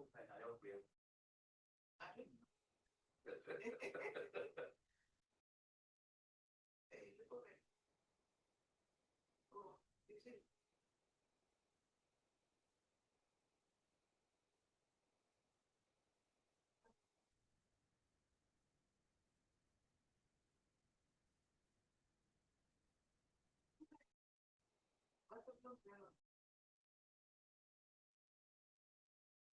You recall something?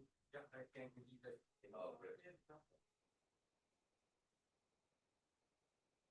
but both are, it's both bad. Yeah. You and your team are amazing. Okay. Well, my wish list was the time they are. But at least it was very specific. Absolutely. With a protocol setting. Yes. Okay.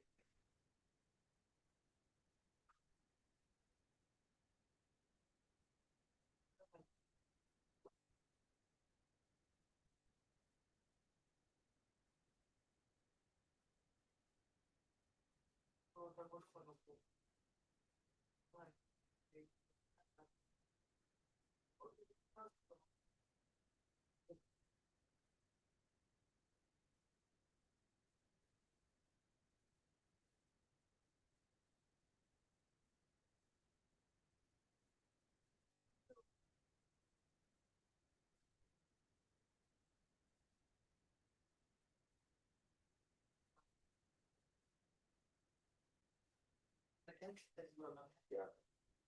The data is not come or consider exemplary. Yeah, some of them are these. So close to upcoming. These are beautiful.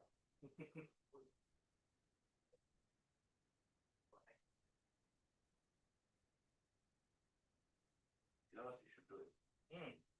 I should come to your and sit in your office for a week or so and learn from you.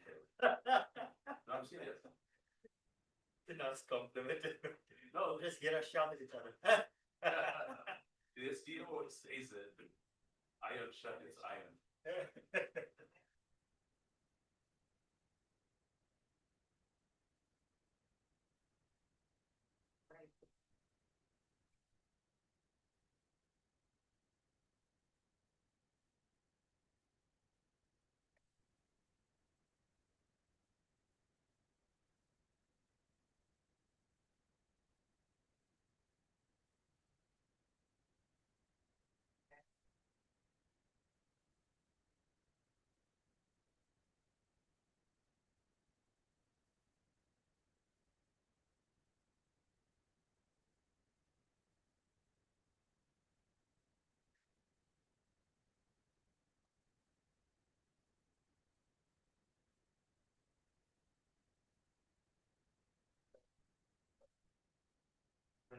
So the offering.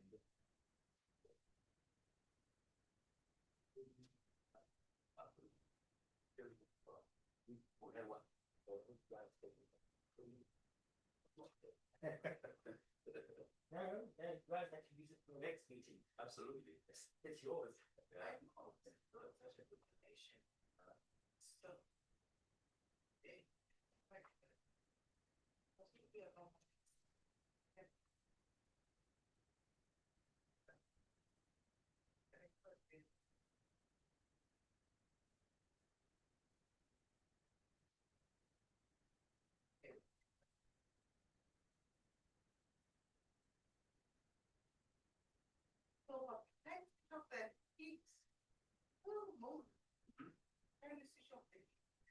Thank you.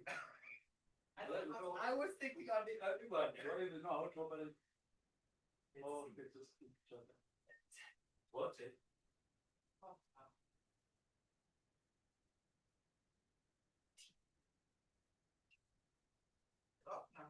Now, put it down, it was, the outside ones are on 30, the inside ones were on 25. So I've put it down to 19. Because you don't want it off, otherwise you won't breathe. It circulates the air. See. Should be able to cover.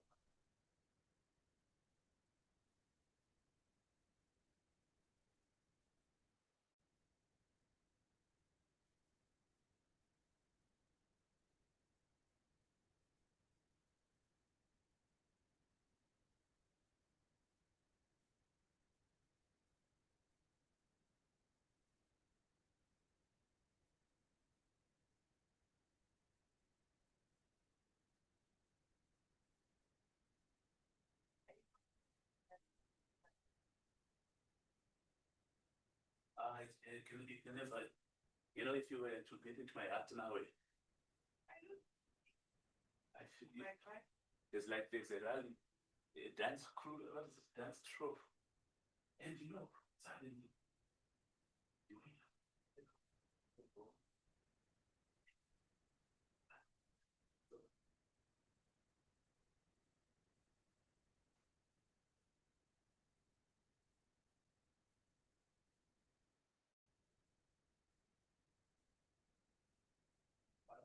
what is that?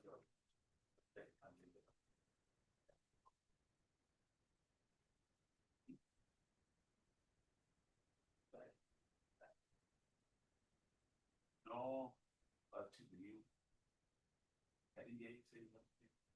For people with this, I work with people with this too. But yeah, we been outside people. Yeah. Probably they can, but again, we put in that's an initial time.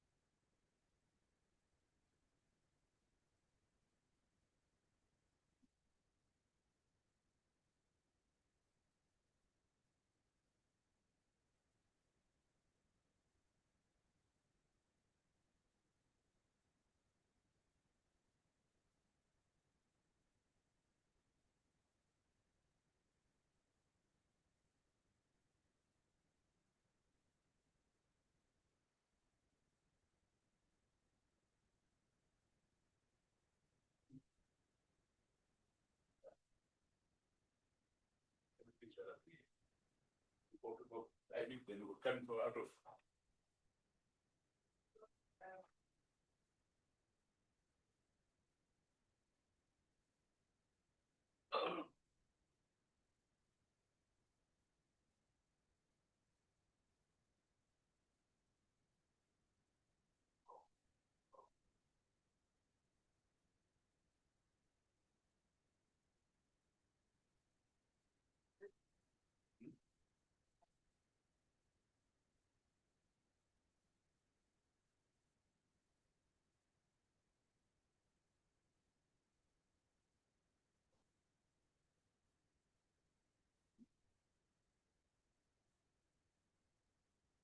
because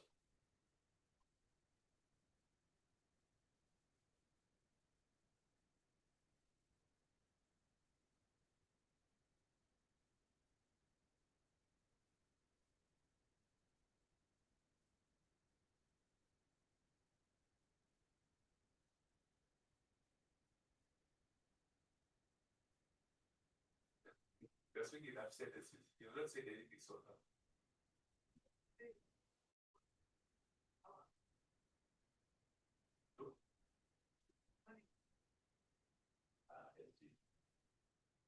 God is for all of us.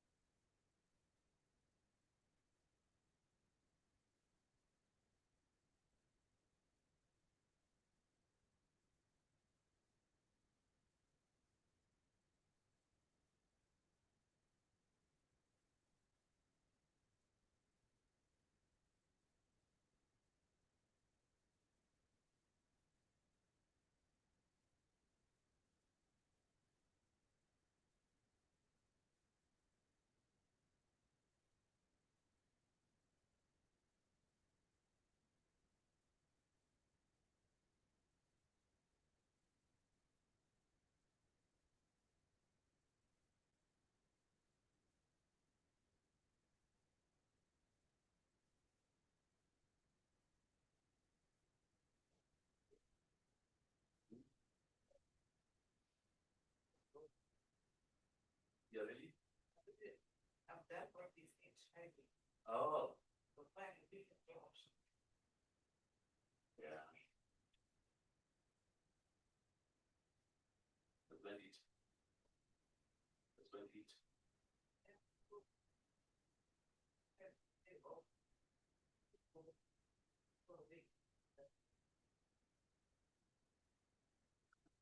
I'm dealing with a crisis at my project. Remember, I told you the story of that child who was banded. I had to take it to hospital. I didn't tell you. I've got a bushman person staying at my place. And he has a girlfriend. The girlfriend's brother has a daughter. I think 2 years old, or 2.5 years maybe. Just started to walk. So, for some weird reason, the girlfriend spends the entire time just sleeping and she's pregnant. And the guy sometimes goes next door to chat with people next door. So now, the poor child was left sitting next to a fire. I think she dozed off and fell into the fire. Huh? Wait. I'm not going to be asking. Huh? I'm going to be asking. Well, I'm not going to ask you to follow up with Kate and the rest, so please. What's Kate? Prof. Oh, Prof, no, I would put that. And it's a brilliant idea. So, yeah, and I'm sure that will come up with something very unique. Yeah, I just think on my feet, as you know. Yeah, so the point child fell. She doesn't speak. Yeah, she's too young to speak. Yeah. She fell and touched fire. And all this bent. But so what they were doing, and I said, oh, I got there. And she likes it, she comes, and she just comes. Then yeah, I said, come baby.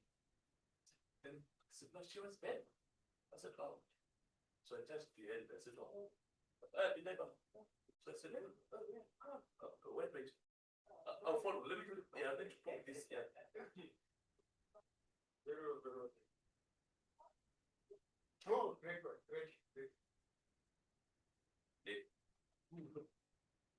Pneumonia. Pneumonia.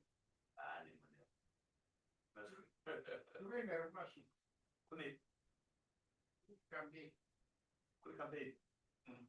Oh, yeah. These are HR. Oh, she has a two-year. But she. I'm so down. Companies that got communication things.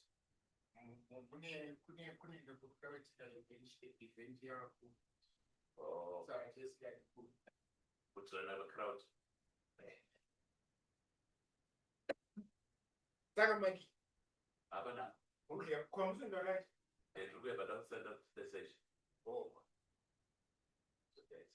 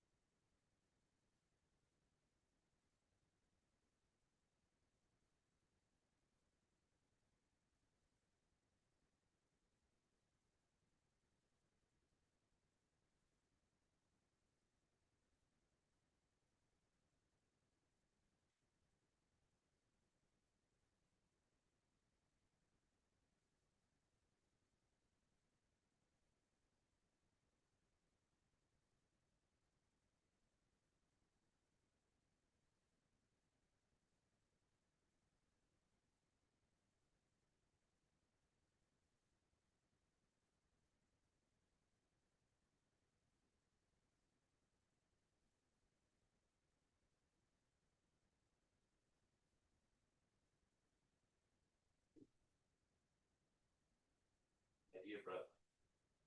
It's good to hear from you after a long time. What do you say for one time?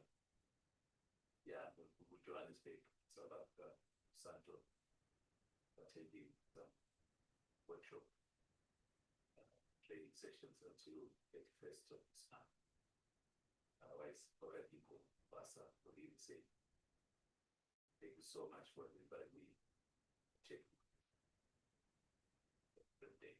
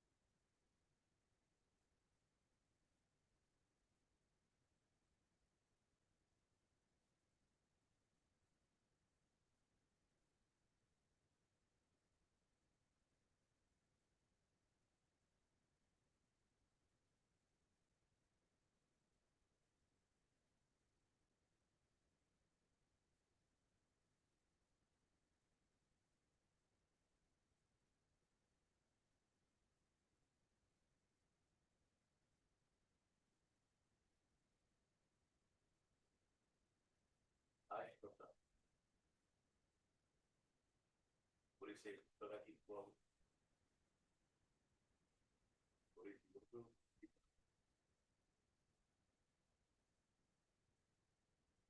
Oh, okay. Good to see.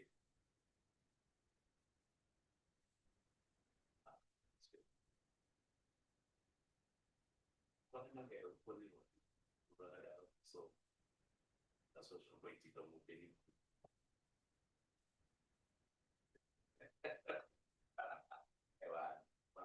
Naenda nilimuswadu na nimshika. Let's say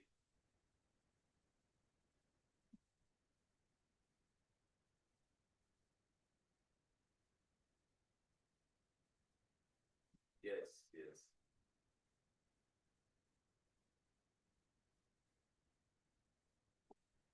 Oh, okay.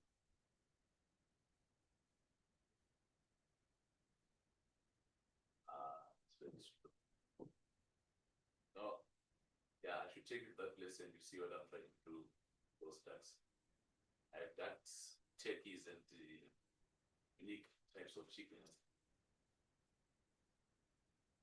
Yeah.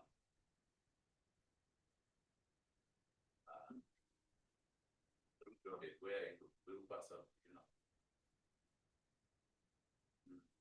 Exactly.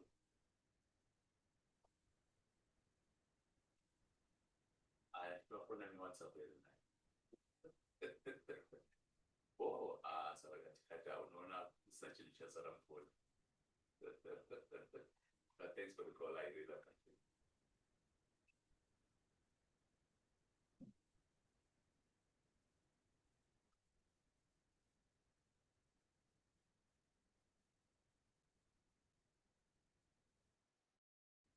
Yes, my dear brother. Sure, sure.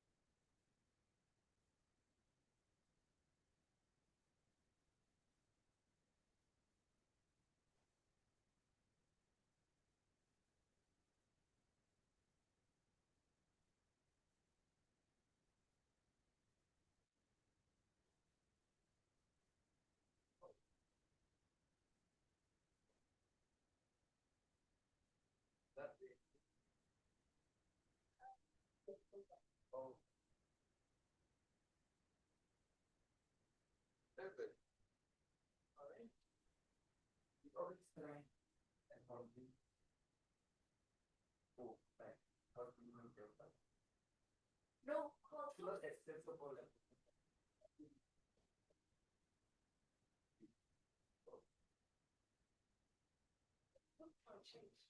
Yeah, because for me, I know, Was the airport hotel now active? because for me, I know about it because I came from the British country. So I usually come for meetings and yeah, and training. That's how I know about it.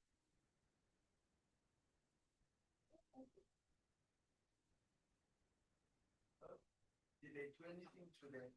Yes. Oh, okay. Well, no, what you just called. Yeah, it was. But I can feel them.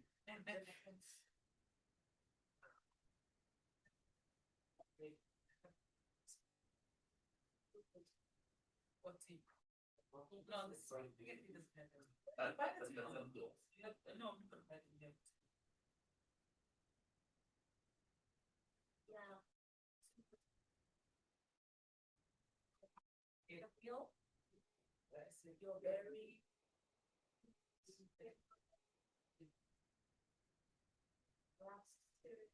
No, no one doesn't.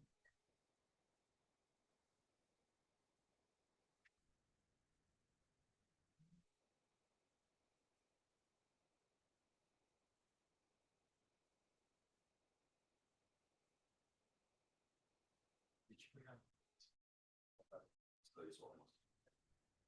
You know, how to stick it there with the right. Right. You know, how to stick it there to just that.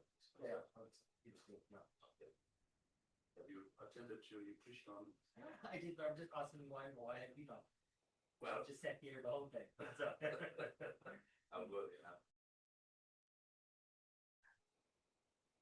So it's I called it slide, there's a folder called slide. Okay. Right.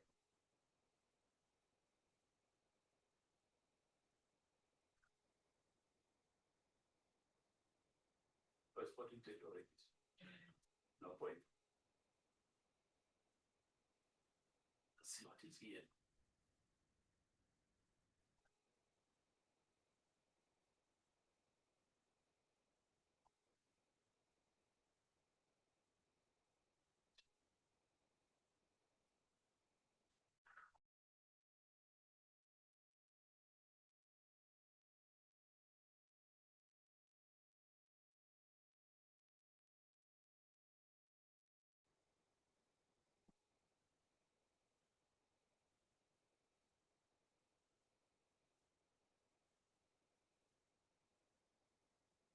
Oh, there you go.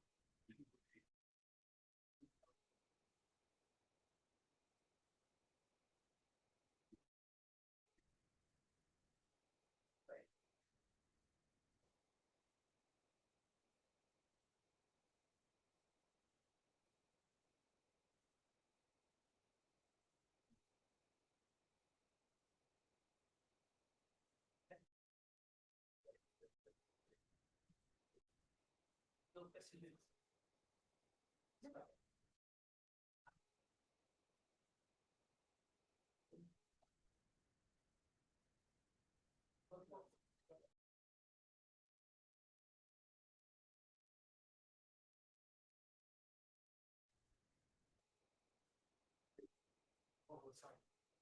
How can we do this? The one that we did across. Our sector. What's one on the now said is a problem. Thank you very much.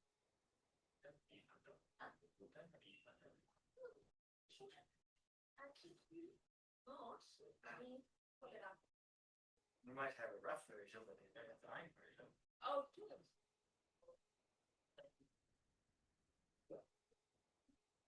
I know you used to always speak ahead of time, so this is why I'll just commit you. Yeah. Yeah, that's good. I did everything. No, I've got this full set of. Conductor. Yes.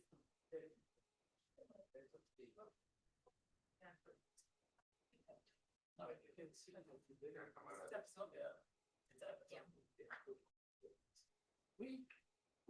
We confirm. Bushy. That's that because we are part of. But the energy. Those things, I don't see. seem to be more important. Yes, so this contamination is something across the board. And to a point where we have allowed ourselves the no, right. And everything. I think this is the biggest problem of Africa in general. Because this region, for example, started with it's a massive activity. It's a massive activity, you know? And I think member states almost say that everybody can say just like the most reasons. So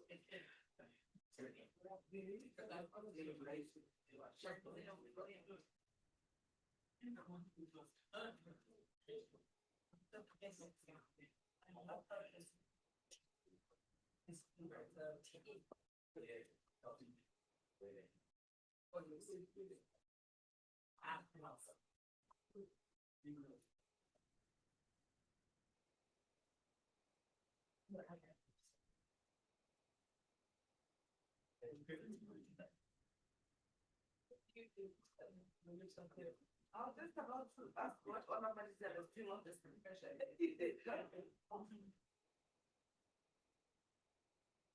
think everyone's head will count. It will be on the screen. So it's not just But that day is not now.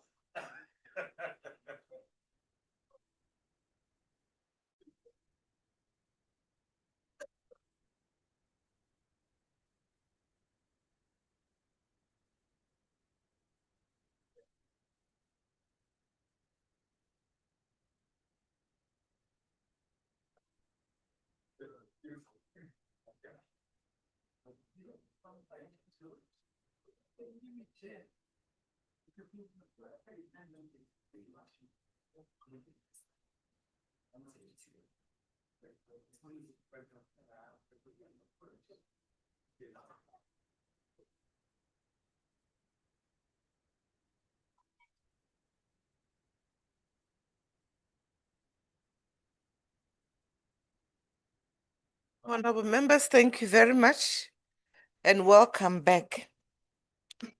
Just to make sure that you are not surprised by the cards in front of you, I'd like to invite SAT, Media and Communications, to kindly, if they want, they can also comment about what they've heard, then they usher you into why those cards are there. Tebubo, also please introduce yourselves, who is SAT and your name. Thank you.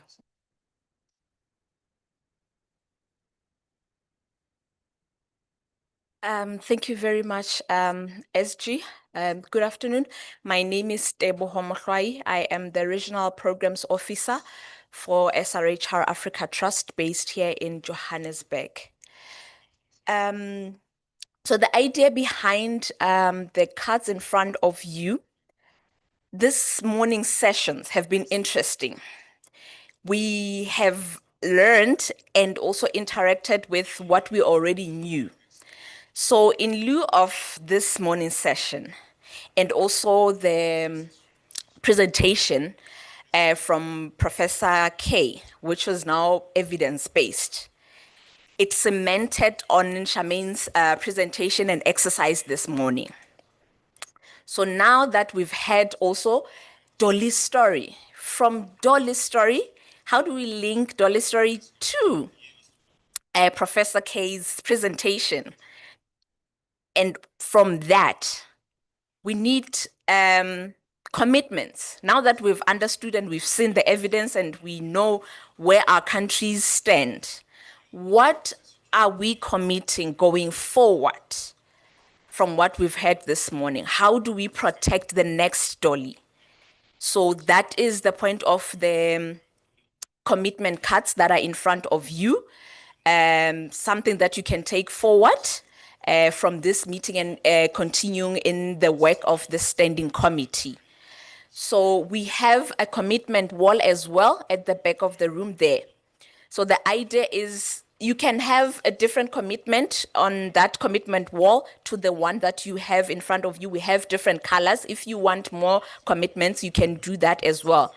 But we are going to do that exercise. You can write your commitments as you're sitting as the sessions continue. But during tea break, the commitments should be ready because we are going to take pictures outside the media wall with those commitments that you have made.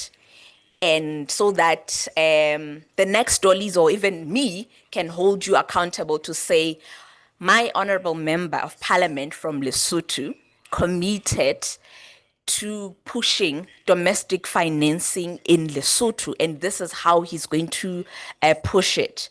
And it also, the idea is also to help you remember and also hold us accountable as partners. This is what we are discussing, and this is the support that we need going forward in the work that you do as members of parliament. Thank you. Any questions? But if there are arising questions in the room. Yes, Honorable Member? No, if you have more, there are different colors of the commitment cards that we have. You can have more than one commitment. Sorry? You can write anything. So yes, please write also your name and country on your commitment. Thank you.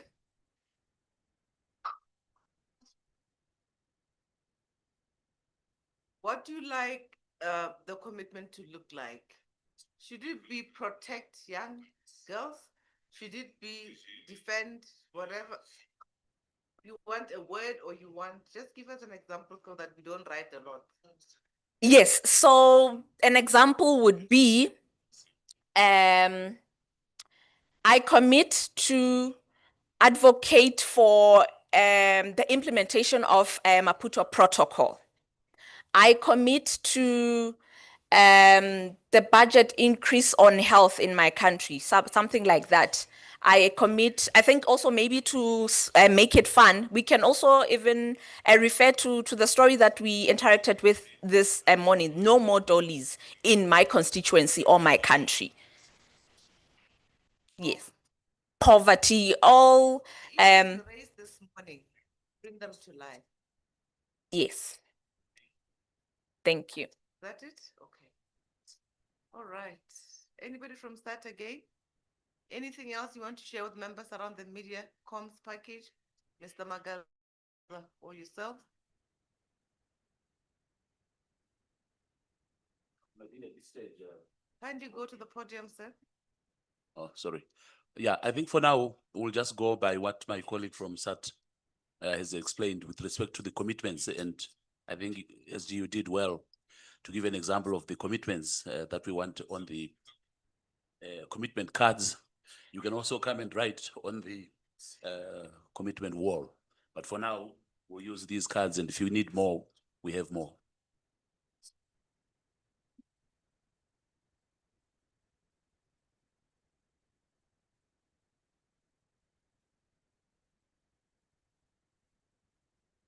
Let's give you a breather to write something. Before we get to the, actually the members are already writing. So,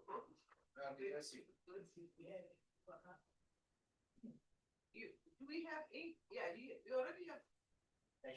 You can practice on a whiteboard and then transfer it. Oh, apologies.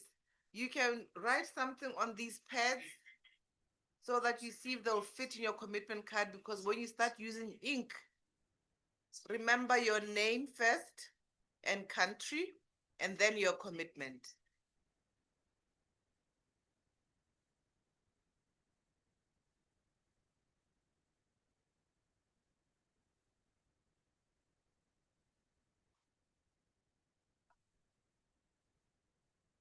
They can be many, not just one.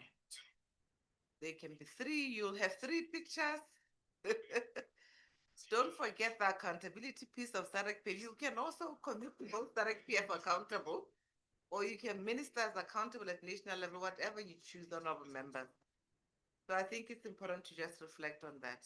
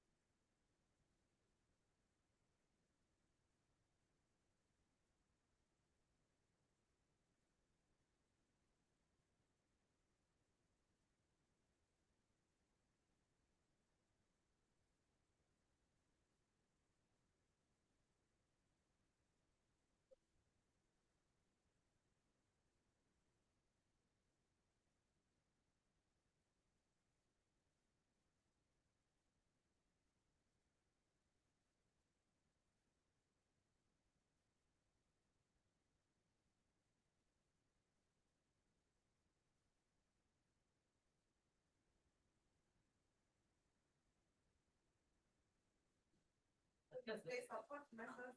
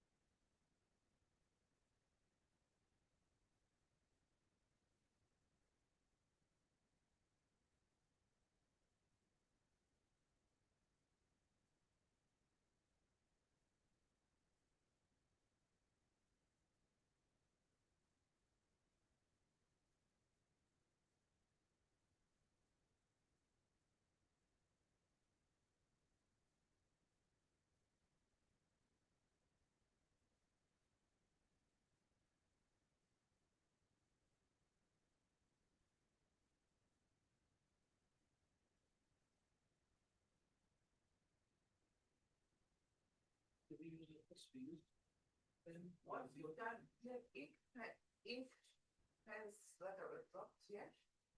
Yeah, they have to be bigger ones. Yeah, these ones.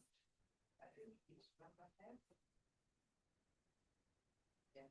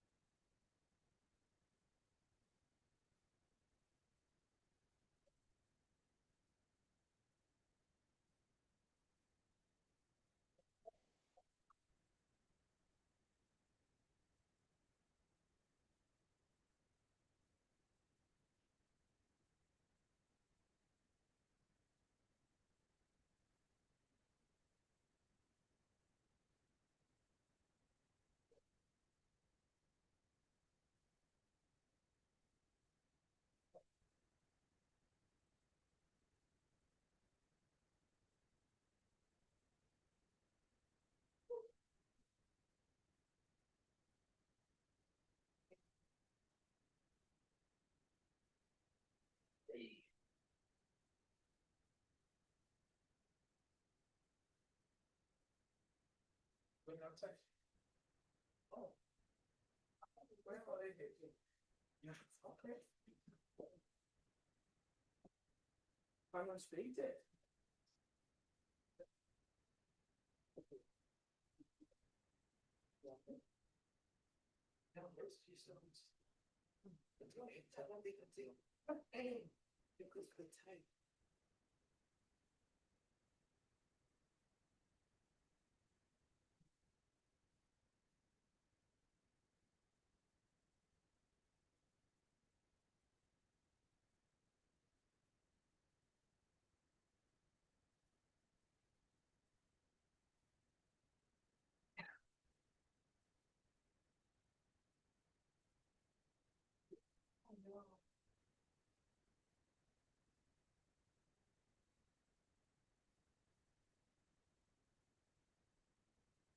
Don't forget to put your name back.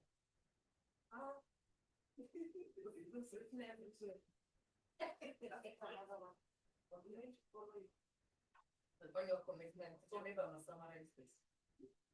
You can make this one and that okay. I need a big one. I try to make it small.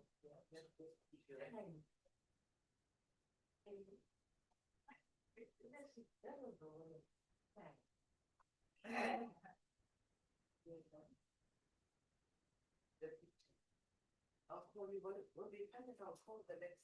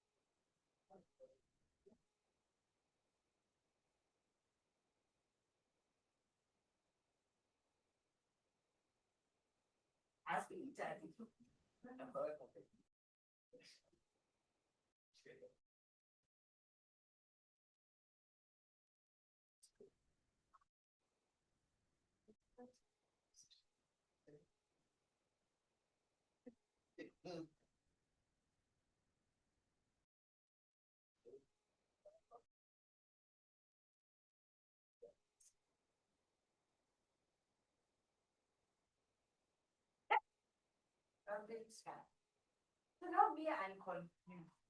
But you are.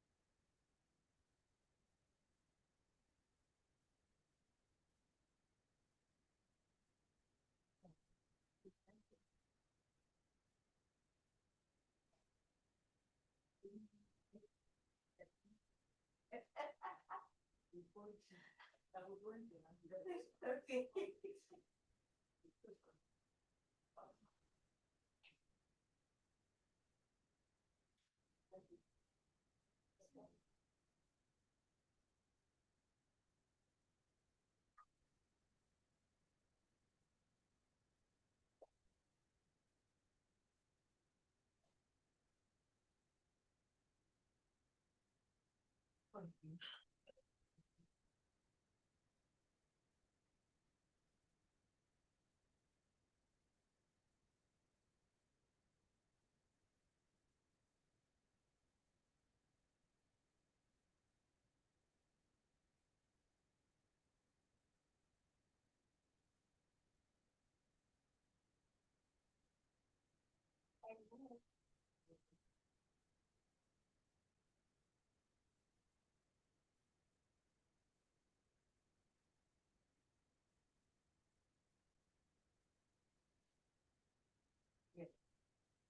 That happened in Europe, but they.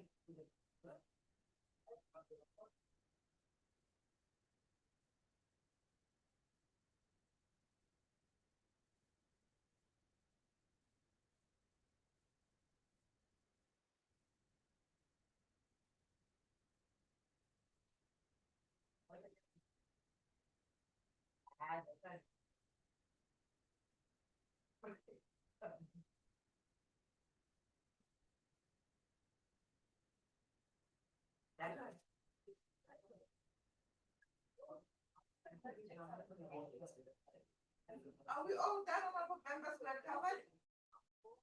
All right. I think we're covered. Each one is mine. So you share with us. So what are we doing? Like when? Oh, thank you. Oh, but that's so much. Thank you. Thank you.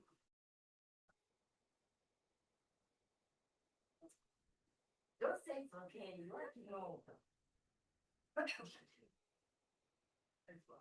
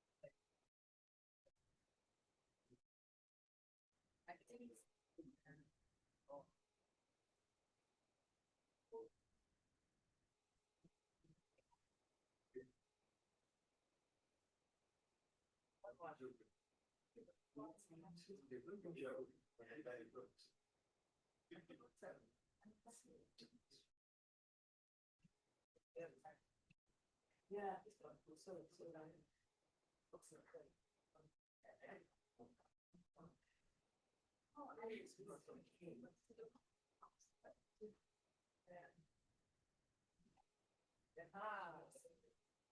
No, that's no, I'm very tough. She took the ball. We focus that decision on my feet.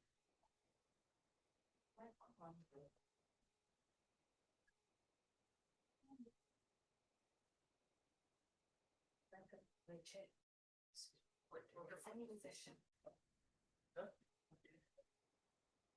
Oh. No, I don't know.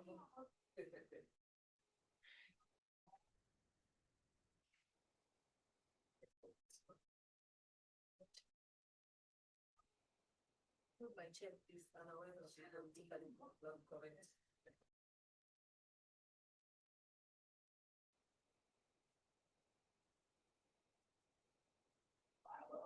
All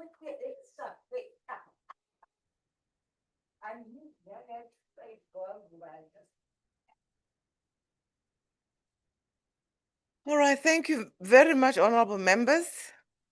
I think we're all back in the room. We have not missed any honorable member in the room for that. We are going to be moving into the next presentation on domestic financing. Not really domestic financing, apologies. The title is in there. But what Madam Ektasadi ended with earlier in her intervention is what will progress us further. We had invited the presenter to come at around 3 o'clock. So I'd like to ambush Ms. Ektasadi to just say a little bit more around issues of financing. What do they see? Why should you really see this as a problem? She did mention, but she didn't unpack because she was making an intervention. Should we worry that the funding architecture is changing? And she can ask you questions or provoke you just so that we arrive at 3:30. After 3:30, we'll have the presentation, then they'll come back to close for us. If you don't mind, madam, you may come and take the podium.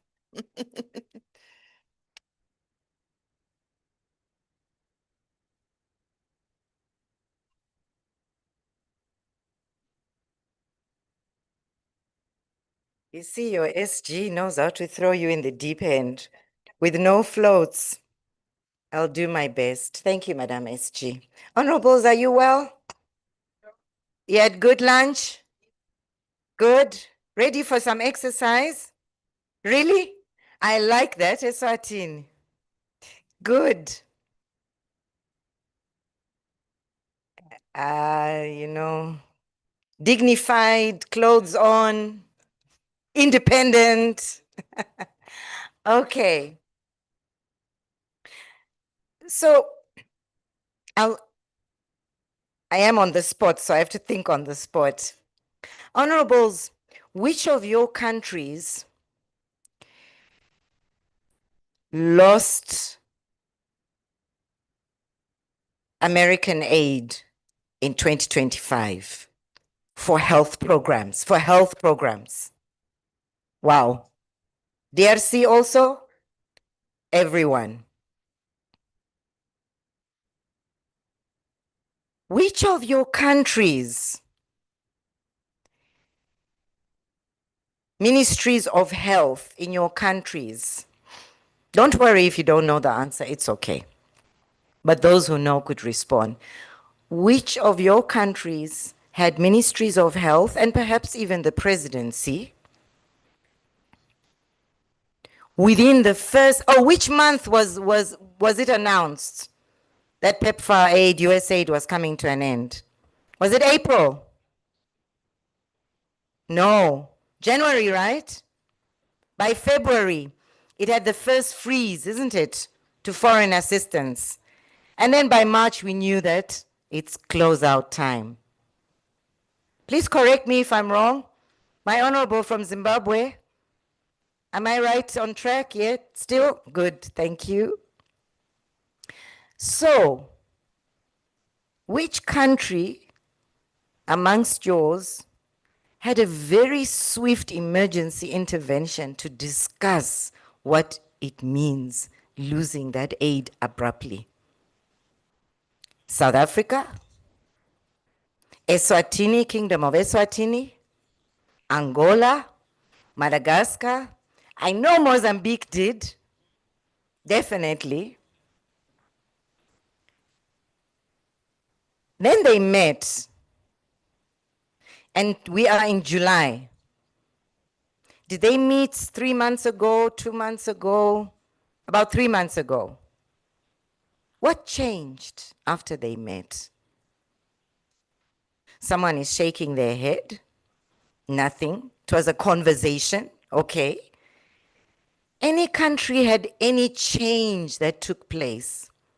Did you see some emergency shifting of budget from one ministry to another? Okay, lovely. As Kingdom of Eswatini, Honorable, please proceed. Give us your example. Thank you for the opportunity, but I don't have the granular details. It's okay. But I do recall that the Ministry of Health then reallocated their budgets so that especially the HIV is a priority in our country and some of the chronic illnesses. They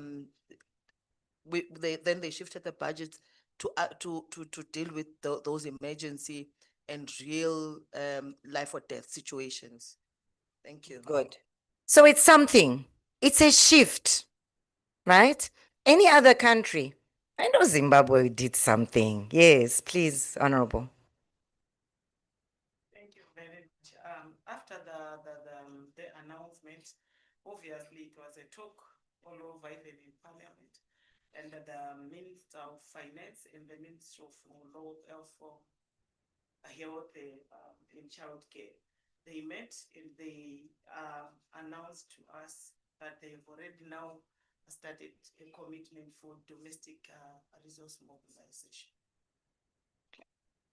Thank you. Now you see, that was interesting. Two ministries came together. Finance stepped in. Okay. Zambia. Thank you very much.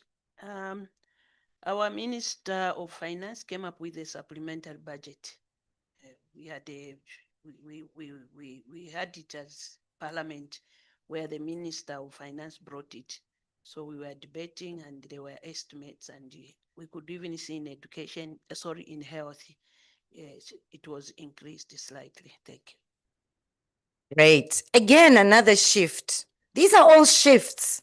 Any other example? Angola, Mozambique, Lusophone speaking.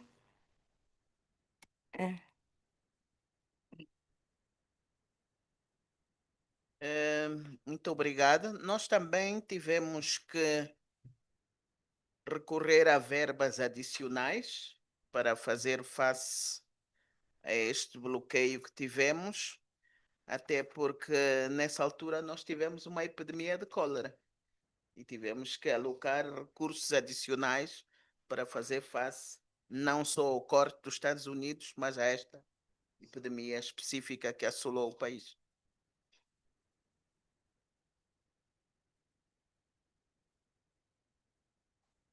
So it was a double spanner.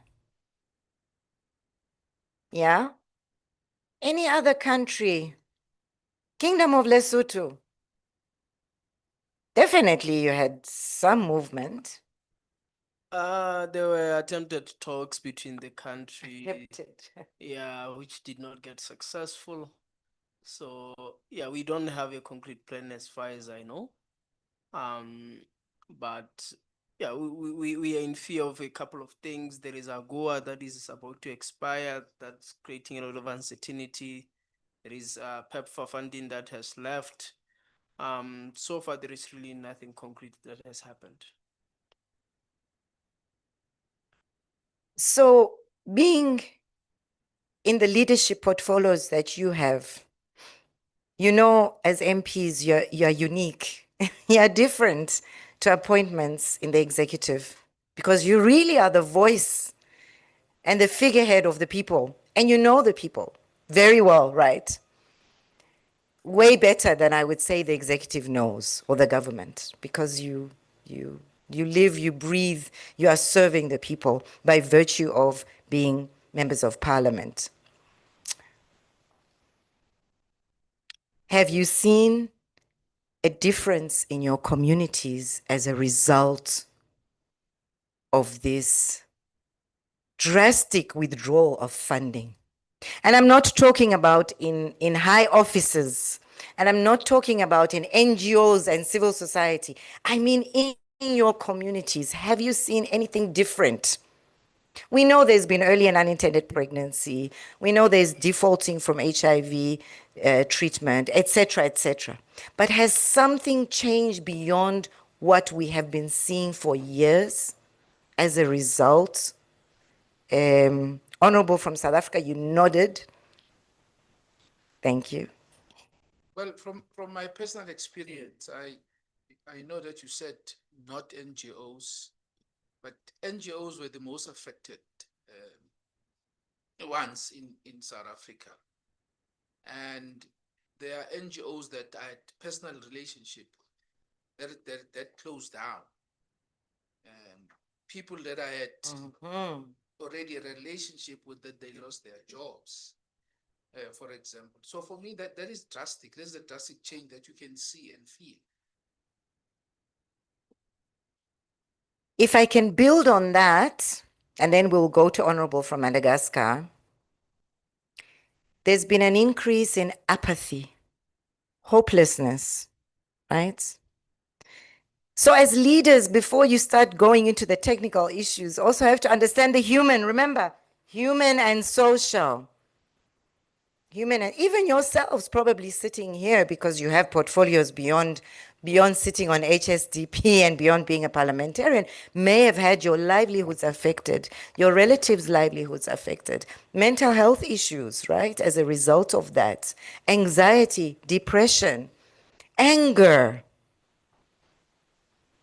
All these negative emotions can also worsen these challenges of gender-based violence. And the reason I asked is I was curious to hear whether gender-based violence had gone up in the communities that those NGOs are serving, and you as MPs are also serving, because I know many of you as MPs, you've got your little projects and initiatives that you're serving communities, right? Violence and aggression may have gone up. Transactional sex may have gone up because livelihoods have crumbled. People have to eat, they have to have shelter. Girl-child marriage may go up, right? Because there's no more money to send the girl child to school. If there's a choice between the girl child and the boy child, unfortunately in certain communities, the girl child is moved on for economic gain. I'm making that link because sometimes that link, I'll go back to domestic financing, but sometimes that link is also forgotten. And it's very important to remember, you are leaders, you're not just leaders in your countries. When I look at you, you are leaders. If you sat in New York or Geneva, you are still an MP, you know that, you're an honorable. So you are actually global. At least that's how I view you. You are global. It's not just for your state. And it's so important now more than ever that our leaders, yourselves, make those quick connections with global geopolitics, because that was a global geopolitical decision made by the US administration, right?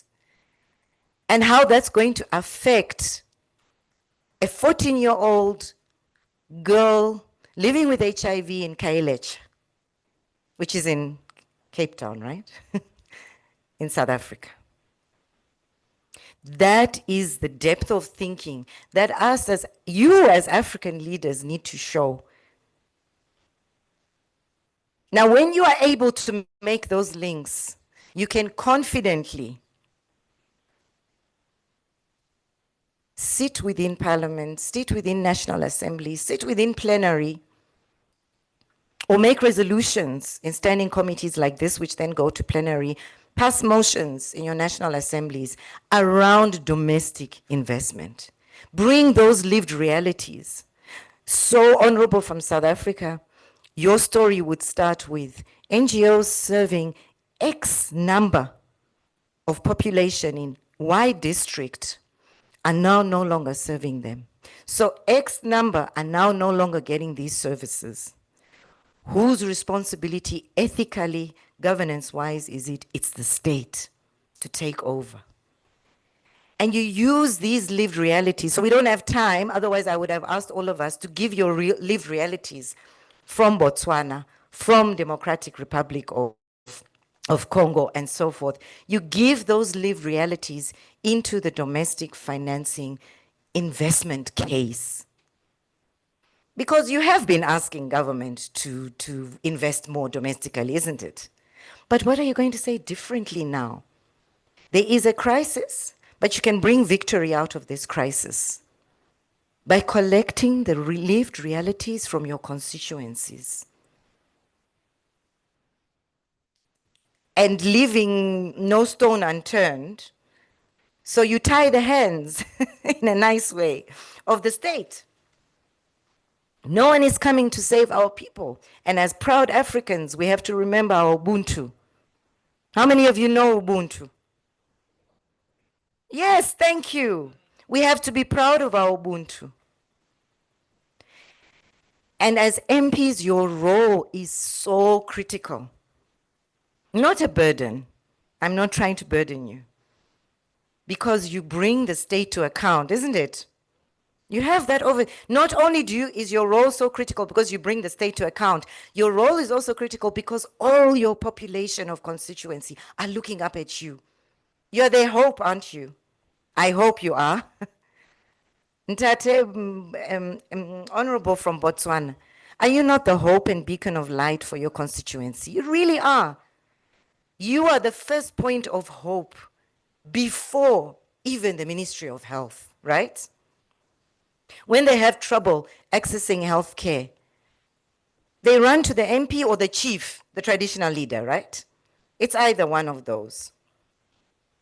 So I'm encouraging you, and I'll move on to Madagascar before I forget, that we have to also remember, as Africans, we cannot be beaten down by geopolitics. And these are the assertions you can give. What is wrong with reminding within the political sphere that as Africans, we can come up with our African solutions? Why do we need someone from outside to bring aid? But it has to come from African leaders to other African leaders, proudly, and to overcome. And yes, you can. If we got out of colonization without much, and we had freedom, you know what? That one, don't start it, MP. But really think about it. If our continent could attain certain levels of freedom, freedom of voting, freedom of rights, and so forth, you know, certain rights, then we can also have the freedom of economics. So, Monsieur from Madagascar, Honorable. Merci pour votre... He's the save the best for last. Ok. Oui. Merci pour votre stimulation et encouragement. Mais pour le cas de Madagascar, le coupure de financement de l'USAID, c'est vraiment, il y a vraiment des impacts dans le système de la santé parce que pour la vaccination, par exemple, 80% de la vaccination dépend de l'USAID. Et dernier mois, il y a des catastrophes humanitaires qui se passent dans une région du sud-est de Madagascar parce qu'il y a des épidémies de paludisme qui sévit et ça tue jusqu'à 120 personnes. Donc, à cause de la manque de tests, de diagnostics et de prise de traitement du paludisme. Donc, il y a vraiment des effets néfastes pour nous. Mais malgré tout ça, on n'a fait même pas de loi rectificative sur la de finances rectificative. Donc, merci pour votre partage et votre stimulation. Et on est vraiment conscient que nous devons augmenter, nous devons chercher des ressources propres pour mieux assurer notre système de santé. Merci. Merci, merci, monsieur. So I will wrap up now. That was just a bit of an appetizer, a soup, a croissant for you. Be assured you are doing your best. You are. You're definitely. You'd not be sitting here if you are not making the efforts. And we are here to encourage each other constantly. And one of the beauties of the SADC Parliamentary Forum, the way the various organs are structured, is they bring you together from different countries into standing committees and different spaces to motivate each other, to inspire each other, to just say, it's okay, we're also having the same problem. So we'll continue, and I think for now, let me hand over back to SG for putting me on the spot.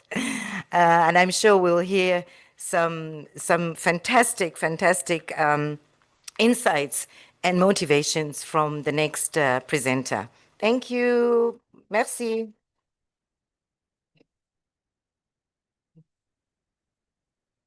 Brilliant, isn't it, honorable members? Yes. So that was a very good segue into the next presentation. Our next presenter is from Michaela Clayton. She has been in this area of work, I think, for more than 30 years. She's a human rights lawyer. She's a human rights lawyer. She has worked in the space for civil society, and she has been working with the forum for many, many years in her previous role, and currently when she was with ARASA. She was the executive director for ARASA. I'll ask her to kindly introduce herself. And if you look through our publications, she has also contributed to some of the documentation that we have around the digest. When it was very difficult around HIV and AIDS, she was center stage as one of the partners, among others, who helped us with the model on HIV and AIDS when things were difficult. When members were telling us at that time, no, don't include those ones. It's fine. The issues of financing are critical now because we've been saying Africa is rich, Africa can afford, Africa, we are therefore. Michaela, kindly Yes. introduce yourself and take us forward. Please be as candid as you may best be. Thank you. Thank you, SG, for that very kind introduction. I hope that I live up to the to your accolades. Thank you. Good afternoon, ladies and gentlemen, honorable members. My name is Michaela Clayton, and I'm joining you from Namibia. Can you just confirm you can hear me okay? Yes, you're very clear. Yes. Great. Okay. Very well. Are you the one sharing your presentation, or is it us? I will share it. Yes. Thank All right, you. thank you. Thank you. So I'm sorry that I'm not there in the room with you, but this is second best. And let me just share my presentation for you. Hold on one sec. As the SG said, I am a human rights lawyer. I've been working in HIV, sexual and reproductive health and rights, and human rights more generally since 1989, which shows you how old I am. I'm a grandmother of two, but I'm still here and I'm still fighting. So let me share with you the presentation. Hold on one sec.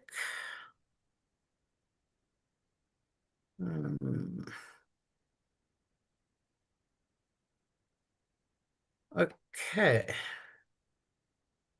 Can you, sorry, just confirm you can see the screen?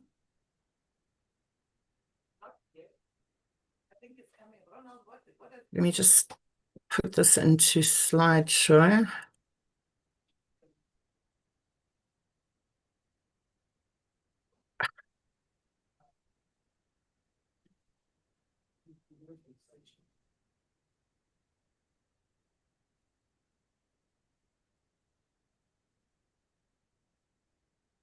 Just hang on one second. My machine has conveniently frozen at this particular moment.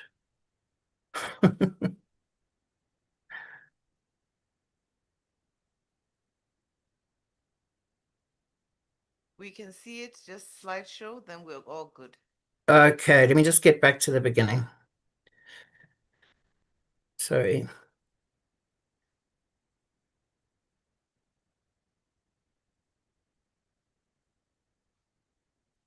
Honestly.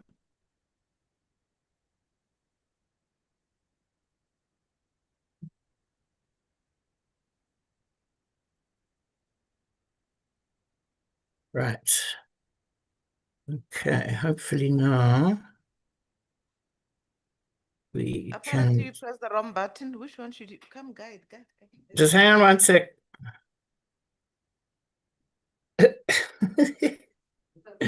Ay, ay, ay. This Go to the woman, big honestly. television screen. That one, yeah. Okay. Great. Right. So what I've been asked to speak to you about this afternoon is, and I believe I'm sorry, I was in another meeting, but as I came in, I heard that Rosé was talking with you about the funding freeze. So hopefully you've had a little bit of an introduction. So I've been asked to talk to you about funding issues that and particularly in addressing human rights barriers to access to HIV and sexual and reproductive health services. So just to give you a little bit of a background in terms of where we are, and although this presentation focuses on HIV, it equally applies to broader sexual and reproductive health services. I see HIV services as part of the broader sexual and reproductive health services. So we've made a lot of progress. If you look at these slides, which I hope you can see clearly, you'll see that this represents the reduction in new HIV infections and the reduction in AIDS-related deaths between 2000 and 2024. So by 2024, we'd seen significant progress made both in terms of HIV prevention, with numbers of new infections declining by a whopping 56% since 2010. And that's in our region, which accounts for 37% of the global number of new HIV infections in 2024. And we also see that the number of HIV-related or AIDS-related deaths has decreased by 59% between 2010 and 2024. And of all the countries in the world, 5 countries are on track, or were on track in 2024 to achieve a 90% decline in new infections by 2030, which is what is required in order to end AIDS as a public health threat by 2030. And these, of those 5 countries, 3 of them are in SADC. And these are Lesotho, Malawi, and Zimbabwe. But despite this overall progress, adolescent girls and young women between the ages of 15 and 24 accounted for 28% of new infections and were 3 times more likely to acquire HIV than their male counterparts. And we've also seen from recent studies that incident rates now peak among women between 25 and 34 in some countries, such as, for example, Uganda. And we've also seen that HIV prevalence amongst people from key populations, men who have sex with men, people who use drugs, sex workers, and their sex partners remain high.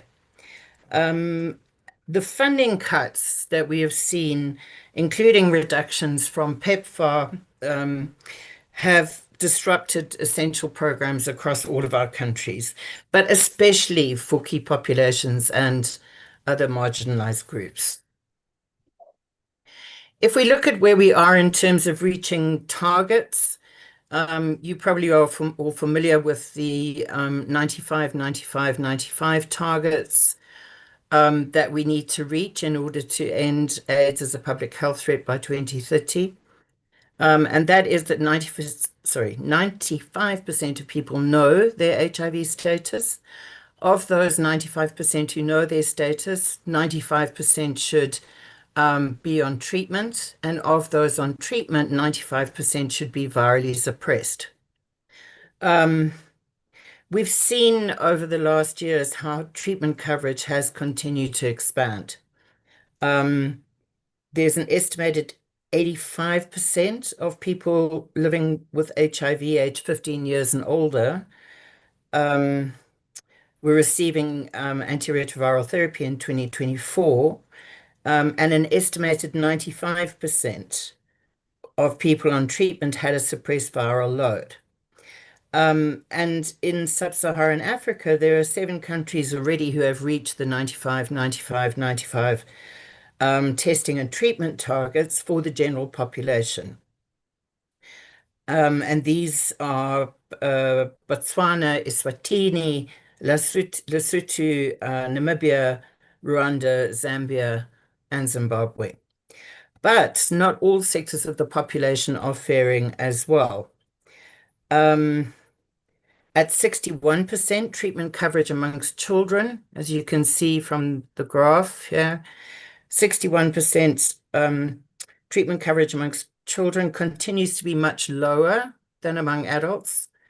And treatment and coverage for adult men, as you see here, lags behind treatment coverage and outcomes for adult women.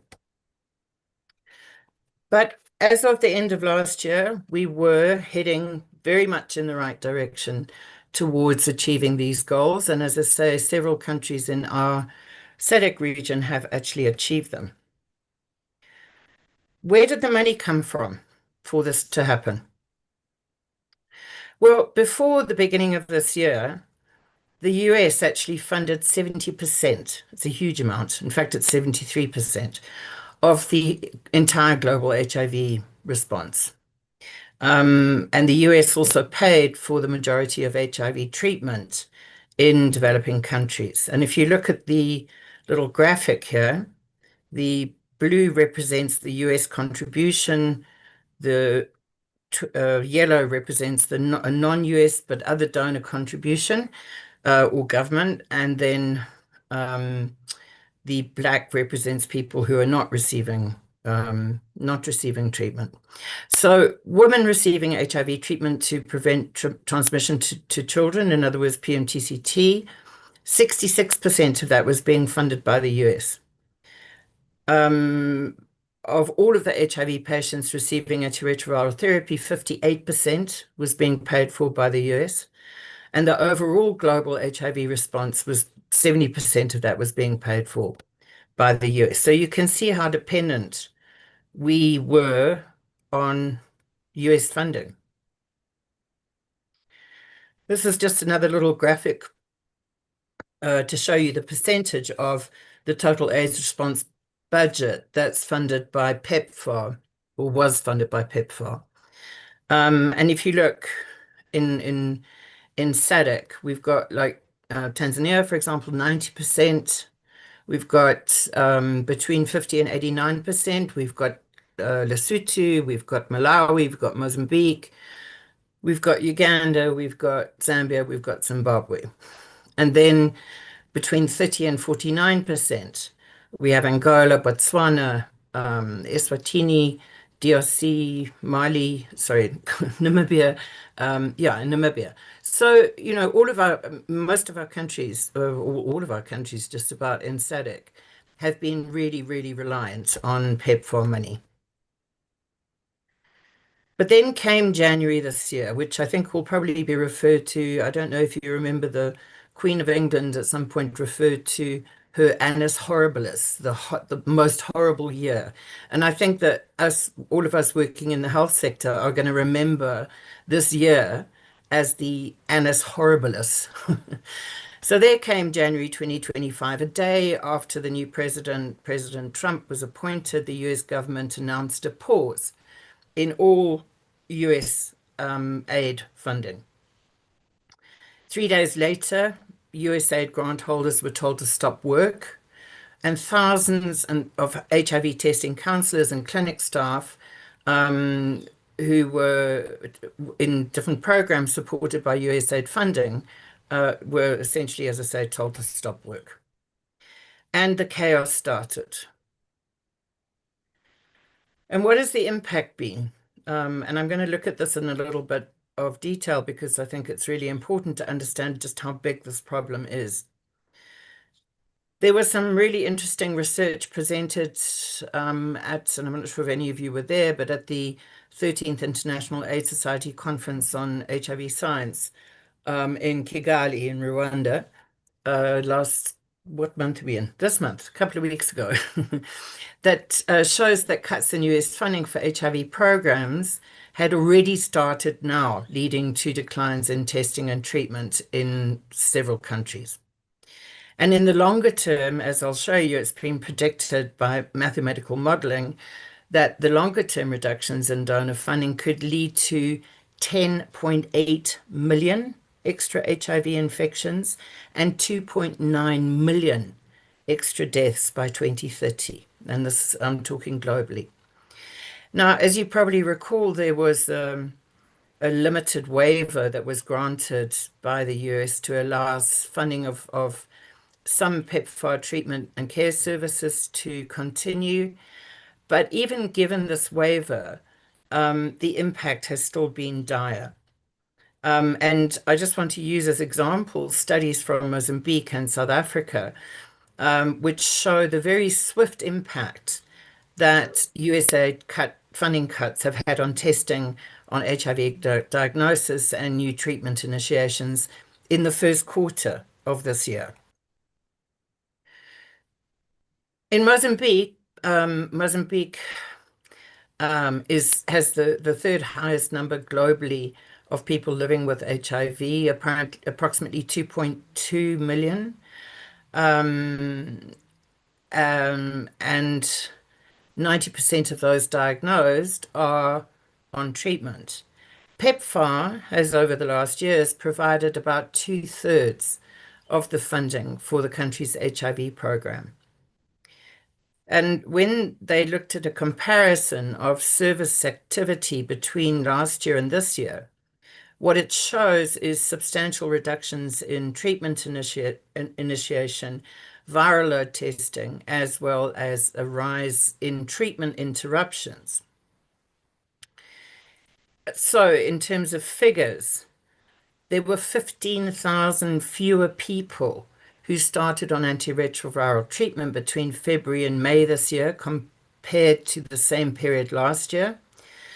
And this represents a 14% reduction in initiation on antiretroviral therapy.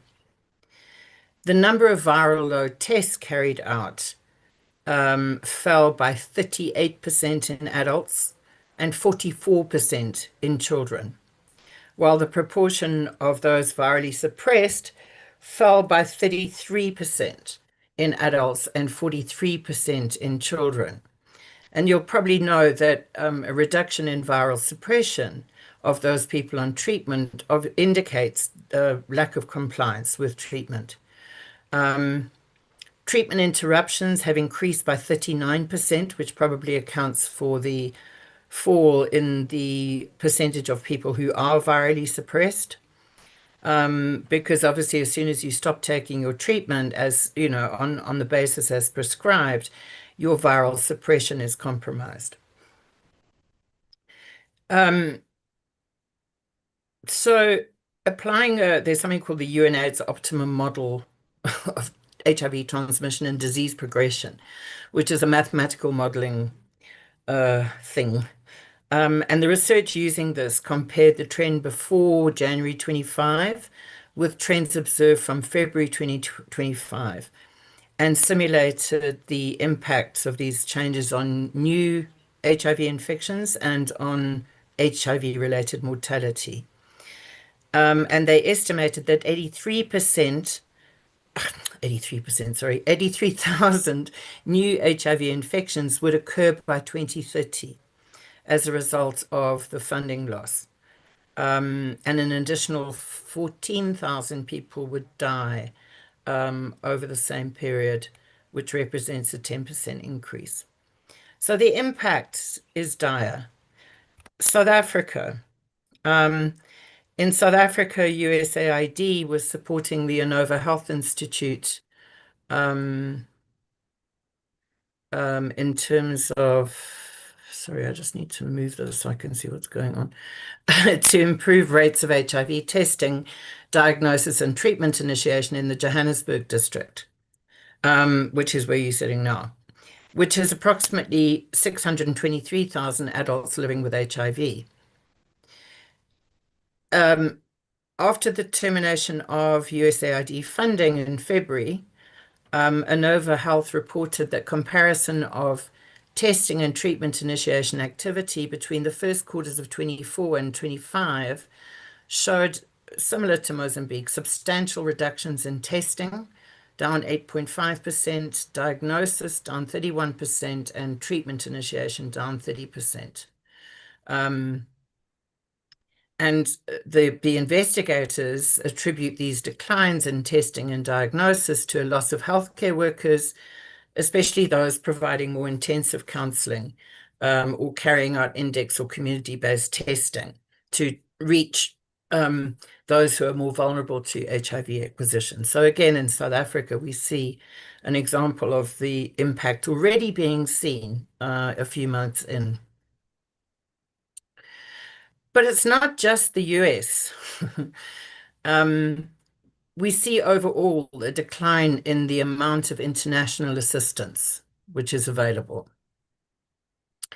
We know, as I mentioned earlier, the US has been a major provider of international assistance for HIV, providing 73% of all donor funding for HIV programs in 2023 in low and middle income countries. But the funding cuts go beyond the US. 5 countries that provide the largest amount of foreign aid for HIV, which includes the US, but also the United Kingdom, France, Germany, and Netherlands, have announced cuts of between 8 and 70% to international aid in 2025 and 2026. So together, this may mean a 24% reduction in international assistance spending, in addition to the US foreign aid pause. So the reductions by the United Kingdom, France, Germany, and the Netherlands will amount to a possible 24% reduction in international assistance, in addition to what's been lost from the US.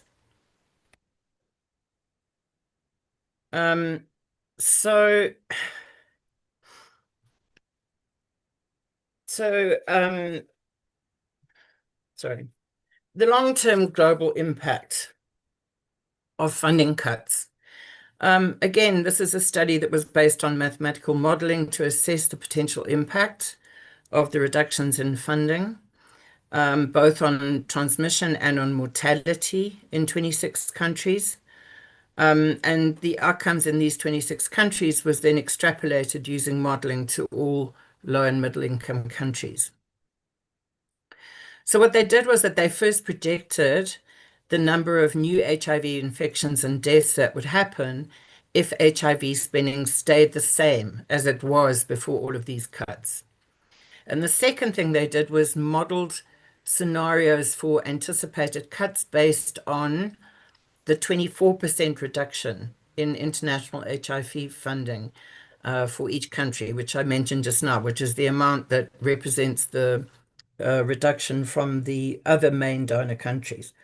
And then finally, they looked at the worst case scenario, which was the complete discontinuation of US funding through PEPFAR, in addition to other anticipated cuts from the other countries. So in the worst case scenario, which is all of that cut, 24% cuts and PEPFAR discontinued, they estimated that there could be 4.43 million to 10.75 million additional infections between 25 and 2030, and between 770,000 to 2.93 million extra HIV-related deaths. And for children, the situation is even worse. There could be an additional 882,000 infections and 119,000 deaths. On the more optimistic scenario, where we lose the funding from the other countries but PEPFAR continues, the figures were obviously slightly less. But the worst case scenario is probably what we are looking at right now, because even though PEPFAR's budget allocation by Congress last week, I think it was not as dire as was anticipated. They retained, I think, something like 400 million US dollars. That is a scratch in the, what's it? Scratch in the ocean. That's not the right phrase. A drop in the ocean of, of the amount that they previously had available for international HIV funding. So the worst case scenario is probably what we're looking at. And what is this doing? It's sending progress backwards. We are losing ground. If you look at this, particular graph, which comes from the new global AIDS update, which is published by UNAIDS every year in July. If funding cuts continue in the way that they are, the world could face higher rates of annual new HIV infections by 2030, up to 3.4 million, than at the peak of the global epidemic in 1995. So if you look here, 1995 was what was considered the peak of the epidemic, which was in many countries before treatment started, right? In fact, yeah, it was way before treatment started. The peak of the epidemic in 1995, we saw 3.3 million new infections. Now, and it comes down, 2024, but with the funding cuts, it's anticipated it will go right back up to more than the level at the peak of the epidemic in 1999. Same with deaths. We see a peak in the HIV-related or AIDS-related deaths in about 2004-ish. But after 2004, started coming down. Now, with the new funding cuts, if they continue, which they probably will, we are looking at a rise way back higher than at the peak of the epidemic, which is really, really disturbing. On the ground, in all of our countries, we see the impact of these funding losses rippling across programs. Countries are reporting stockouts of HIV medicines, test kits, faltering laboratory services, limited availability of PrEP, and other interventions to prevent new infections. We see community-led services for people from key and vulnerable populations, projects focused on reducing stigma and discrimination and gender inequalities, efforts to improve sexual and reproductive health, to address gender-based violence, and to provide psychosocial support are being scaled back on a big scale. And there are critical gaps in financing for frontline health workers and HIV testing services which have appeared across our countries.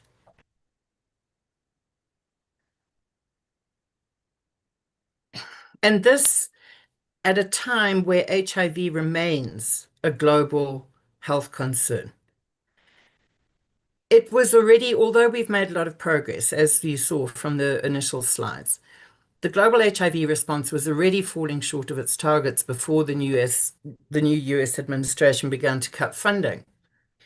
Although UNAIDS had called for 95% of people who knew their status to be on treatment by 2025, a quarter of people with HIV were still not on treatment in 2023. AIDS-related deaths have not, although they have not declined as rapidly as we'd hoped. There are significant increases in primary prevention programs that will be needed to achieve a sustained reduction in HIV incidence. According to modeling, we need about 40 million people to start PrEP to achieve epidemic control in sub-Saharan Africa.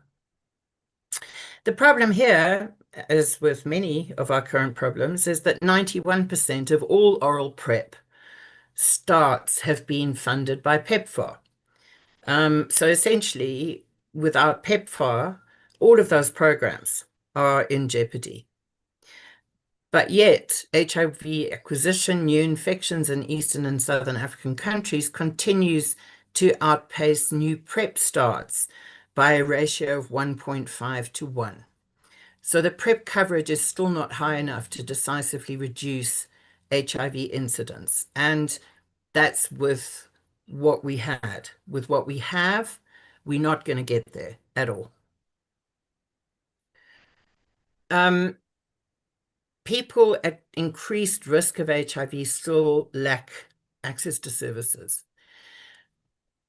The majority of key population programs, and there are some exceptions, but the majority of key population programs have been funded by PEPFAR in sub-Saharan Africa.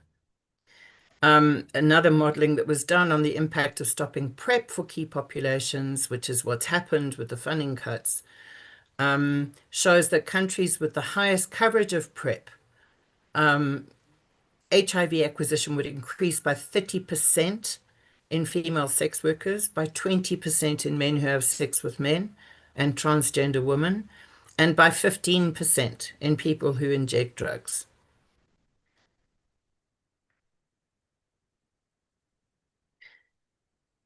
We cannot go back. It's not an option. Treatment and prevention, including PrEP, must be available for everybody who needs it. I think one of the really important points I want to make here is that the initial reaction to funding cuts has been, okay, we really need to make sure that we keep people on treatment. We need to make sure that people access prevention. We need to make sure that treatment as prevention is working. And yes, that obviously was the highest priority. But we also need to be very careful not to forget that treatment and prevention do not exist in a vacuum. We cannot treat our way out of HIV just using biomedical approaches. Many of the barriers and inequalities, the human rights barriers and inequalities that hold back sustainable progress against HIV have not been dislodged, despite the work that so many people have done over the last 25, 30 years to remove those barriers. We still have stigma. We still have discrimination. We still have punitive laws in place that fuel stigma and discrimination. We still have gender inequalities. We still have violence. And all of these continue to sabotage people's attempts to stay HIV-free and to live safe and healthy lives if they do acquire HIV. The problem is, and this is a blunt reality, which is not a popular one, is that unfortunately many of our governments lack the political will to provide HIV-related services and protection for people from key populations and other vulnerable populations. So to provide HIV services for men who have sex with men, particularly in countries which is, let's face it, in most of ours, where same-sex sex is illegal. To provide services for sex workers, particularly where sex work is illegal. To provide services for people who use drugs, where drug possession and use is illegal. The political will is not there. And it's not just key populations. It's other vulnerable populations, including adolescent girls and young women, who are most at risk of acquiring HIV and experiencing HIV-related stigma, discrimination, and violence.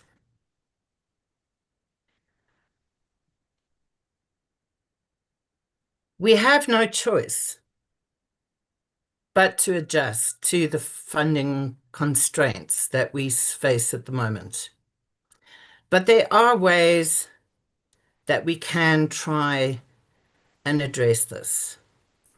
The immediate priority, I think, is to secure increased domestic investments, but also continued global solidarity, such as it is in this broken world at the moment, to avert rising AIDS-related mortality and new HIV infections.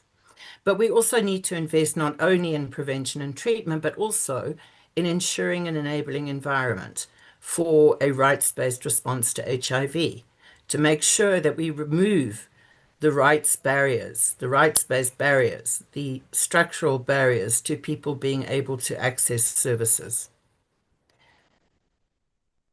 Human rights needs to be at the center. Care is needed to ensure, and integration is something I just want to touch on for a moment, because the response in a lot of countries that I've seen over the last weeks and a couple of months to funding cuts has been, sure, we'll integrate all of these services into mainstream public health services. And in the ideal world, that's exactly what we need to do, right? We need to integrate. We need to integrate HIV services into broader public health services. We need to integrate services for key populations and for other vulnerable populations into mainstream public healthcare facilities. But as we do this, we need to make sure that we preserve person-centered approaches that protect human rights and gender equality. These approaches are really critical to sustain the demand and coverage for and the coverage of services. People will not come to services if they are going to be discriminated against, if they're going to be gossiped about, if their confidentiality is going to be breached, if they're going to be reported to the police or harassed. They are not going to come for these services. And I just picked up just before joining you now, a really nice quote that I saw from somebody speaking at the AIDS conference in Kigali recently. It was somebody from South Africa who said, integration means being shoved into an overburdened health system, which has been neglected for decades, only to be ridiculed for our HIV status, for our gender identity, for our sexual orientation, for our age. Integration is not a solution, let's be honest. Without the decriminalization, the accountability, the funding needed, integration will be a death sentence for us. And this was somebody from a key population speaking. So we've got to strike a balance between greater integration of services, definitely, but we also need to make sure that those services are accessible and acceptable for everybody who need them. We need to preserve community-driven accountability and engagement that make HIV programs successful, including community-led monitoring to make sure that services are accessible, acceptable, are respectful of human rights. We need to make sure that community-led research continues.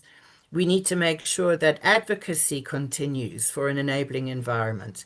And we need to make sure that community engagement in decision-making and community-led service delivery continues. And these are all of the programs that are seeing cuts at the moment.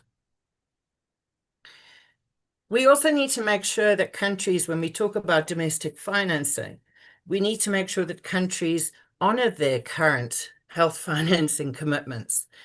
I'm sure you're all familiar with the Abuja Declaration of 2001, it's quite old now, which called for, allocating at least 15% of national budgets to health. Unfortunately, if you look at this, you'll see that there are only 2 countries in the region, in SADC, that are only one that is actually exceeding, okay, this was 2022, but the situation hasn't changed much. Only South Africa has actually achieved the 15%, and Botswana, who is just hovering on the border. But apart from that, other countries in the region, in SADC, are not anywhere, well, some are close-ish, but many are not anywhere close to reaching that. And that would be, for me, the first step in terms of, in terms of increasing domestic financing for health, is actually to make sure that your governments meet the Abuja targets. Government spending on debt servicing, which is something I'm sure you're all familiar with. Unfortunately, our countries spend a lot of money on servicing debt. And this graph shows you gives you an indication of debt service as a share of government spending. And I mean, just look, this is like up to now, 2025. Look at this. This one here, for example, shows you like spending on, for example, education. This orange line shows you spending on health. And this one shows you, the blue one shows you spending on repaying debt. And look where it goes. Right up there. Much higher than what we spend on health is being spent on repaying foreign debt. So we need to look at strategies for increasing domestic financing, which also includes addressing issues of debt repayment, which is crippling in terms of the fiscal space that is available in our countries to increase domestic financing for health. There are a number of strategies that can be looked at, and this could be a whole seminar on its own because each of them requires its own attention, which we don't have time for today. But the first one is debt relief, looking at reducing debt burden to free up resources for HIV and health programs. Looking at international tax cooperation, addressing issues like tax evasion and tax avoidance can boost government revenue. This one, I think, is also very important. Improve public financial management. We need strengthened public financial management systems to make sure that our resources that we do have domestically are used efficiently. In all of our countries, I'm sorry to say, and some more than others, including my own, there is leakage in health systems. There is corruption that loses us lots and lots and lots of money.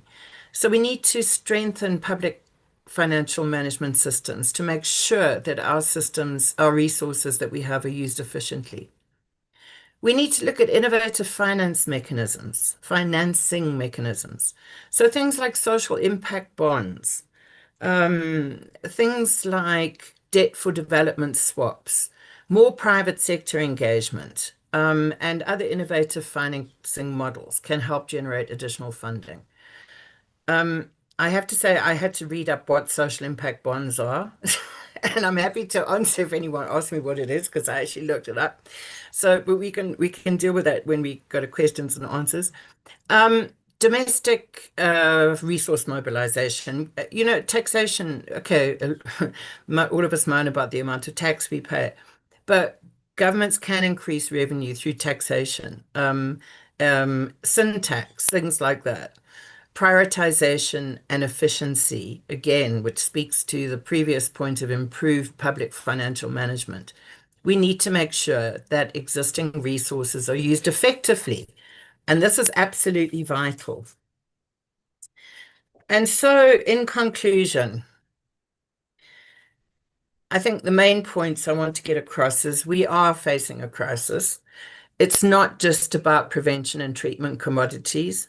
We do need to increase domestic financing in order to make sure that everybody who needs it does have access to treatment and does have access to prevention. But this also means that governments really need to, to think very seriously about increasing domestic financing for what are regarded as the unpopular programs, the programs that provide services for key populations, for men who have sex with men, even in countries where it's criminalized, for sex workers, even in countries where it's criminalized, for people who use drugs and inject drugs, even where it's criminalized. Because if we don't address HIV in key populations, we are not going to address HIV across the board. And more importantly than that, everybody has the right to health. Everybody. And history will definitely judge us very harshly if we fail to do this. Thanks very much.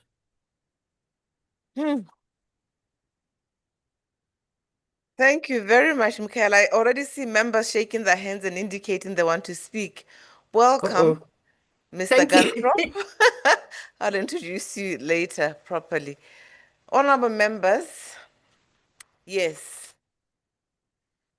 I see Honorable Madikizela already. Any other hands I see? Yeah, let's go ahead, Honorable Madikizela. It's been a long day, and unfortunately, we ended up with a very long presentation, which is very important, though.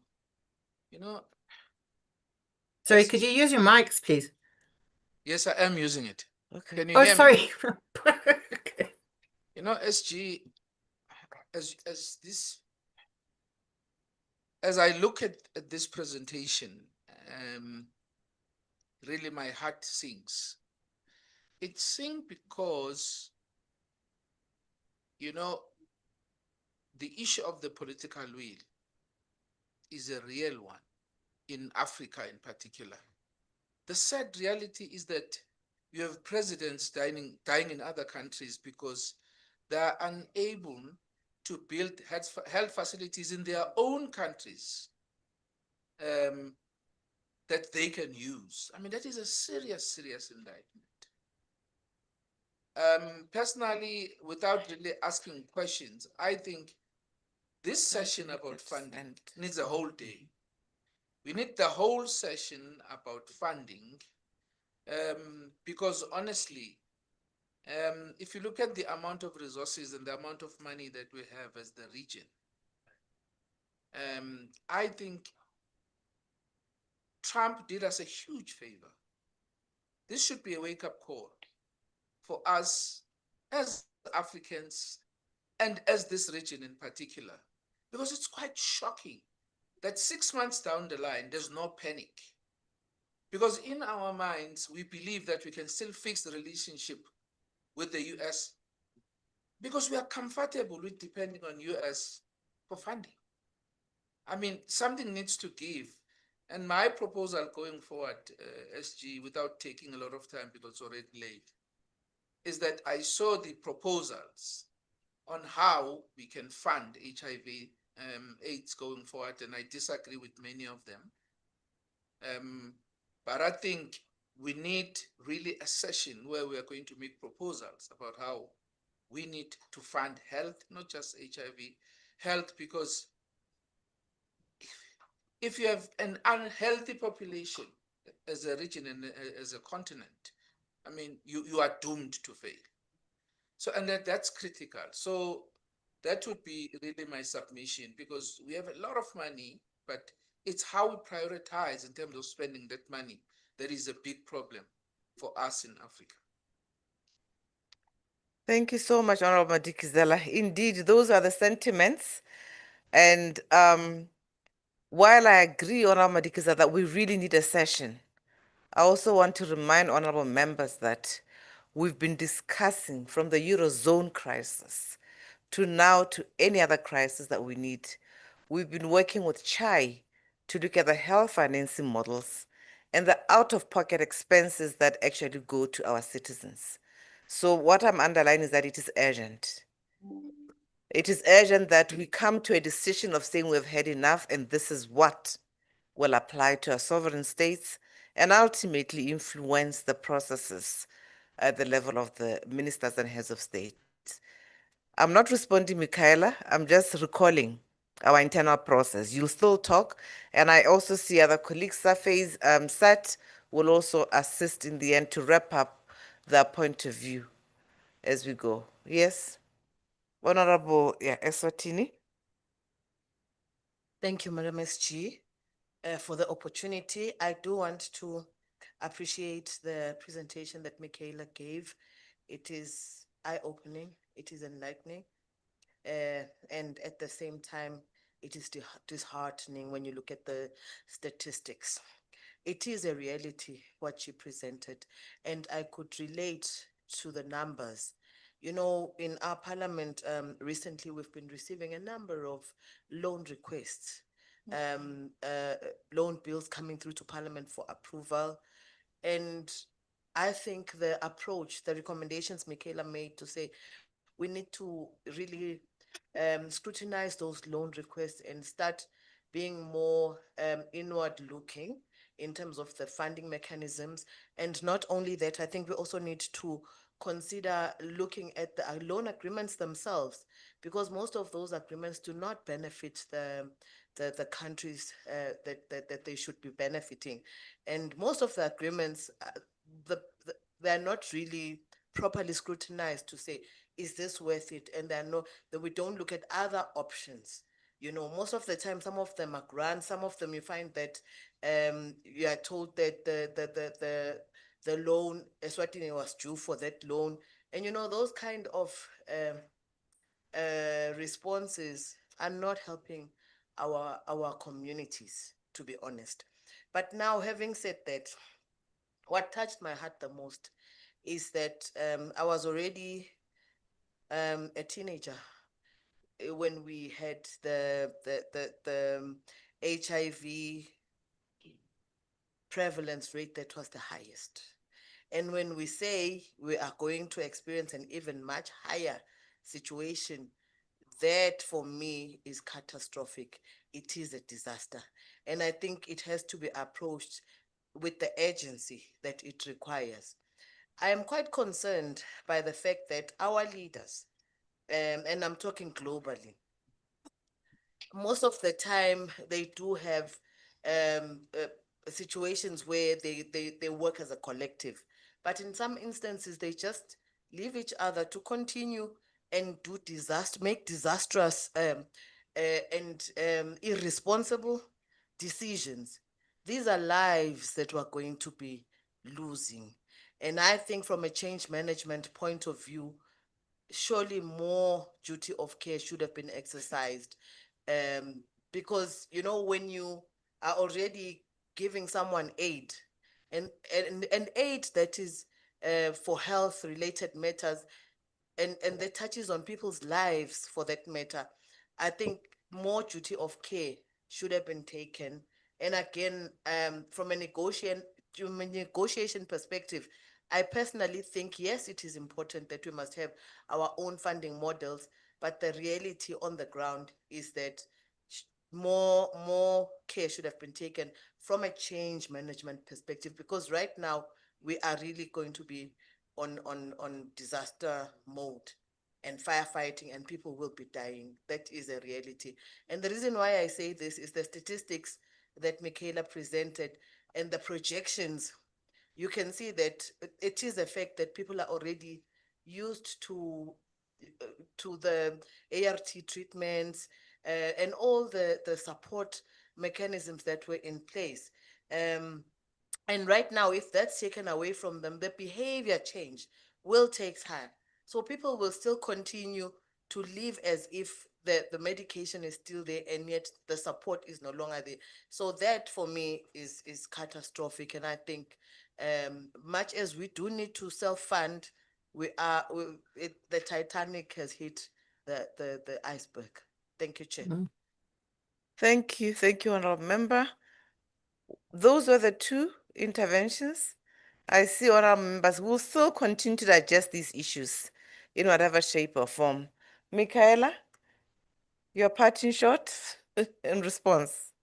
Well, I'm really sorry to have depressed all of you this afternoon. But unfortunately, I think we really do have to face up to the reality that we are in a very difficult situation. And I think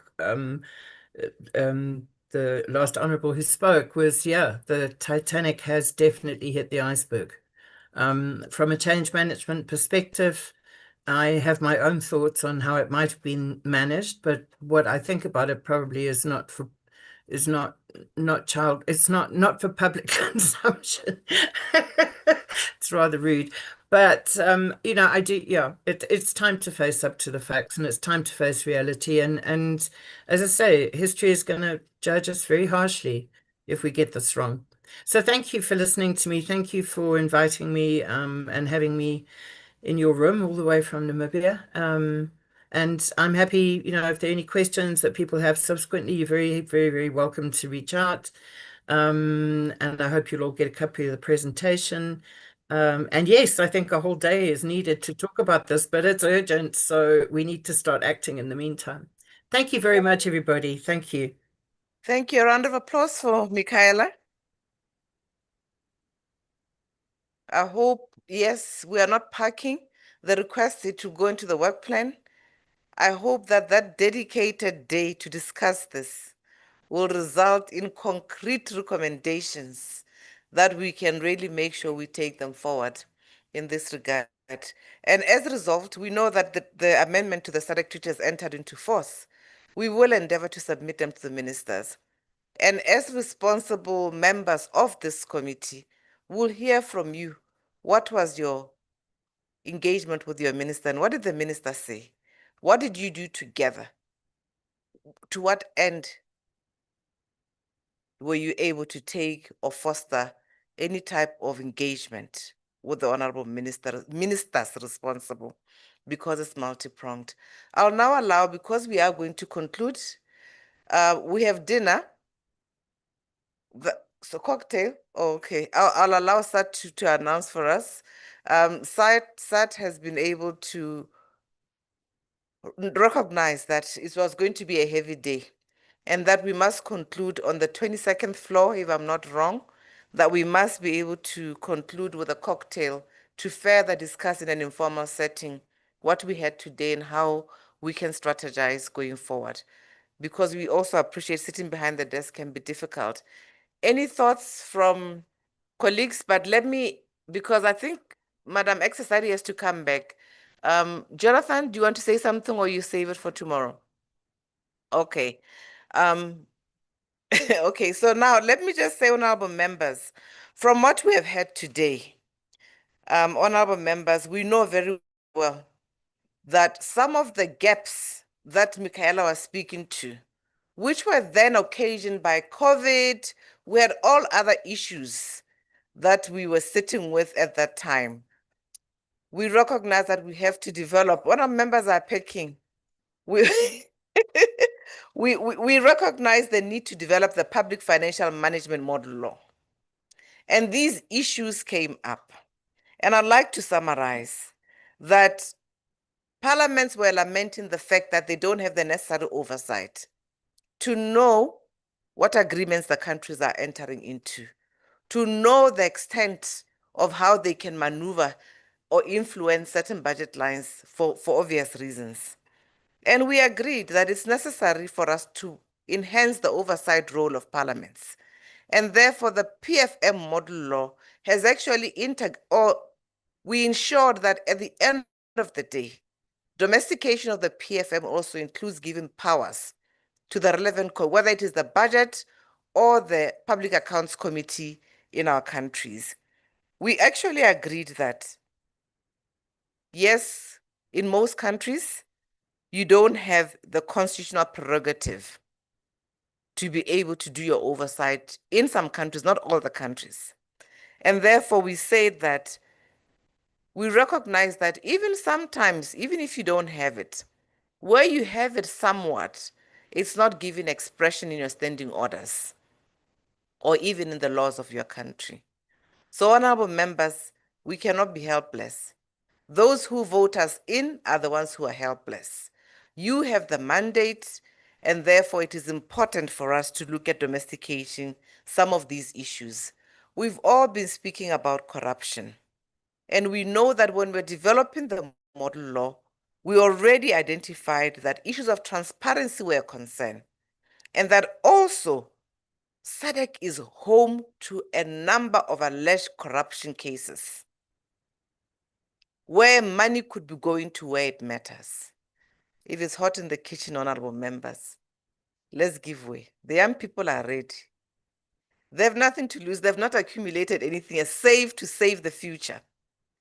And we cannot be helpless. The PFM model law is there. It gives you an opportunity to domesticate. It will ensure that Parliament does have the constitutional prerogative to monitor public financial management processes. Having said this, let me stop here, allow Rosette to end the day for us so that you can go and get ready for the cocktail. Thank you, Rosette. Thank you, Madam Michaela, I think she's off. And thank you, honorable members, for indulging this important presentation. Let me just do it. Okay, all right. Honorables, how are you? Especially my Honorable Madikizela. You're ready to roll with what Seth must have prepared for you. In view of time, my wrap up will not be anything like it was before I hand it over to Madame Michaela. But can we stand up, please? Oblige me, honorables.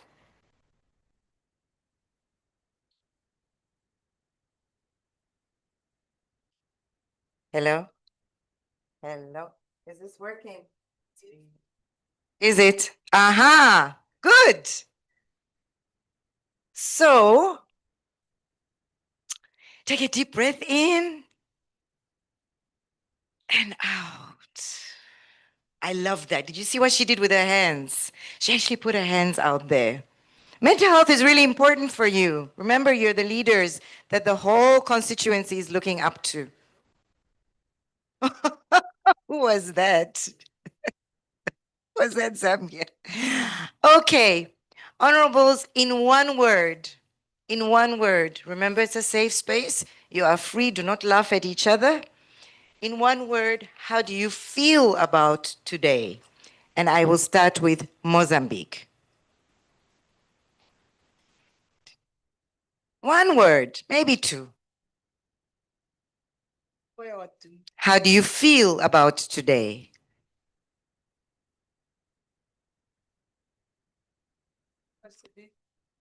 How do you feel? Do you feel beautiful? Do you feel happy? Do you feel hungry? Do you feel sad?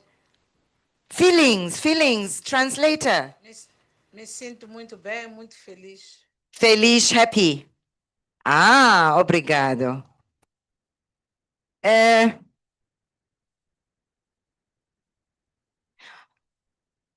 You know, I have to learn to do. Honorable Santos, how do you feel?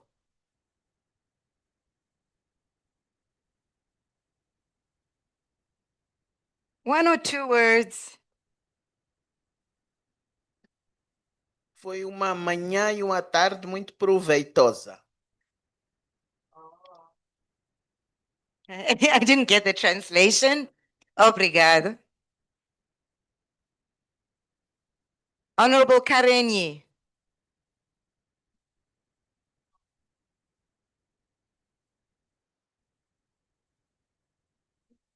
Oh, wow. Equipped. Tomorrow I'll be calling you to account on how you are equipped. Say it again in your equipped. I feel equipped and energized. Very nice. Wonderful.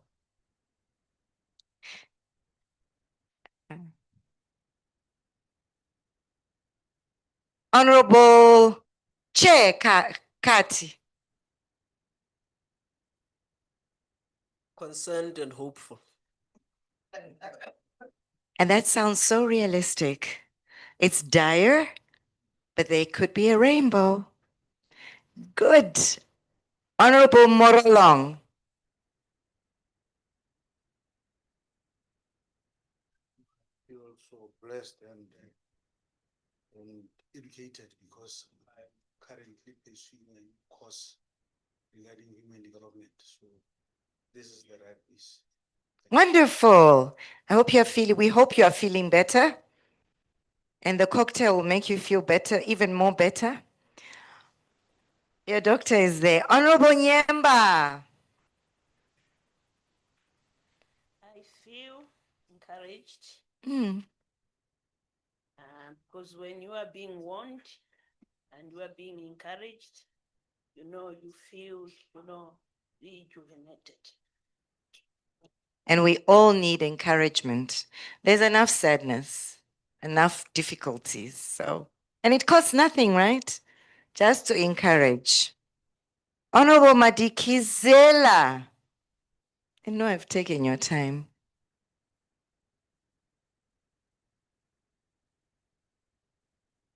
Did I say it right? Monginkos? Okay. I feel depressed. Yo. Okay. Sorry. Do you need a hug? Okay. But we are here for you. Is it something you can get through the evening?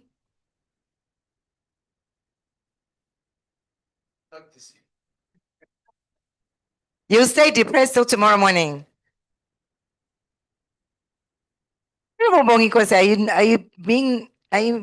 Are you serious? Okay, continue. Uh-huh. The work that we have to do as this committee. So it's a bit overwhelming. So, yeah.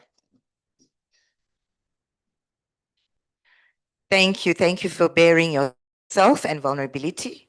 And hopefully tomorrow we can shift that to a better space. Honorable Celestine.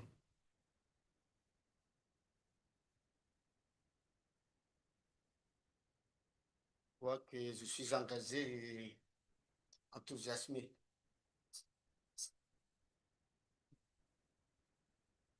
Merci, monsieur. Honorable Botema. Oh, there's.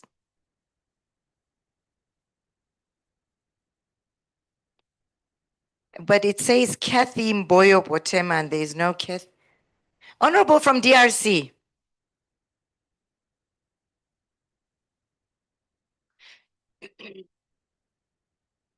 Je me sens à la fois triste au vu de réalité, mais encouragé par l'engagement que tous nous prenons pour que l'avenir soit meilleur. Merci, monsieur. And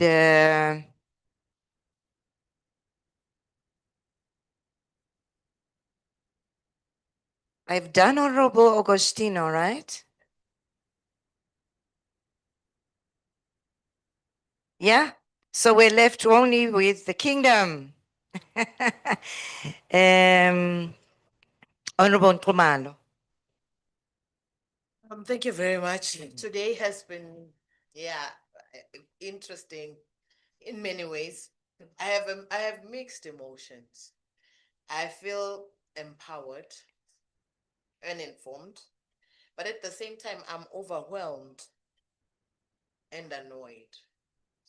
Thank you. Thank you. The annoyed, is it with the facilitators by any chance?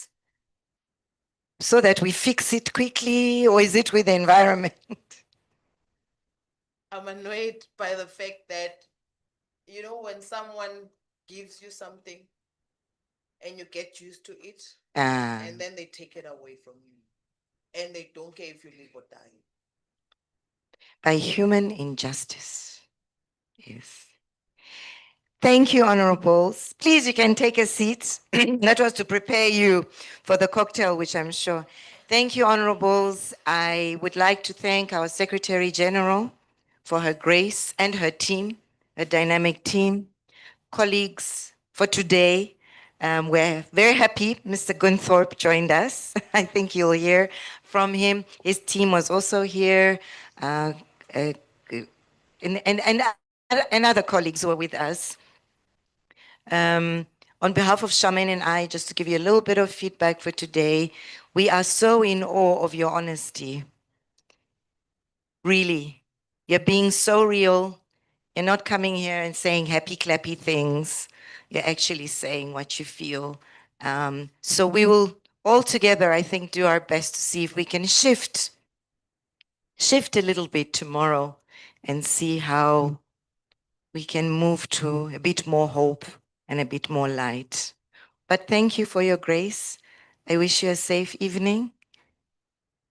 And Moses, I think, wants to say something. Ngiyabonga kakhulu, enkosi, everything.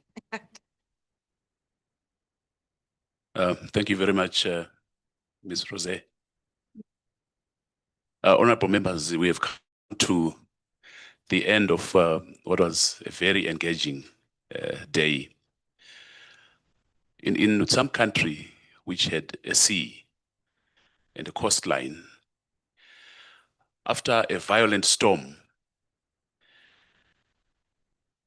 the sea pushed out of the sea onto the sand hundreds of thousands of starfish.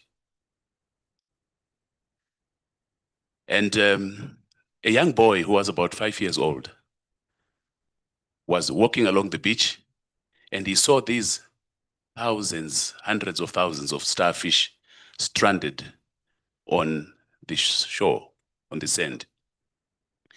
Young as he was, he realized that unless somebody threw them back into the sea, they would die. So he started picking one starfish at a time and throwing it back into the ocean. At that point, a very rich man who lived in the same neighborhood, who was walking his dog along the beach, saw this little boy and recognized him as his neighbor's son. He looked at him and he said, "Boy, what difference do you think you can make with your two little hands? There are hundreds of thousands of these starfish. Go home. Your mother must be worried stiff because you are absent and it's getting dark." The boy did not respond or answer. He bent over, picked another starfish, threw it into the ocean, and smiled as he saw it swim back into the ocean. Then he looked the rich man in the eyes, in the face, and he said, "Say, for this one, I have made a difference."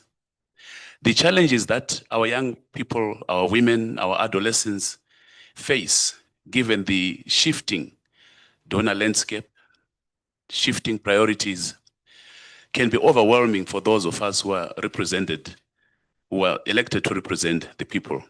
And it is very easy to say, what difference can I make? I'm only one member of parliament in my constituency.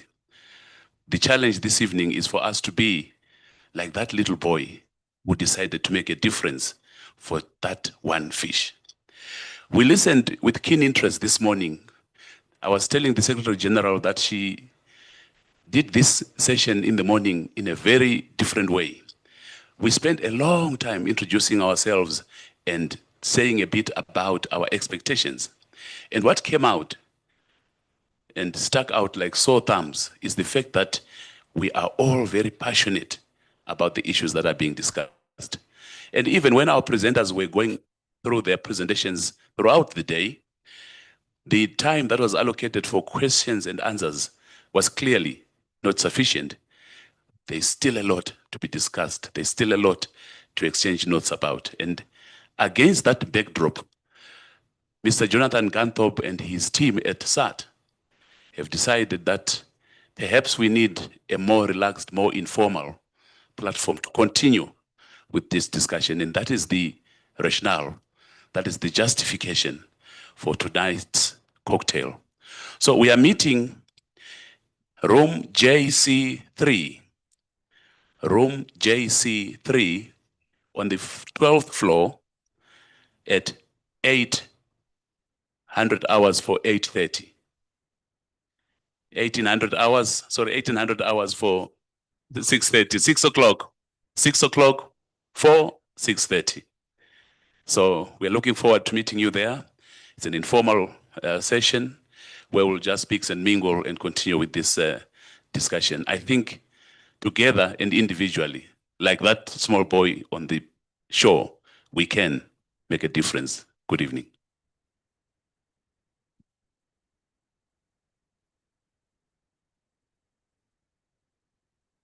Thank you, honorable members.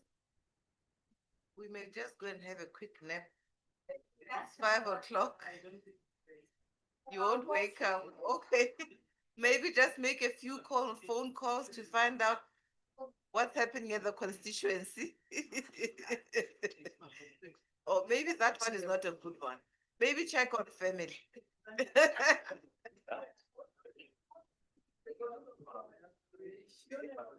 Yeah. Thank you. Thank you. Yeah.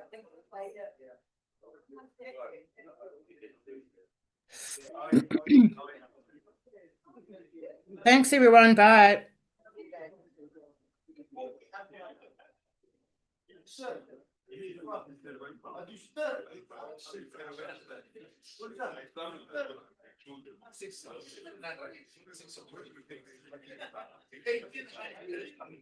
The ones that I've been seeing.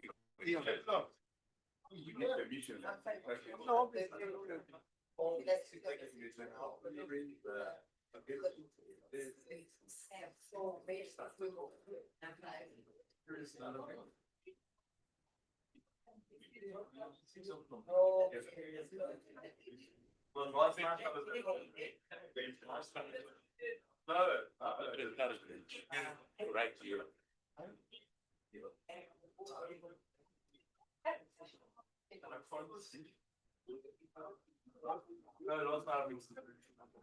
Paulina.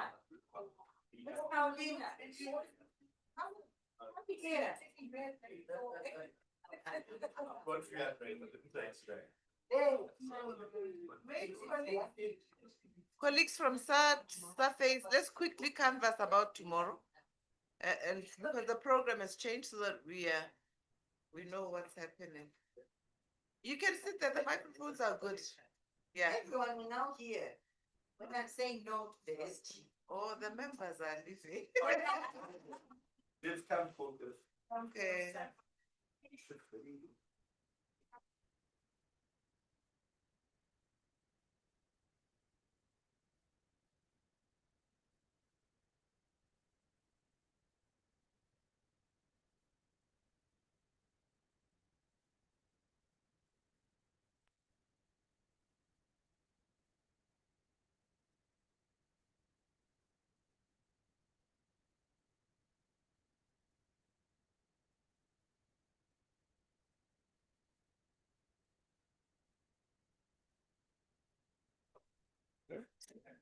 I squeeze out. Let me try with mine. You do. No, with this. No, I want to fix it. Not Just with hold, yours. just hold on. Not with yours. Just hold on.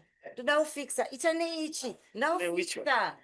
Okay. Let me show you my mama. It's.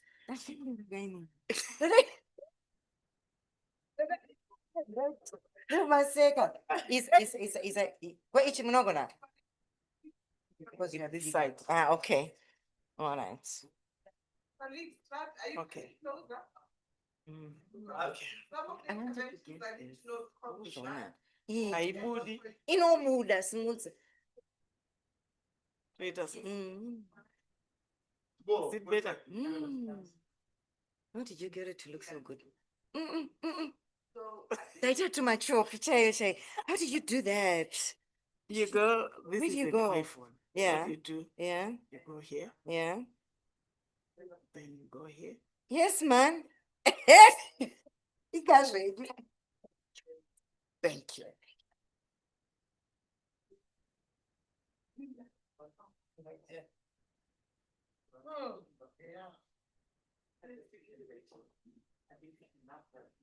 Yes, we took a picture outside.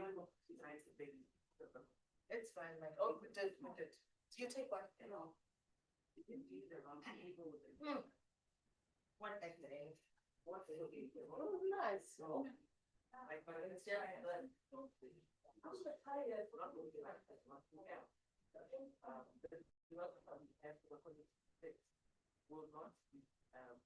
Will not be sitting around the table.